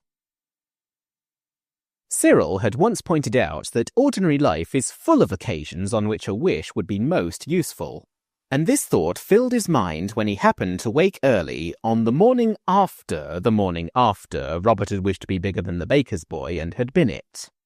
The day that lay between these 2 days had been occupied entirely by getting the governess cart home from Benonhurst. Cyril dressed hastily. He did not take a bath because tin baths are so noisy, and he had no wish to rouse Robert, and he slipped off alone, as Anthea had once done, and ran through the dewy morning to the sandpit. He dug up the Psammead very carefully and kindly, and began the conversation by asking it whether it still felt any ill effects from the contact with the tears of Robert the day before yesterday. The Psammead was in a good temper. It replied politely.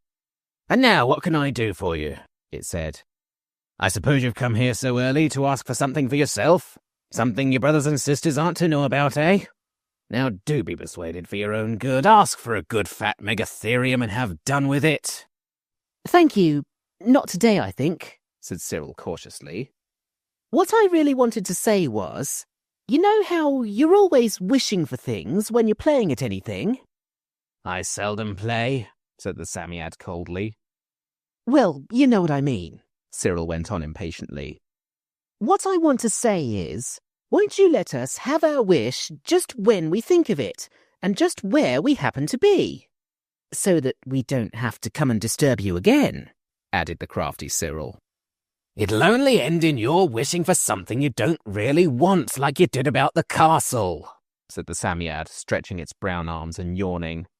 "It's always the same since people left off eating really wholesome things. However, have it your own way. Goodbye." "Goodbye," said Cyril politely.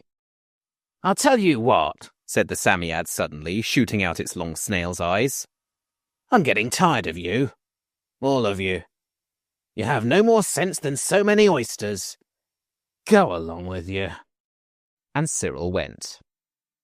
"What an awful long time babies stay babies," said Cyril, after the lamb had taken his watch out of his pocket while he wasn't noticing, and with coos and clucks of naughty rapture had opened the case and used the whole thing as a garden spade, and when even immersion in a wash-hand basin had failed to wash the mould from the works and make the watch go again. Cyril had said several things in the heat of the moment, but now he was calmer, and had even consented to carry the lamb part of the way to the woods. Cyril had persuaded the others to agree to his plan and not to wish for anything more till they really did wish it. Meantime, it seemed good to go to the woods for nuts, and on the mossy grass under a sweet chestnut tree the five were sitting. The lamb was pulling up the moss by fat handfuls, and Cyril was gloomily contemplating the ruins of his watch. "It does grow," said Anthea. "Doesn't it, precious?" "Make the, said the lamb cheerfully. make a big boy have guns and mouses and... Imagination, or vocabulary, gave out here. But anyway, it was the longest speech the lamb had ever made, and it charmed everyone, even Cyril, who tumbled the lamb over and rolled him in the moss to the music of delighted squeals. "I suppose he'll be grown up some day," Anthea was saying, dreamily looking up at the blue of the sky that showed between the long straight chestnut leaves. But at that moment the lamb, struggling gaily with Cyril, thrust a stoutly shod little foot against his brother's chest. There was a crack. The innocent lamb had broken the glass of father's second-best Waterbury watch, which Cyril had borrowed without leave. "Grow up some day," said Cyril bitterly, plumping the lamb down on the grass. "I dare say he will when nobody wants him to. I wish to goodness he would—" "Oh, take care!" cried Anthea in an agony of apprehension. But it was too late. Like music to a song, her words and Cyril's came out together. Anthea, "Oh, take care." Cyril, "Grow up now!" The faithful Psammead was true to its promise, and there, before the horrified eyes of its brothers and sisters, the lamb suddenly and violently grew up. It was the most terrible moment. The change was not so sudden as the wish changes usually were. The baby's face changed first. It grew thinner and larger. Lines came in the forehead. The eyes grew more deep-set and darker in colour. The mouth grew longer and thinner. Most terrible of all, a little dark moustache appeared on the lip of one who was still, except as to the face, a 2-year-old baby in a linen smock and white openwork socks. "Oh, I wish it wouldn't, I wish it wouldn't. You boys might wish as well." They all wished hard, for the sight was enough to dismay the most heartless. They all wished so hard indeed that they felt quite giddy and almost lost consciousness. But the wishing was quite vain, for when the wood ceased to whirl round, their dazzled eyes were riveted at once by the spectacle of a very proper-looking young man in flannels and a straw hat. a young man who wore the same little black moustache which just before they had actually seen growing upon the baby's lip. This, then, was the lamb, grown up.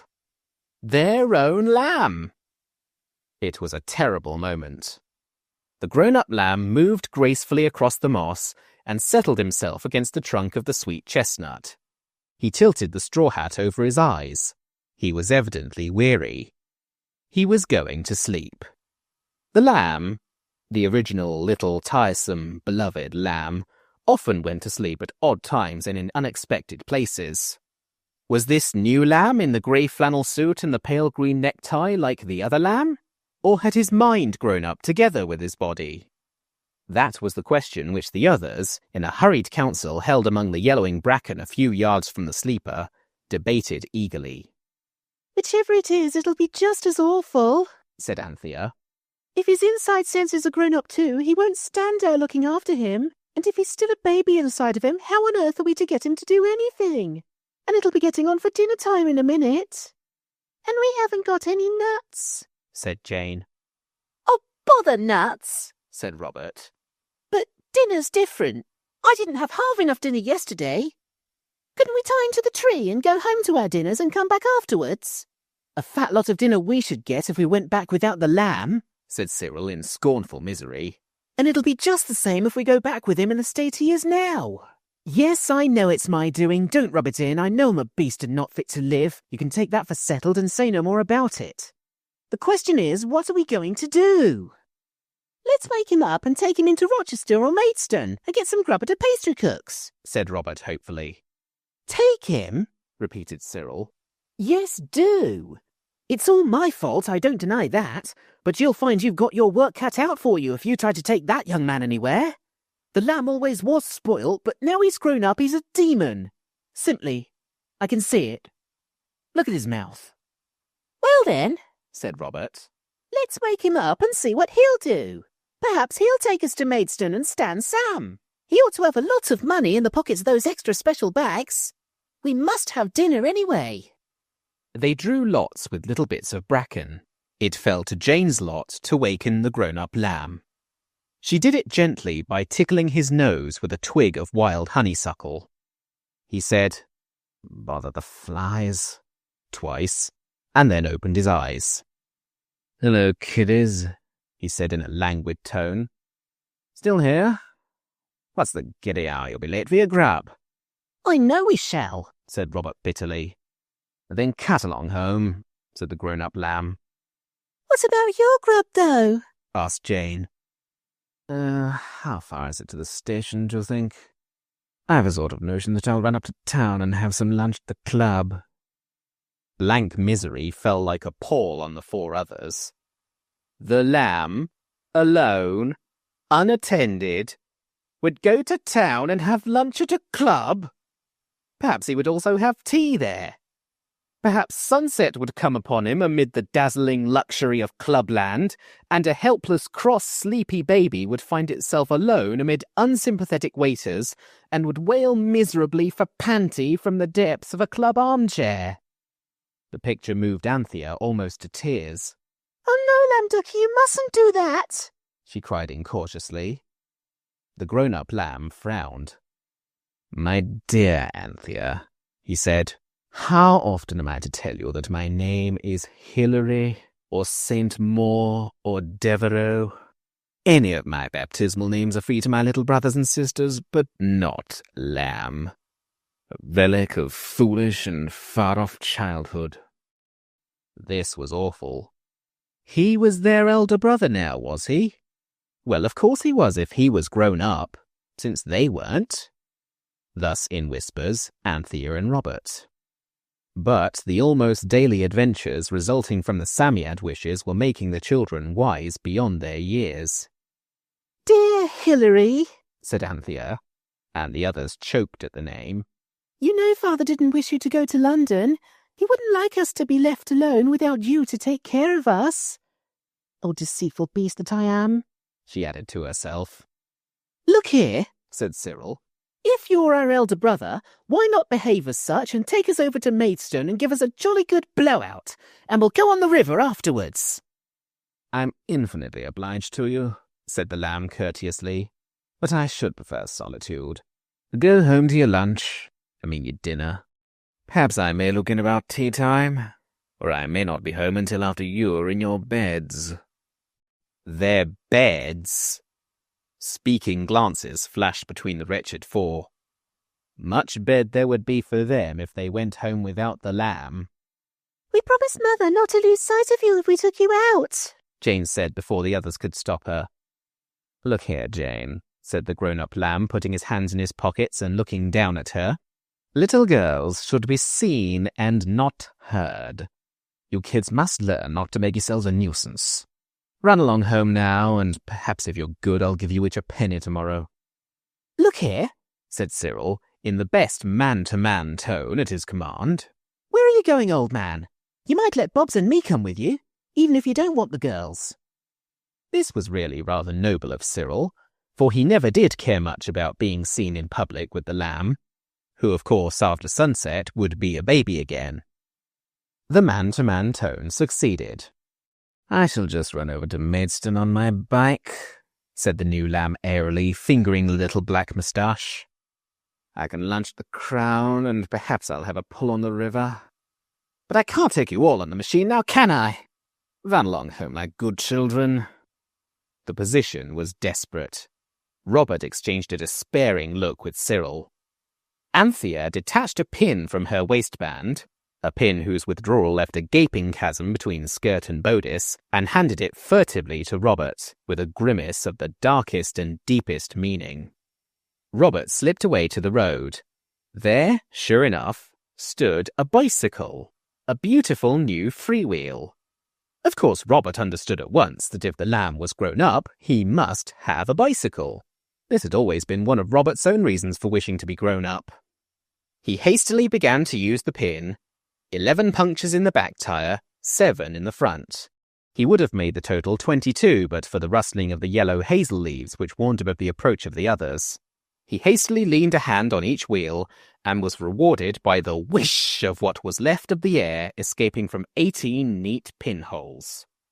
Your bike's run down, said Robert, wondering how he could so soon have learned to deceive. So it is, said Cyril. It's a puncture, said Anthea, stooping down and standing up again with a thorn which she had got ready for the purpose. Look here. The grown-up lamb, or Hilary as I suppose one must now call him, fixed his pump and blew up the tyre. The punctured state of it was soon evident. I suppose there's a cottage somewhere near where one could get a pail of water, said the lamb. There was, and when the number of punctures had been made manifest, it was felt to be a special blessing that the cottage provided teas for cyclists. It provided an odd sort of tea and hammy meal for the lamb and his brothers. This was paid for out of the 15 shillings which had been earned by Robert when he was a giant, for the lamb, it appeared, had unfortunately no money about him. This was a great disappointment for the others, but it is a thing that will happen, even to the most grown-up of us. However, Robert had enough to eat, and that was something. Quietly but persistently, the miserable four took it in turns to try to persuade the lamb, or Saint Moore, to spend the rest of the day in the woods. There was not very much of the day left by the time he had mended the 18th puncture. He looked up from the completed work with a sigh of relief, and suddenly put his tie straight. There's a lady coming, he said briskly. For goodness sake, get out of the way. Go home, hide, vanish, somehow. I can't be seen with a pack of dirty kids. His brothers and sisters were indeed rather dirty, because earlier in the day the lamb in his infant state had sprinkled a good deal of garden soil over them. The grown-up lamb's voice was so tyrant-like, as Jane said afterwards, that they actually retreated to the back garden and left him with his little moustache and his flannel suit to meet alone the young lady, who now came up the front garden wheeling a bicycle. The woman of the house came out, and the young lady spoke to her. The lamb raised his hat as she passed him, and the children could not hear what she said, though they were craning round the corner by the pig pail and listening with all their ears. They felt it to be perfectly fair, as Robert said, with that wretched lamb in that condition. When the lamb spoke in a languid voice, heavy with politeness, They heard well enough. "A puncture," he was saying. "Can I not be of any assistance? If you could allow me." There was a stifled explosion of laughter behind the pig pail. The grown-up lamb, otherwise Devereux, turned the tail of an angry eye in its direction. "You're very kind," said the lady, looking at the lamb. She looked rather shy, but, as the boys put it, there didn't seem to be any nonsense about her. "But oh," whispered Cyril behind the pig pail. "I should have thought he'd had enough bicycle mending for one day. And if she only knew that really and truly he's only a whiny-piney, silly little baby." "He's not," Anthea murmured angrily. "He's a dear if people only let him alone. It's our own precious lamb still, whatever silly idiots may turn him into. Isn't he, Pussy?" Jane doubtfully supposed so. Now the lamb, whom I must try to remember to call Saint Maur, was examining the lady's bicycle and talking to her with a very grown-up manner indeed. No one could possibly have supposed to see and hear him that only that very morning he had been a chubby child of 2 years breaking other people's Waterbury watches. Devereux, as he ought to be called for the future, took out a gold watch when he had mended the lady's bicycle, and all the onlookers behind the pig pail said, "Oh!" because it seemed so unfair that the baby, who had only that morning destroyed 2 cheap but honest watches, should now, in the grown-upness Cyril's folly had raised him to, have a real gold watch with a chain and seals. Hilary, as I will now term him, withered his brothers and sisters with a glance, and then said to the lady, with whom he seemed to be quite friendly, "If you will allow me, I will ride with you as far as the crossroads. It is getting late and there are tramps about." No one will ever know what answer the young lady intended to give to this gallant offer, for directly Anthea heard it made, she rushed out, knocking against the pig pail, which overflowed in a turbid stream, and caught the lamb, I suppose I ought to say Hilary, by the arm. The others followed, and in an instant the 4 dirty children were visible beyond disguise. "Don't let him," said Anthea to the lady, and she spoke with intense earnestness. "He's not fit to go with anyone."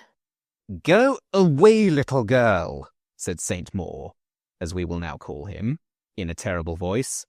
"Go home at once." "You'd much better not have anything to do with him," the now reckless Anthea went on. "He doesn't know who he is. He's something very different from what you think he is." "What do you mean?" asked the lady, not unnaturally, while Devereux, as I must term the grown-up lamb, tried vainly to push Anthea away. The others backed her up, and she stood solid as a rock. "You just let him go with you," said Anthea. "You'll soon see what I mean. How would you like to suddenly see a poor little helpless baby spinning along downhill beside you with its feet up on a bicycle it had lost control of?" The lady had turned rather pale. "Who are these very dirty children?" she asked the grown-up lamb, sometimes called Saint Maur in these pages.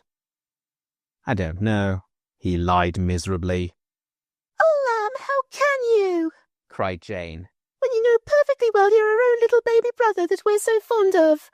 We're his big brothers and sisters," she explained, turning to the lady, who with trembling hands was now turning her bicycle towards the gate. "and we've got to take care of him. And we must get him home before sunset, or I don't know whatever will become of us. You see, he's sort of under a spell. Enchanted. You know what I mean." Again and again the lamb, Devereux I mean, had tried to stop Jane's eloquence, but Robert and Cyril held him one by each leg, and no proper explanation was possible. The lady rode hastily away and electrified her relatives at dinner by telling them of her escape from a family of dangerous lunatics. "The little girl's eyes were simply those of a maniac. I can't think how she came to be at large," she said. When her bicycle had whizzed away down the road, Cyril spoke gravely. "Hilary, old chap," he said, "you must have had a sunstroke or something. And the things you've been saying to that lady. Why, if we were to tell you the things you've said when you were yourself again, say tomorrow morning, you wouldn't even understand them, let alone believe them. You trust to me, old chap, and come home now. And if you're not yourself in the morning, we'll ask the milkman to ask the doctor to come.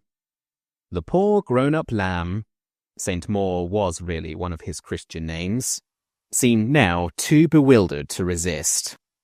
"Since you all seem to be as mad as the whole worshipful company of hatters," he said bitterly, "I suppose I had better take you home.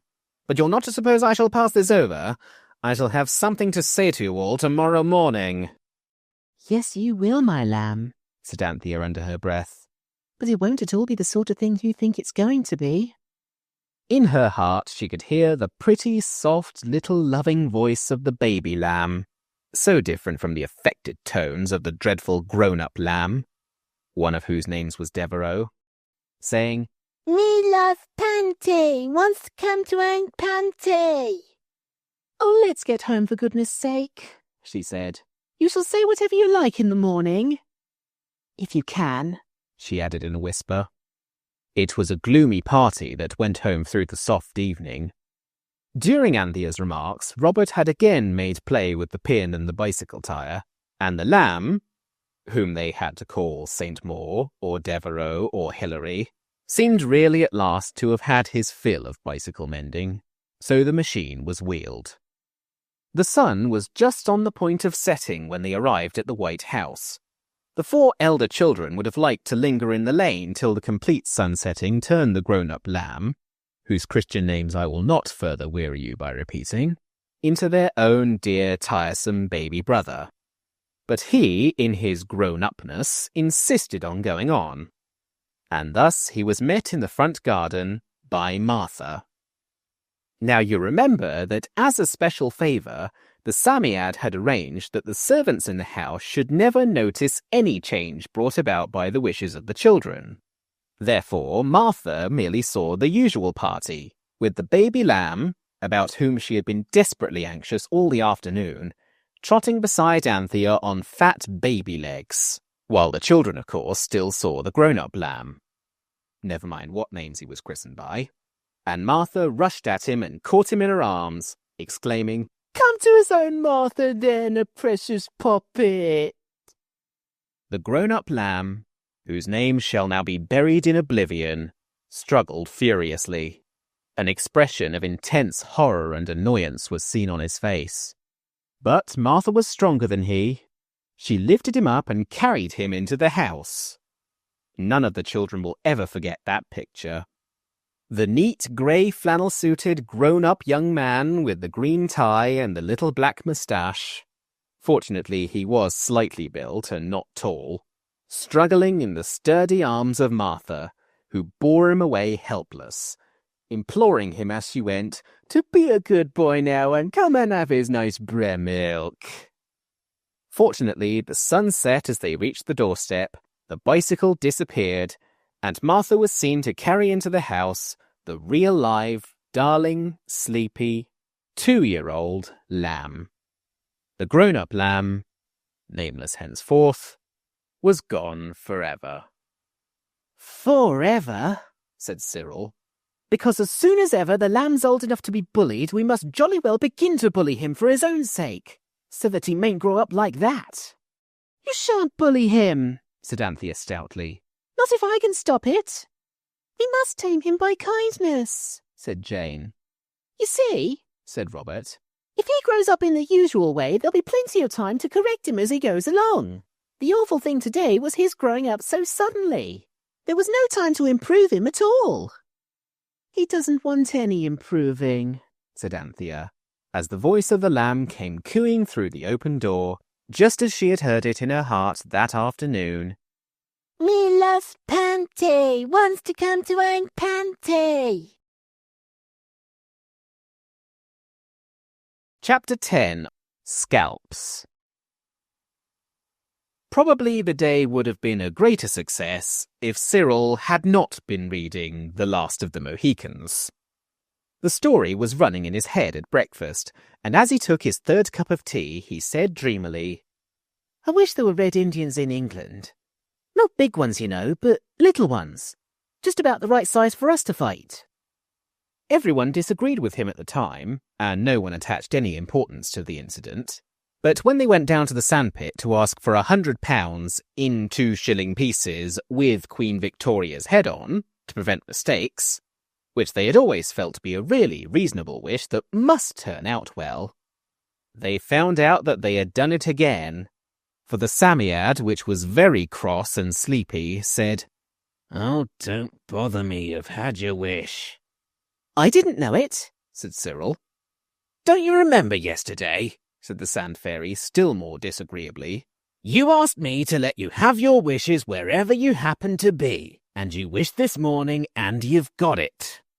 "Oh, have we?" said Robert. "What is it?" "So you've forgotten," said the Psammead, beginning to burrow. "Never mind, you'll know soon enough. And I wish you joy of it. A nice thing you've let yourselves in for." "We always do somehow," said Jane sadly. And now the odd thing was that no one could remember anyone's having wished for anything that morning. The wish about the Red Indians had not stuck in anyone's head. It was a most anxious morning. Everyone was trying to remember what had been wished for, and no one could, and everyone kept expecting something awful to happen every minute. It was most agitating. They knew from what the Psammead had said that they must have wished for something more than usually undesirable, and they spent several hours in most agonizing uncertainty. It was not till nearly dinner time that Jane tumbled over the last of the Mohicans, which had of course been left face downwards on the floor, and when Anthea had picked her and the book up, she suddenly said, "Oh no!" and sat down flat on the carpet. "Oh, Pussy, how awful! It was Indians he wished for. Cyril at breakfast, don't you remember? He said, 'I wish there were Red Indians in England.' And now there are, and they're going about scalping people all over the country like as not." "Perhaps they're only in Northumberland and Durham," said Jane soothingly. It was almost impossible to believe that it could really hurt people much to be scalped so far away as that. "Don't you believe it?" said Anthea. "The Psammead said we'd let ourselves in for a nice thing. That means they'll come here. And suppose they scalp the lamb." "Perhaps the scalping would come right again at sunset," said Jane. But she did not speak so hopefully as usual. "Not it," said Anthea. "The things that grow out of the wishes don't go. Look at the 15 shillings. Pussy, I'm going to break something, and you must let me have every penny of money you've got. The Indians will come here, don't you see? That spiteful Psammead as good as said so. You see what my plan is? Come on!" Jane did not see at all, but she followed her sister meekly into their mother's bedroom. Anthea lifted down the heavy water jug. It had a pattern of stalks and long grasses on it, which Anthea never forgot. She carried it into the dressing room and carefully emptied the water out of it into the bath. Then she took the jug back into the bedroom and dropped it on the floor. You know how a jug always breaks if you happen to drop it by accident? If you happen to drop it on purpose, it is quite different. Anthea dropped that jug 3 times and it was as unbroken as ever. So at last she had to take her father's boot tree and break the jug with that in cold blood. It was heartless work. Next, she broke open the missionary box with the poker. Jane told her that it was wrong, of course, but Anthea shut her lips very tight and then said, "Don't be silly, it's a matter of life and death." There was not very much in the missionary box, only 7 and 4pence, but the girls between them had nearly 4 shillings. This made over 11 shillings, as you will easily see. Anthea tied up the money in a corner of her pocket handkerchief. "Come on, Jane," she said, and ran down to the farm. She knew that the farmer was going into Rochester that afternoon. In fact, it had been arranged that he was to take the 4 children with him. They had planned this in the happy hour when they believed that they were going to get that £100 in 2-shilling pieces out of the Psammead. They had arranged to pay the farmer 2 shillings each for the ride. Now Anthea hastily explained to him that they could not go, but would he take Martha and the baby instead? He agreed, but he was not pleased to get only half a crown instead of 8 shillings. Then the girls ran home again. Anthea was agitated, but not flurried. When she came to think it over afterwards, she could not help seeing that she had acted with the most far-seeing promptitude, just like a born general. She fetched a little box from her corner drawer and went to find Martha, who was laying the cloth, and not in the best of tempers. "Look here," said Anthea. "I've broken the toilet jug in Mother's room." "Just like you, always up to some mischief," said Martha, dumping down the salt cellar with a bang. "Don't be cross, Martha dear," said Anthea. "I've got enough money to pay for a new one. If only you'll be a dear and go and buy it for us. Your cousins keep a china shop, don't they? And I would like you to get it today in case Mother comes home tomorrow. You know you said she might, perhaps." "But you're all going into town yourselves," said Martha. "We can't afford to if we get the new jug," said Anthea. "but we'll pay for you to go if you'll take the lamb. And I say, Martha, look here. I'll give you my Liberty box if you'll go. Look, it's most awfully pretty, all inlaid with real silver and ivory and ebony like King Solomon's temple." "I see," said Martha. "No, I don't want your box, miss. What you want is to get the precious lamb off your hands for the afternoon. Don't you go for to think I don't see through you." This was so true that Anthea longed to deny it at once. Martha had no business to know so much.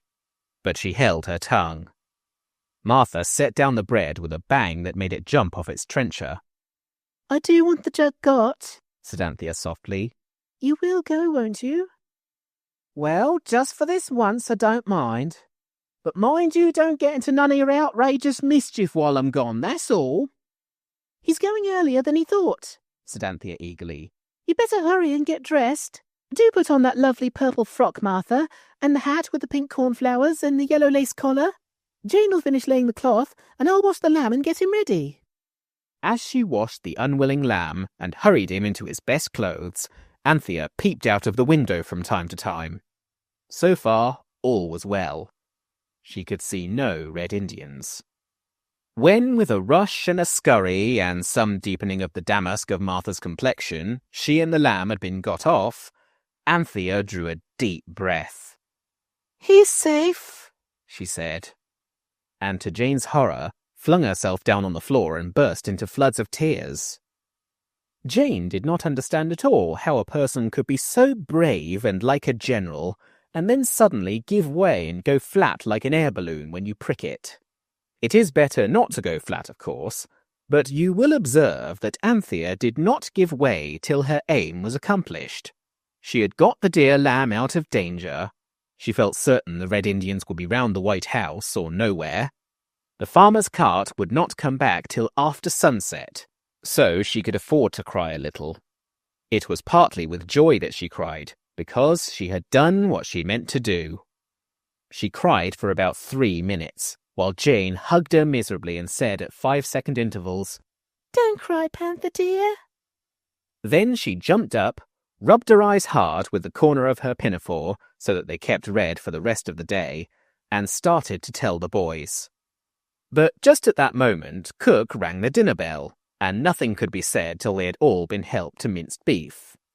Then Cook left the room, and Anthea told her tale. But it is a mistake to tell a thrilling tale when people are eating minced beef and boiled potatoes. There seemed somehow to be something about the food that made the idea of Red Indians seem flat and unbelievable. The boys actually laughed and called Anthea a little silly. "Why," said Cyril, "I'm almost sure it was before I said that Jane said she wished it would be a fine day." "It wasn't," said Jane briefly. "Why, if it was Indians," Cyril went on. "Salt, please, and mustard. I must have something to make this mush go down. If it was Indians, they'd have been infesting the place long before this. You know they would. I believe it's the fine day." "Then why did the Psammead say we'd let ourselves in for a nice thing?" asked Anthea. She was feeling very cross. She knew she had acted with nobility and discretion, and after that it was very hard to be called a little silly, especially when she had the weight of a burglared missionary box and about 7 and 4pence, mostly in coppers, lying like lead upon her conscience. There was a silence, during which Cook took away the mincy plates and brought in the treacle pudding. As soon as she had retired, Cyril began again. "Of course I don't mean to say," he admitted, "that it wasn't a good thing to get Martha and the lamb out of the light for the afternoon, But as for Red Indians, why, you know jolly well the wishes always come that very minute. If there was going to be Red Indians, they'd be here now. I expect they are, said Anthea. They're lurking amid the undergrowth for anything you know. I do think you're most beastly unkind. Indians almost always do lurk, really, though, don't they? Put in Jane, anxious for peace. No, they don't, said Cyril tartly. And I'm not unkind, I'm only truthful. And I say it was utter rot breaking the water jug. And as for the missionary box, I believe it's a treason crime. And I shouldn't wonder if you could be hanged for it if any of us was to split. Shut up, can't you? Said Robert. But Cyril couldn't. You see, he felt in his heart that if there should be Indians, they would be entirely his own fault. So he did not wish to believe in them. And trying not to believe things when in your heart you are almost sure they are true is as bad for the temper as anything I know. It's simply idiotic, he said, talking about Indians when you can see for yourselves that it's Jane who's got her wish. Look what a fine day it is. Oh! He had turned towards the window to point out the fineness of the day. The others turned too, and a frozen silence caught at Cyril, and none of the others felt at all like breaking it. For there, peering round the corner of the window, among the red leaves of the Virginia creeper, was a face, a brown face, with a long nose and a tight mouth and very bright eyes, and the face was painted in coloured patches. It had long black hair, and in the hair were feathers. Every child's mouth in the room opened, and stayed open. The treacle pudding was growing white and cold on their plates. No one could move. Suddenly the feathered head was cautiously withdrawn, and the spell was broken.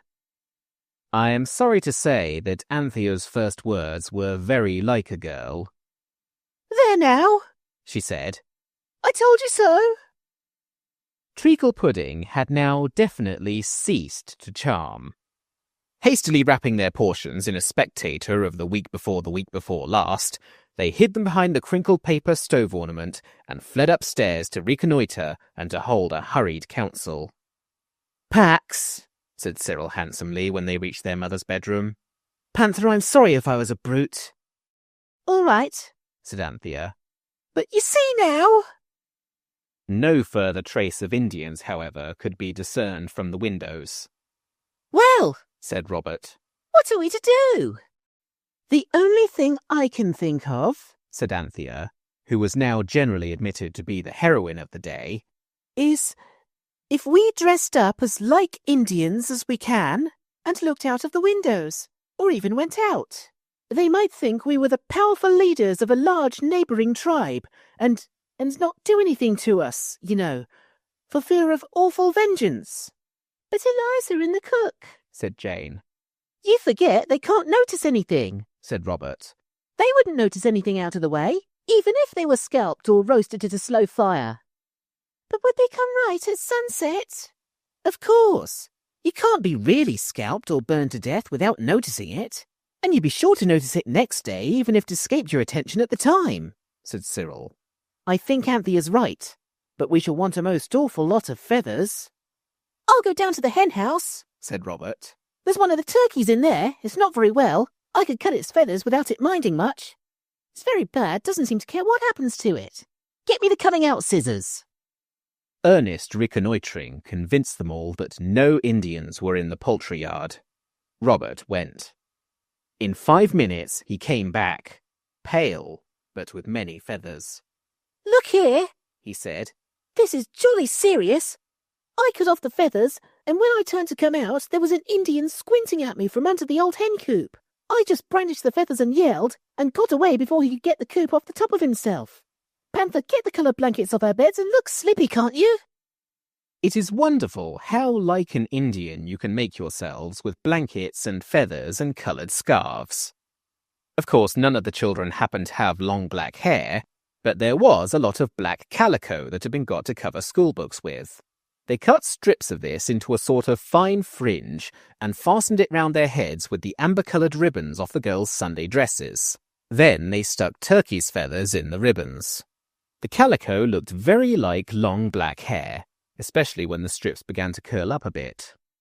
But our faces, said Anthea. They're not at all the right colour. We're all rather pale. And I'm sure I don't know why, but Cyril is the colour of putty. I'm not, said Cyril. The real Indians outside seem to be brownish, said Robert hastily. I think we ought to be really red. It's sort of superior to have a red skin, if you are one. The red ochre cook used for the kitchen bricks seemed to be about the reddest thing in the house. The children mixed some in a saucer with milk, as they had seen Cook do for the kitchen floor.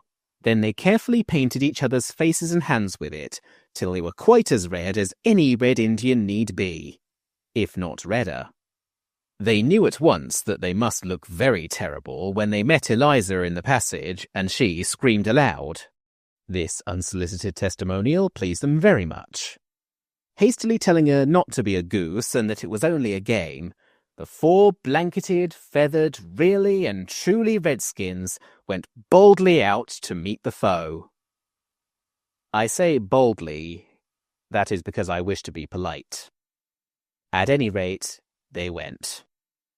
Along the hedge dividing the wilderness from the garden was a row of dark heads, all highly feathered. It's our only chance, whispered Anthea. Much better than to wait for their blood-freezing attack. We must pretend like mad. Like that game of cards where you pretend you've got aces when you haven't. Fluffing, they call it, I think. Now then.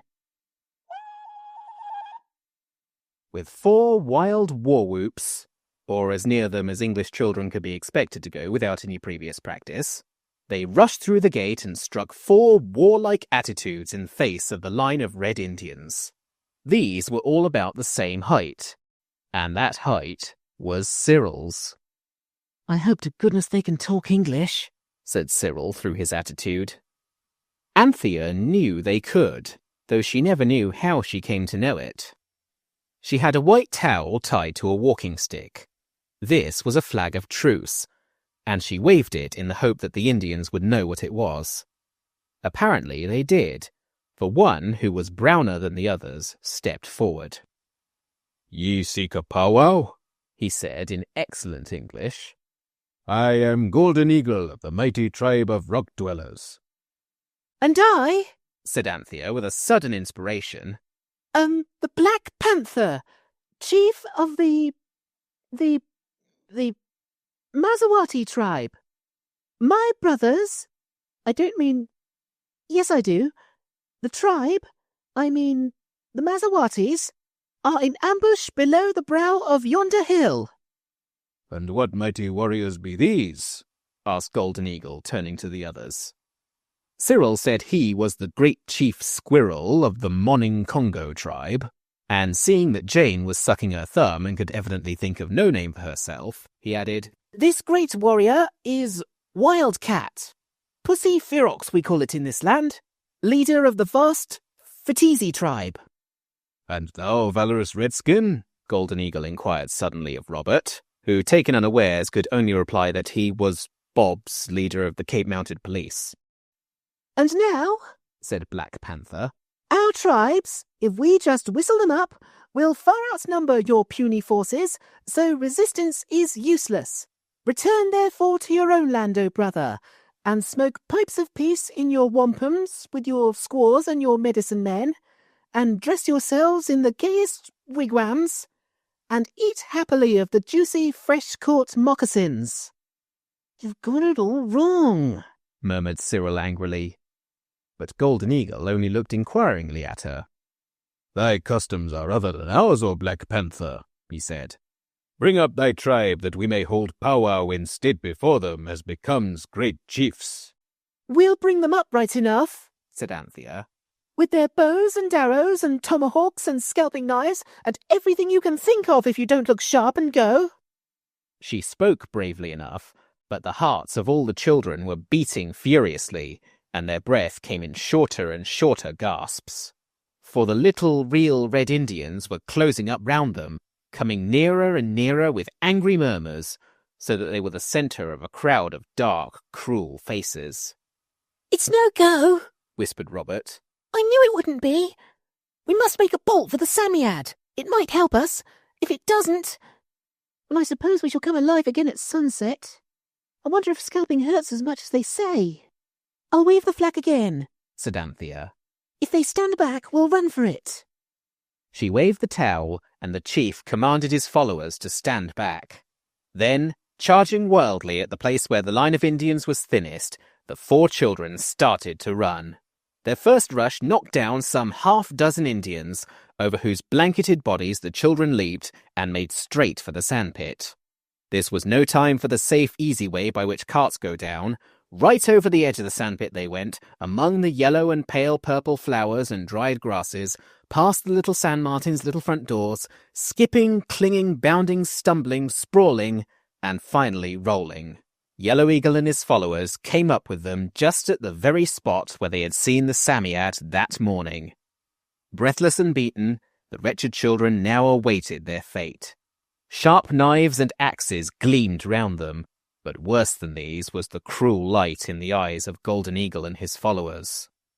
Ye have lied to us, O Black Panther of the Mazawatis, and thou too, Squirrel of the Morning Congos.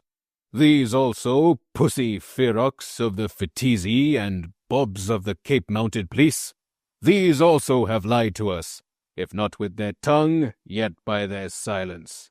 Ye have lied under the cover of the truce flag of the Paleface. Ye have no followers.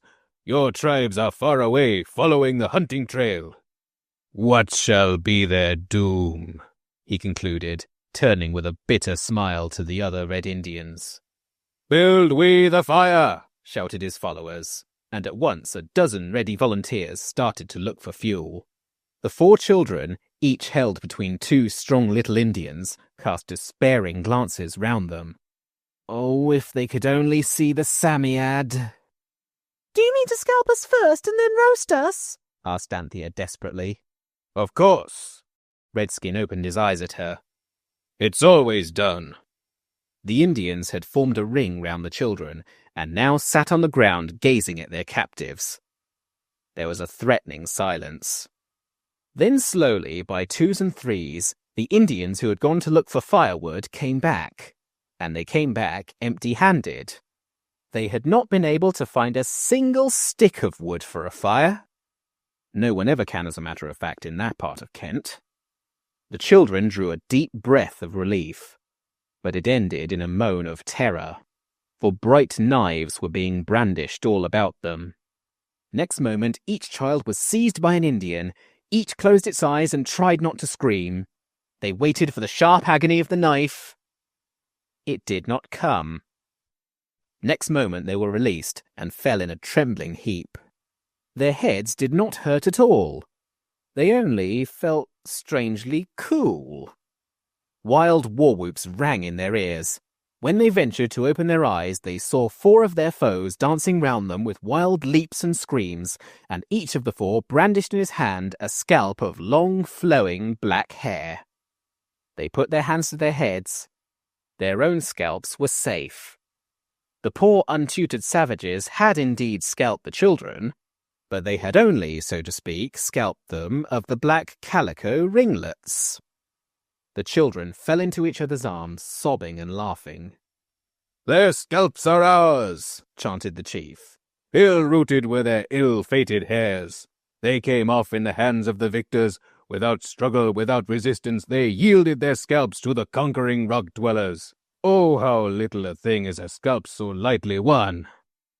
They'll take our real ones in a minute, you see if they don't, said Robert, trying to rub some of the red ochre off his face and hands onto his hair. Cheated of our just and fiery revenge are we, the chant went on. But there are other torments than the scalping knife and the flames. Yet is the slow fire the correct thing. Oh, strange unnatural country wherein a man may find no wood to burn his enemy. Ah, for the boundless forests of my native land, where the great trees for thousands of miles grow but to furnish firewood wherewithal to burn our foes. Ah, would we were but in our native forest once more! Suddenly, like a flash of lightning, the golden gravel shone all round the 4 children, instead of the dusky figures. for every single Indian had vanished on the instant at their leader's word. The Psammead must have been there all the time, and it had given the Indian chief his wish. Martha brought home a jug with a pattern of stalks and long grasses on it. Also, she brought back all Anthea's money.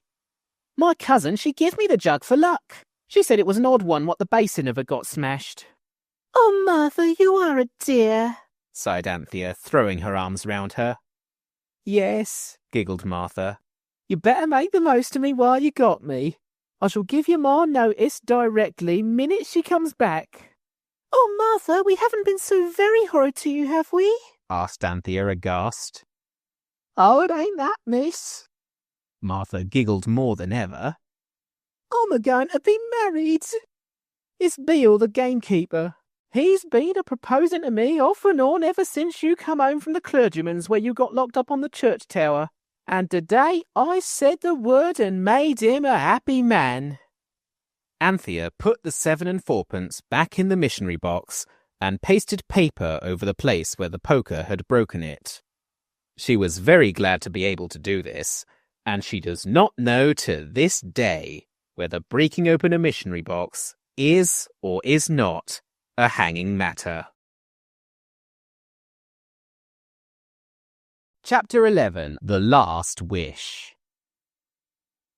Of course you, who see above that this is the 11th and last chapter, know very well that the day of which this chapter tells must be the last on which Cyril, Anthea, Robert and Jane will have a chance of getting anything out of the Psammead or Sand Fairy. But the children themselves did not know this. They were full of rosy visions, and whereas on other days they had often found it extremely difficult to think of anything really nice to wish for, their brains were now full of the most beautiful and sensible ideas. This, as Jane remarked afterwards, is always the way. Everyone was up extra early that morning, and these plans were hopefully discussed in the garden before breakfast. The old idea of £100 in modern florins was still first favourite, but there were others that ran it close, the chief of these being the pony each idea. This had a great advantage.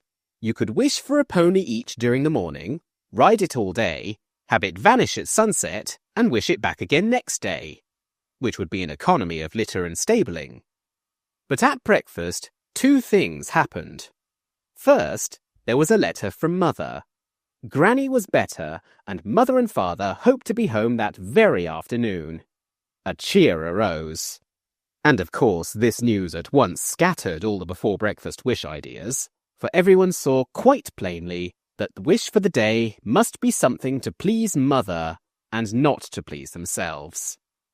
I wonder what she would like, pondered Cyril. She'd like us all to be good, said Jane primly. Yes, but that's so dull for us, Cyril rejoined. And besides, I should hope we could be that without sand fairies to help us. No, it must be something splendid that we couldn't possibly get without wishing for. Look out, said Anthea in a warning voice. Don't forget yesterday. Remember, we get our wishes now just wherever we happen to be when we say I wish. Don't let's let ourselves in for anything silly today of all days. All right, said Cyril. You needn't jaw. Just then Martha came in with a jug full of hot water for the teapot and a face full of importance for the children. A blessing we're all alive to eat our breakfasts, she said darkly. Why, whatever's happened? Everybody asked. Oh, nothing, said Martha. Only it seems nobody's safe from being murdered in their beds nowadays. Why? Said Jane as an agreeable thrill of horror ran down her back and legs and out at her toes. Has anyone been murdered in their beds? Well, not exactly, said Martha. But they might just as well. There's been burglars over at Peasmarsh Place. Beale's just told me. And they've took every single one of Lady Chittenden's diamonds and jewels and things. And she's a-going out of one fainting fit into another with hardly time to say, oh my diamonds in between. And Lord Chittenden's away in London. Lady Chittenden, said Anthea. We've seen her. She wears a red and white dress, and she has no children of her own and can't abide other folks's. That's her, said Martha. Well, She's put all her trust in riches, and you see how she's served. They say the diamonds and things was worth thousands of pounds. There was a necklace and a river, whatever that is, and no end of bracelets, and a tiara, and ever so many rings. But there, I mustn't stand talking and all the place to clean down afore your ma comes home. I don't see why she should ever have had such lots of diamonds, said Anthea when Martha had bounced off. She was rather a nasty lady, I thought. And Mother hasn't any diamonds and hardly any jewels. The topaz necklace and the sapphire ring Daddy gave her when they were engaged, and the garnet star and the little pearl brooch with great-grandpapa's hair in it. That's about all. When I'm grown up, I'll buy Mother no end of diamonds, said Robert. If she wants them. I shall make so much money exploring in Africa, I shan't know what to do with it. Wouldn't it be jolly, said Jane dreamily, if Mother could find all those lovely things? Necklaces and rivers of diamonds and tiaras.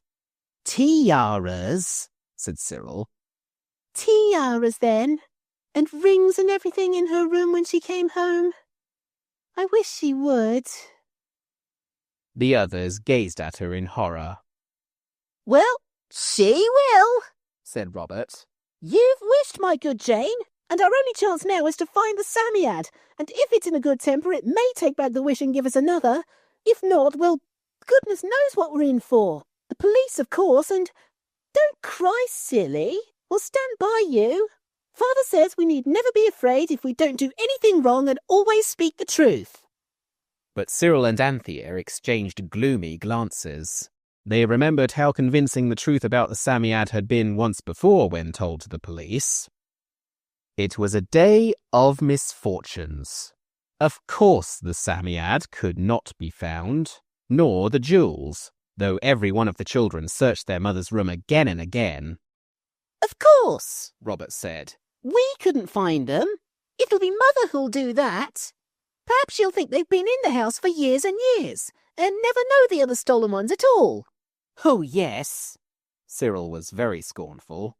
Then Mother will be a receiver of stolen goods, and you know jolly well what that's worse than. Another and exhaustive search of the sandpit failed to reveal the Psammead, so the children went back to the house slowly and sadly. I don't care, said Anthea stoutly. We'll tell Mother the truth, and she'll give back the jewels and make everything all right. Do you think so? Said Cyril slowly. Do you think she'll believe us? Could anyone believe about a Psammead unless they'd seen it? She'll think we're pretending, or else she'll think we're raving mad, and then we shall be sent to Bedlam. How would you like it? He turned suddenly on the miserable Jane. How would you like it, to be shut up in an iron cage with bars and padded walls, and nothing to do but stick straws in your hair all day and listen to the howlings and ravings of the other maniacs? Make up your minds to it, all of you. It's no use telling Mother. But it's true, said Jane. Of course it is, but it's not true enough for grown-up people to believe it, said Anthea. Cyril's right. Let's put flowers in all the vases and try not to think about diamonds. After all, everything has come right in the end, all the other times. So they filled all the pots they could find with flowers. Asters and zinnias and loose-leaved late red roses from the wall of the stable-yard, till the house was a perfect bower. And almost as soon as dinner was cleared away, Mother arrived and was clasped in 8 loving arms. It was very difficult indeed not to tell her all about the Psammead at once, because they had got into the habit of telling her everything. But they did succeed in not telling her. Mother, on her side, had plenty to tell them, about Granny and Granny's pigeons and Auntie Emma's lame tame donkey. She was very delighted with the flowery boweriness of the house, and everything seemed so natural and pleasant now that she was home again, that the children almost thought they must have dreamed the Psammead. But when Mother moved towards the stairs to go up to her bedroom and take off her bonnet, the 8 arms clung round her just as if she only had 2 children, one the lamb and the other an octopus. Don't go up, Mummy darling, said Anthea. Let me take your things up for you. Or I will, said Cyril. We want you to come and look at the rose tree, said Robert. Oh, don't go up, said Jane helplessly. Nonsense, dears, said Mother briskly. I'm not such an old woman yet that I can't take my bonnet off in the proper place. Besides, I must wash these black hands of mine. So up she went, and the children, following her, exchanged glances of gloomy foreboding. Mother took off her bonnet. It was a very pretty hat, really, with white roses on it. And when she had taken it off, she went to the dressing table to do her pretty hair. On the table, between the ring stand and the pincushion, lay a green leather case. Mother opened it. Oh, how lovely! She cried. It was a ring, a large pearl with shining, many-lighted diamonds set round it. Wherever did this come from? Mother asked, trying it on her wedding finger, which had fitted beautifully. However did it come here? I don't know, said each of the children truthfully. Father must have told Martha to put it here, Mother said. I'll run down and ask her. Let me look at it, said Anthea, who knew Martha would not be able to see the ring. But when Martha was asked, of course she denied putting the ring there, and so did Eliza and Cook. Mother came back to her bedroom, very much interested and pleased about the ring. But when she opened the dressing table drawer and found a long case containing an almost priceless diamond necklace, she was more interested still, though not so pleased. In the wardrobe, when she went to put away her bonnet, she found a tiara and several brooches, and the rest of the jewellery turned up in various parts of the room during the next half hour. The children looked more and more uncomfortable, and now Jane began to sniff. Mother looked at her gravely.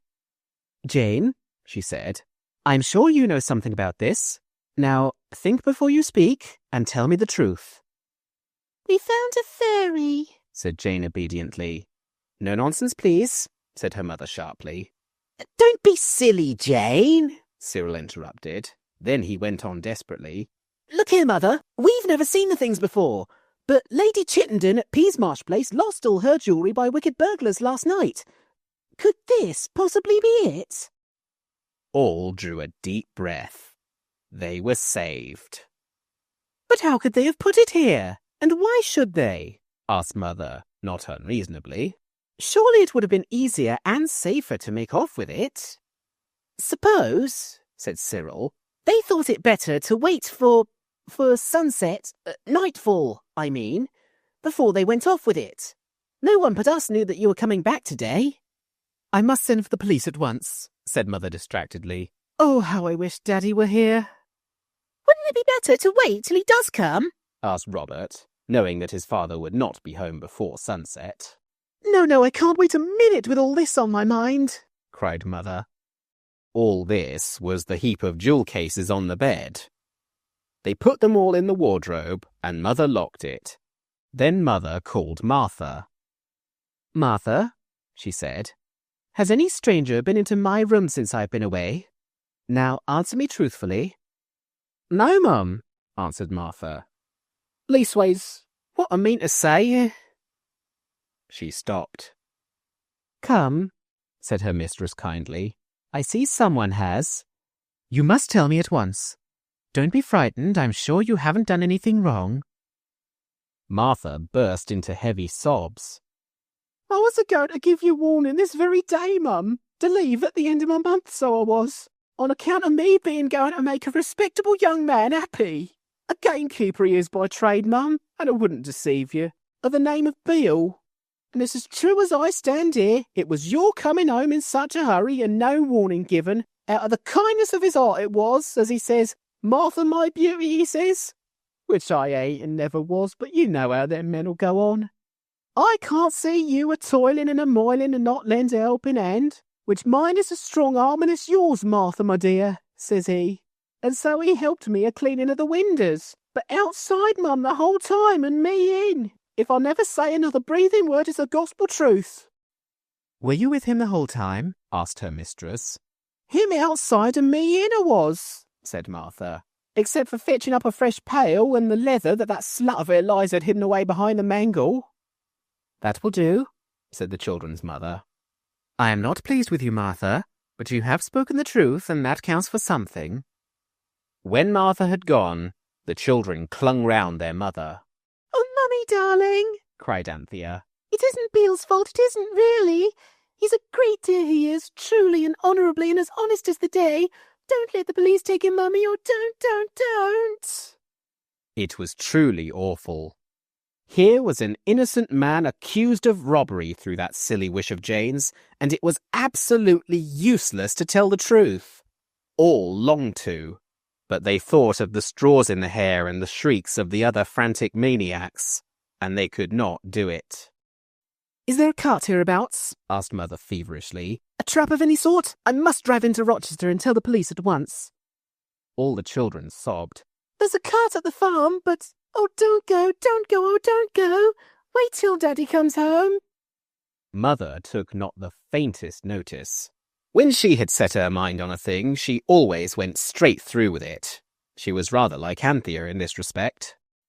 Look here, Cyril, she said, sticking on her hat with long, sharp, violet-headed pins. I leave you in charge. Stay in the dressing room. You can pretend to be swimming boats in the bath or something. Say I gave you leave. But stay there with the landing door open. I've locked the other. And don't let anyone go into my room. Remember, no one knows the jewels are there except me and all of you and the wicked thieves who put them there. Robert, you stay in the garden and watch the windows. If anyone tries to get in, you must run and tell the 2 farm men that I'll send up to wait in the kitchen. I'll tell them there are dangerous characters about. That's true enough. Now remember, I trust you both. But I don't think they'll try it till after dark, so you're quite safe. Goodbye, darlings. And she locked her bedroom door and went off with the key in her pocket. The children could not help admiring the dashing and decided way in which she had acted. They thought how useful she would have been in organising escape from some of the tight places in which they had found themselves of late in consequence of their ill-timed wishes. She's a born general, said Cyril. But I don't know what's going to happen to us. Even if the girls were to hunt for that beastly Psammead and find it and get it to take the jewels away again, Mother would only think we hadn't looked out properly and let the burglars sneak in and nick them, or else the police will think we've got them, or else that she's been fooling them. Oh, it's a pretty decent, average, ghastly mess this time, and no mistake. He savagely made a paper boat and began to float it in the bath, as he had been told to do. Robert went into the garden and sat down on the worn yellow grass with his miserable head between his helpless hands. Anthea and Jane whispered together in the passage downstairs where the coconut matting was, with the hole in it that you always caught your foot in if you were not careful. Martha's voice could be heard in the kitchen, grumbling loud and long. It's simply quite too dreadfully awful, said Anthea. How do you know all the diamonds are there too? If they aren't, the police will think Mother and Father have got them, and that they've only given up some of them for a kind of desperate blind. And they'll be put in prison, and we shall be branded outcasts, the children of felons. And it won't be at all nice for Father and Mother either, she added by a candid afterthought. But what can we do? Asked Jane. Nothing. At least, we might look for the Psammead again. It's a very, very hot day. He may have come out to warm that whisker of his. He won't give us any more beastly wishes today, said Jane flatly. He gets crosser and crosser every time we see him. I believe he hates having to give wishes. Anthea had been shaking her head gloomily. Now she stopped shaking it so suddenly that it really looked as though she were pricking up her ears. What is it? Asked Jane. Oh, have you thought of something? Our one chance, cried Anthea dramatically. The last lone, forlorn hope. Come on! At a brisk trot, she led the way to the sandpit. Oh, joy! There was the Psammead, basking in a golden sandy hollow and preening its whiskers happily in the glowing afternoon sun. The moment it saw them, it whisked round and began to burrow. It evidently preferred its own company to theirs. But Anthea was too quick for it. She caught it by its furry shoulders gently but firmly and held it. "Here, none of that," said the Psammead. "Leave go of me, will you?" But Anthea held him fast. Dear kind darling Psammead, she said breathlessly. "Oh, yes, it's all very well," it said. "You want another wish, I expect. But I can't keep on slaving from morning till night giving people their wishes. I must have some time to myself. Do you hate giving wishes? asked Anthea gently, and her voice trembled with excitement. Of course I do, it said. Leave go of me or I'll bite. I really will. I mean it. Oh, well, if you choose to risk it. Anthea risked it and held on. Look here, she said. Don't bite me. Listen to reason. If you'll only do what we want today, we'll never ask you for another wish as long as we live. The Psammead was much moved. I'd do anything, it said in a tearful voice. I'd almost burst myself to give you one wish after another as long as I held out. If you'd only never ask me to do it after today. If you knew how I hate to blow myself out with other people's wishes, and how frightened I am always that I shall strain a muscle or something, and then to wake up every morning and know you've got to do it. You don't know what it is. You don't know what it is. You don't. Its voice cracked with emotion, and the last don't was a squeak. Anthea set it down gently on the sand. It's all over now, she said soothingly. We promise faithfully never to ask for another wish after today. Well, go ahead, said the Psammead. Let's get it over. How many can you do? I don't know. As long as I can hold out. Well, first, I wish Lady Chittenden may find she's never lost her jewels. The Psammead blew itself out, collapsed, and said, Done. I wish, said Anthea more slowly, Mother mayn't get to the police. Done, said the creature after the proper interval. I wish, said Jane suddenly. Mother could forget all about the diamonds. Done, said the Psammead, but its voice was weaker. Wouldn't you like to rest a little? asked Anthea considerately. Yes, please, said the Psammead. And before we go further, will you wish something for me? Can't you do wishes for yourself? Of course not, it said. We were always expected to give each other our wishes. Not that we had any to speak of in the good old Megatherium days. Just wish, will you, that you may never be able, any of you, to tell anyone a word about me. Why? asked Jane. Why, don't you see? If you told grown-ups, I should have no peace of my life. They'd get hold of me, and they wouldn't wish silly things like you do, but real earnest things. And the scientific people would hit on some way of making things last after sunset as likely as not, and they'd ask for a graduated income tax and old age pensions and manhood suffrage and free secondary education and dull things like that. And get them and keep them, and the whole world would be turned topsy-turvy. Do wish it quick. Anthea repeated the Psammead's wish, and it blew itself out to a larger size than they had yet seen it attain. And now, it said as it collapsed, can I do anything more for you?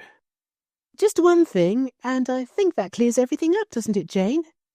I wish Martha to forget about the diamond ring, and Mother to forget about the keeper cleaning the windows. It's like the brass bottle, said Jane. Yes, I'm glad we read that, or I should never have thought of it. Now, said the Psammead faintly, I'm almost worn out. Is there anything else? No, only thank you kindly for all you've done for us, and I hope you'll have a good long sleep. And I hope we shall see you again someday. Is that a wish? It said in a weak voice. Yes, please, said the two girls together. Then, for the last time in this story, they saw the Psammead blow itself out and collapse suddenly. It nodded to them, blinked its long snail's eyes, burrowed and disappeared, scratching fiercely to the last, and the sand closed over it. I hope we've done right, said Jane. I'm sure we have, said Anthea. Come on home and tell the boys. Anthea found Cyril glooming over his paper boats and told him. Jane told Robert. The two tales were only just ended when Mother walked in, hot and dusty. She explained that as she was being driven into Rochester to buy the girls' autumn school dresses, the axle had broken, and but for the narrowness of the lane and the high soft hedges she would have been thrown out. As it was, she was not hurt, but she had to walk home. "And oh, my dearest dear chicks," she said, "I am simply dying for a cup of tea. Do run and see if the kettle boils." So you see, it's all right, Jane whispered. She doesn't remember. "No more does Martha," said Anthea, who had been to ask after the state of the kettle. As the servants sat at their tea, Beale the gamekeeper dropped in. He brought the welcome news that Lady Chittenden's diamonds had not been lost at all. Lord Chittenden had taken them to be reset and cleaned, and the maid who knew about it had gone for a holiday. So that was all right. I wonder if we ever shall see the Psammead again, said Jane wistfully, as they walked in the garden while Mother was putting the lamb to bed. "I'm sure we shall," said Cyril. "if you really wished it." "We've promised never to ask it for another wish," said Anthea. "I never want to," said Robert earnestly. They did see it again, of course, but not in this story. And it was not in a sandpit either, but in a very, very, very different place. It was in a... But I must say no more. End of 5 Children and It by E. Nesbit.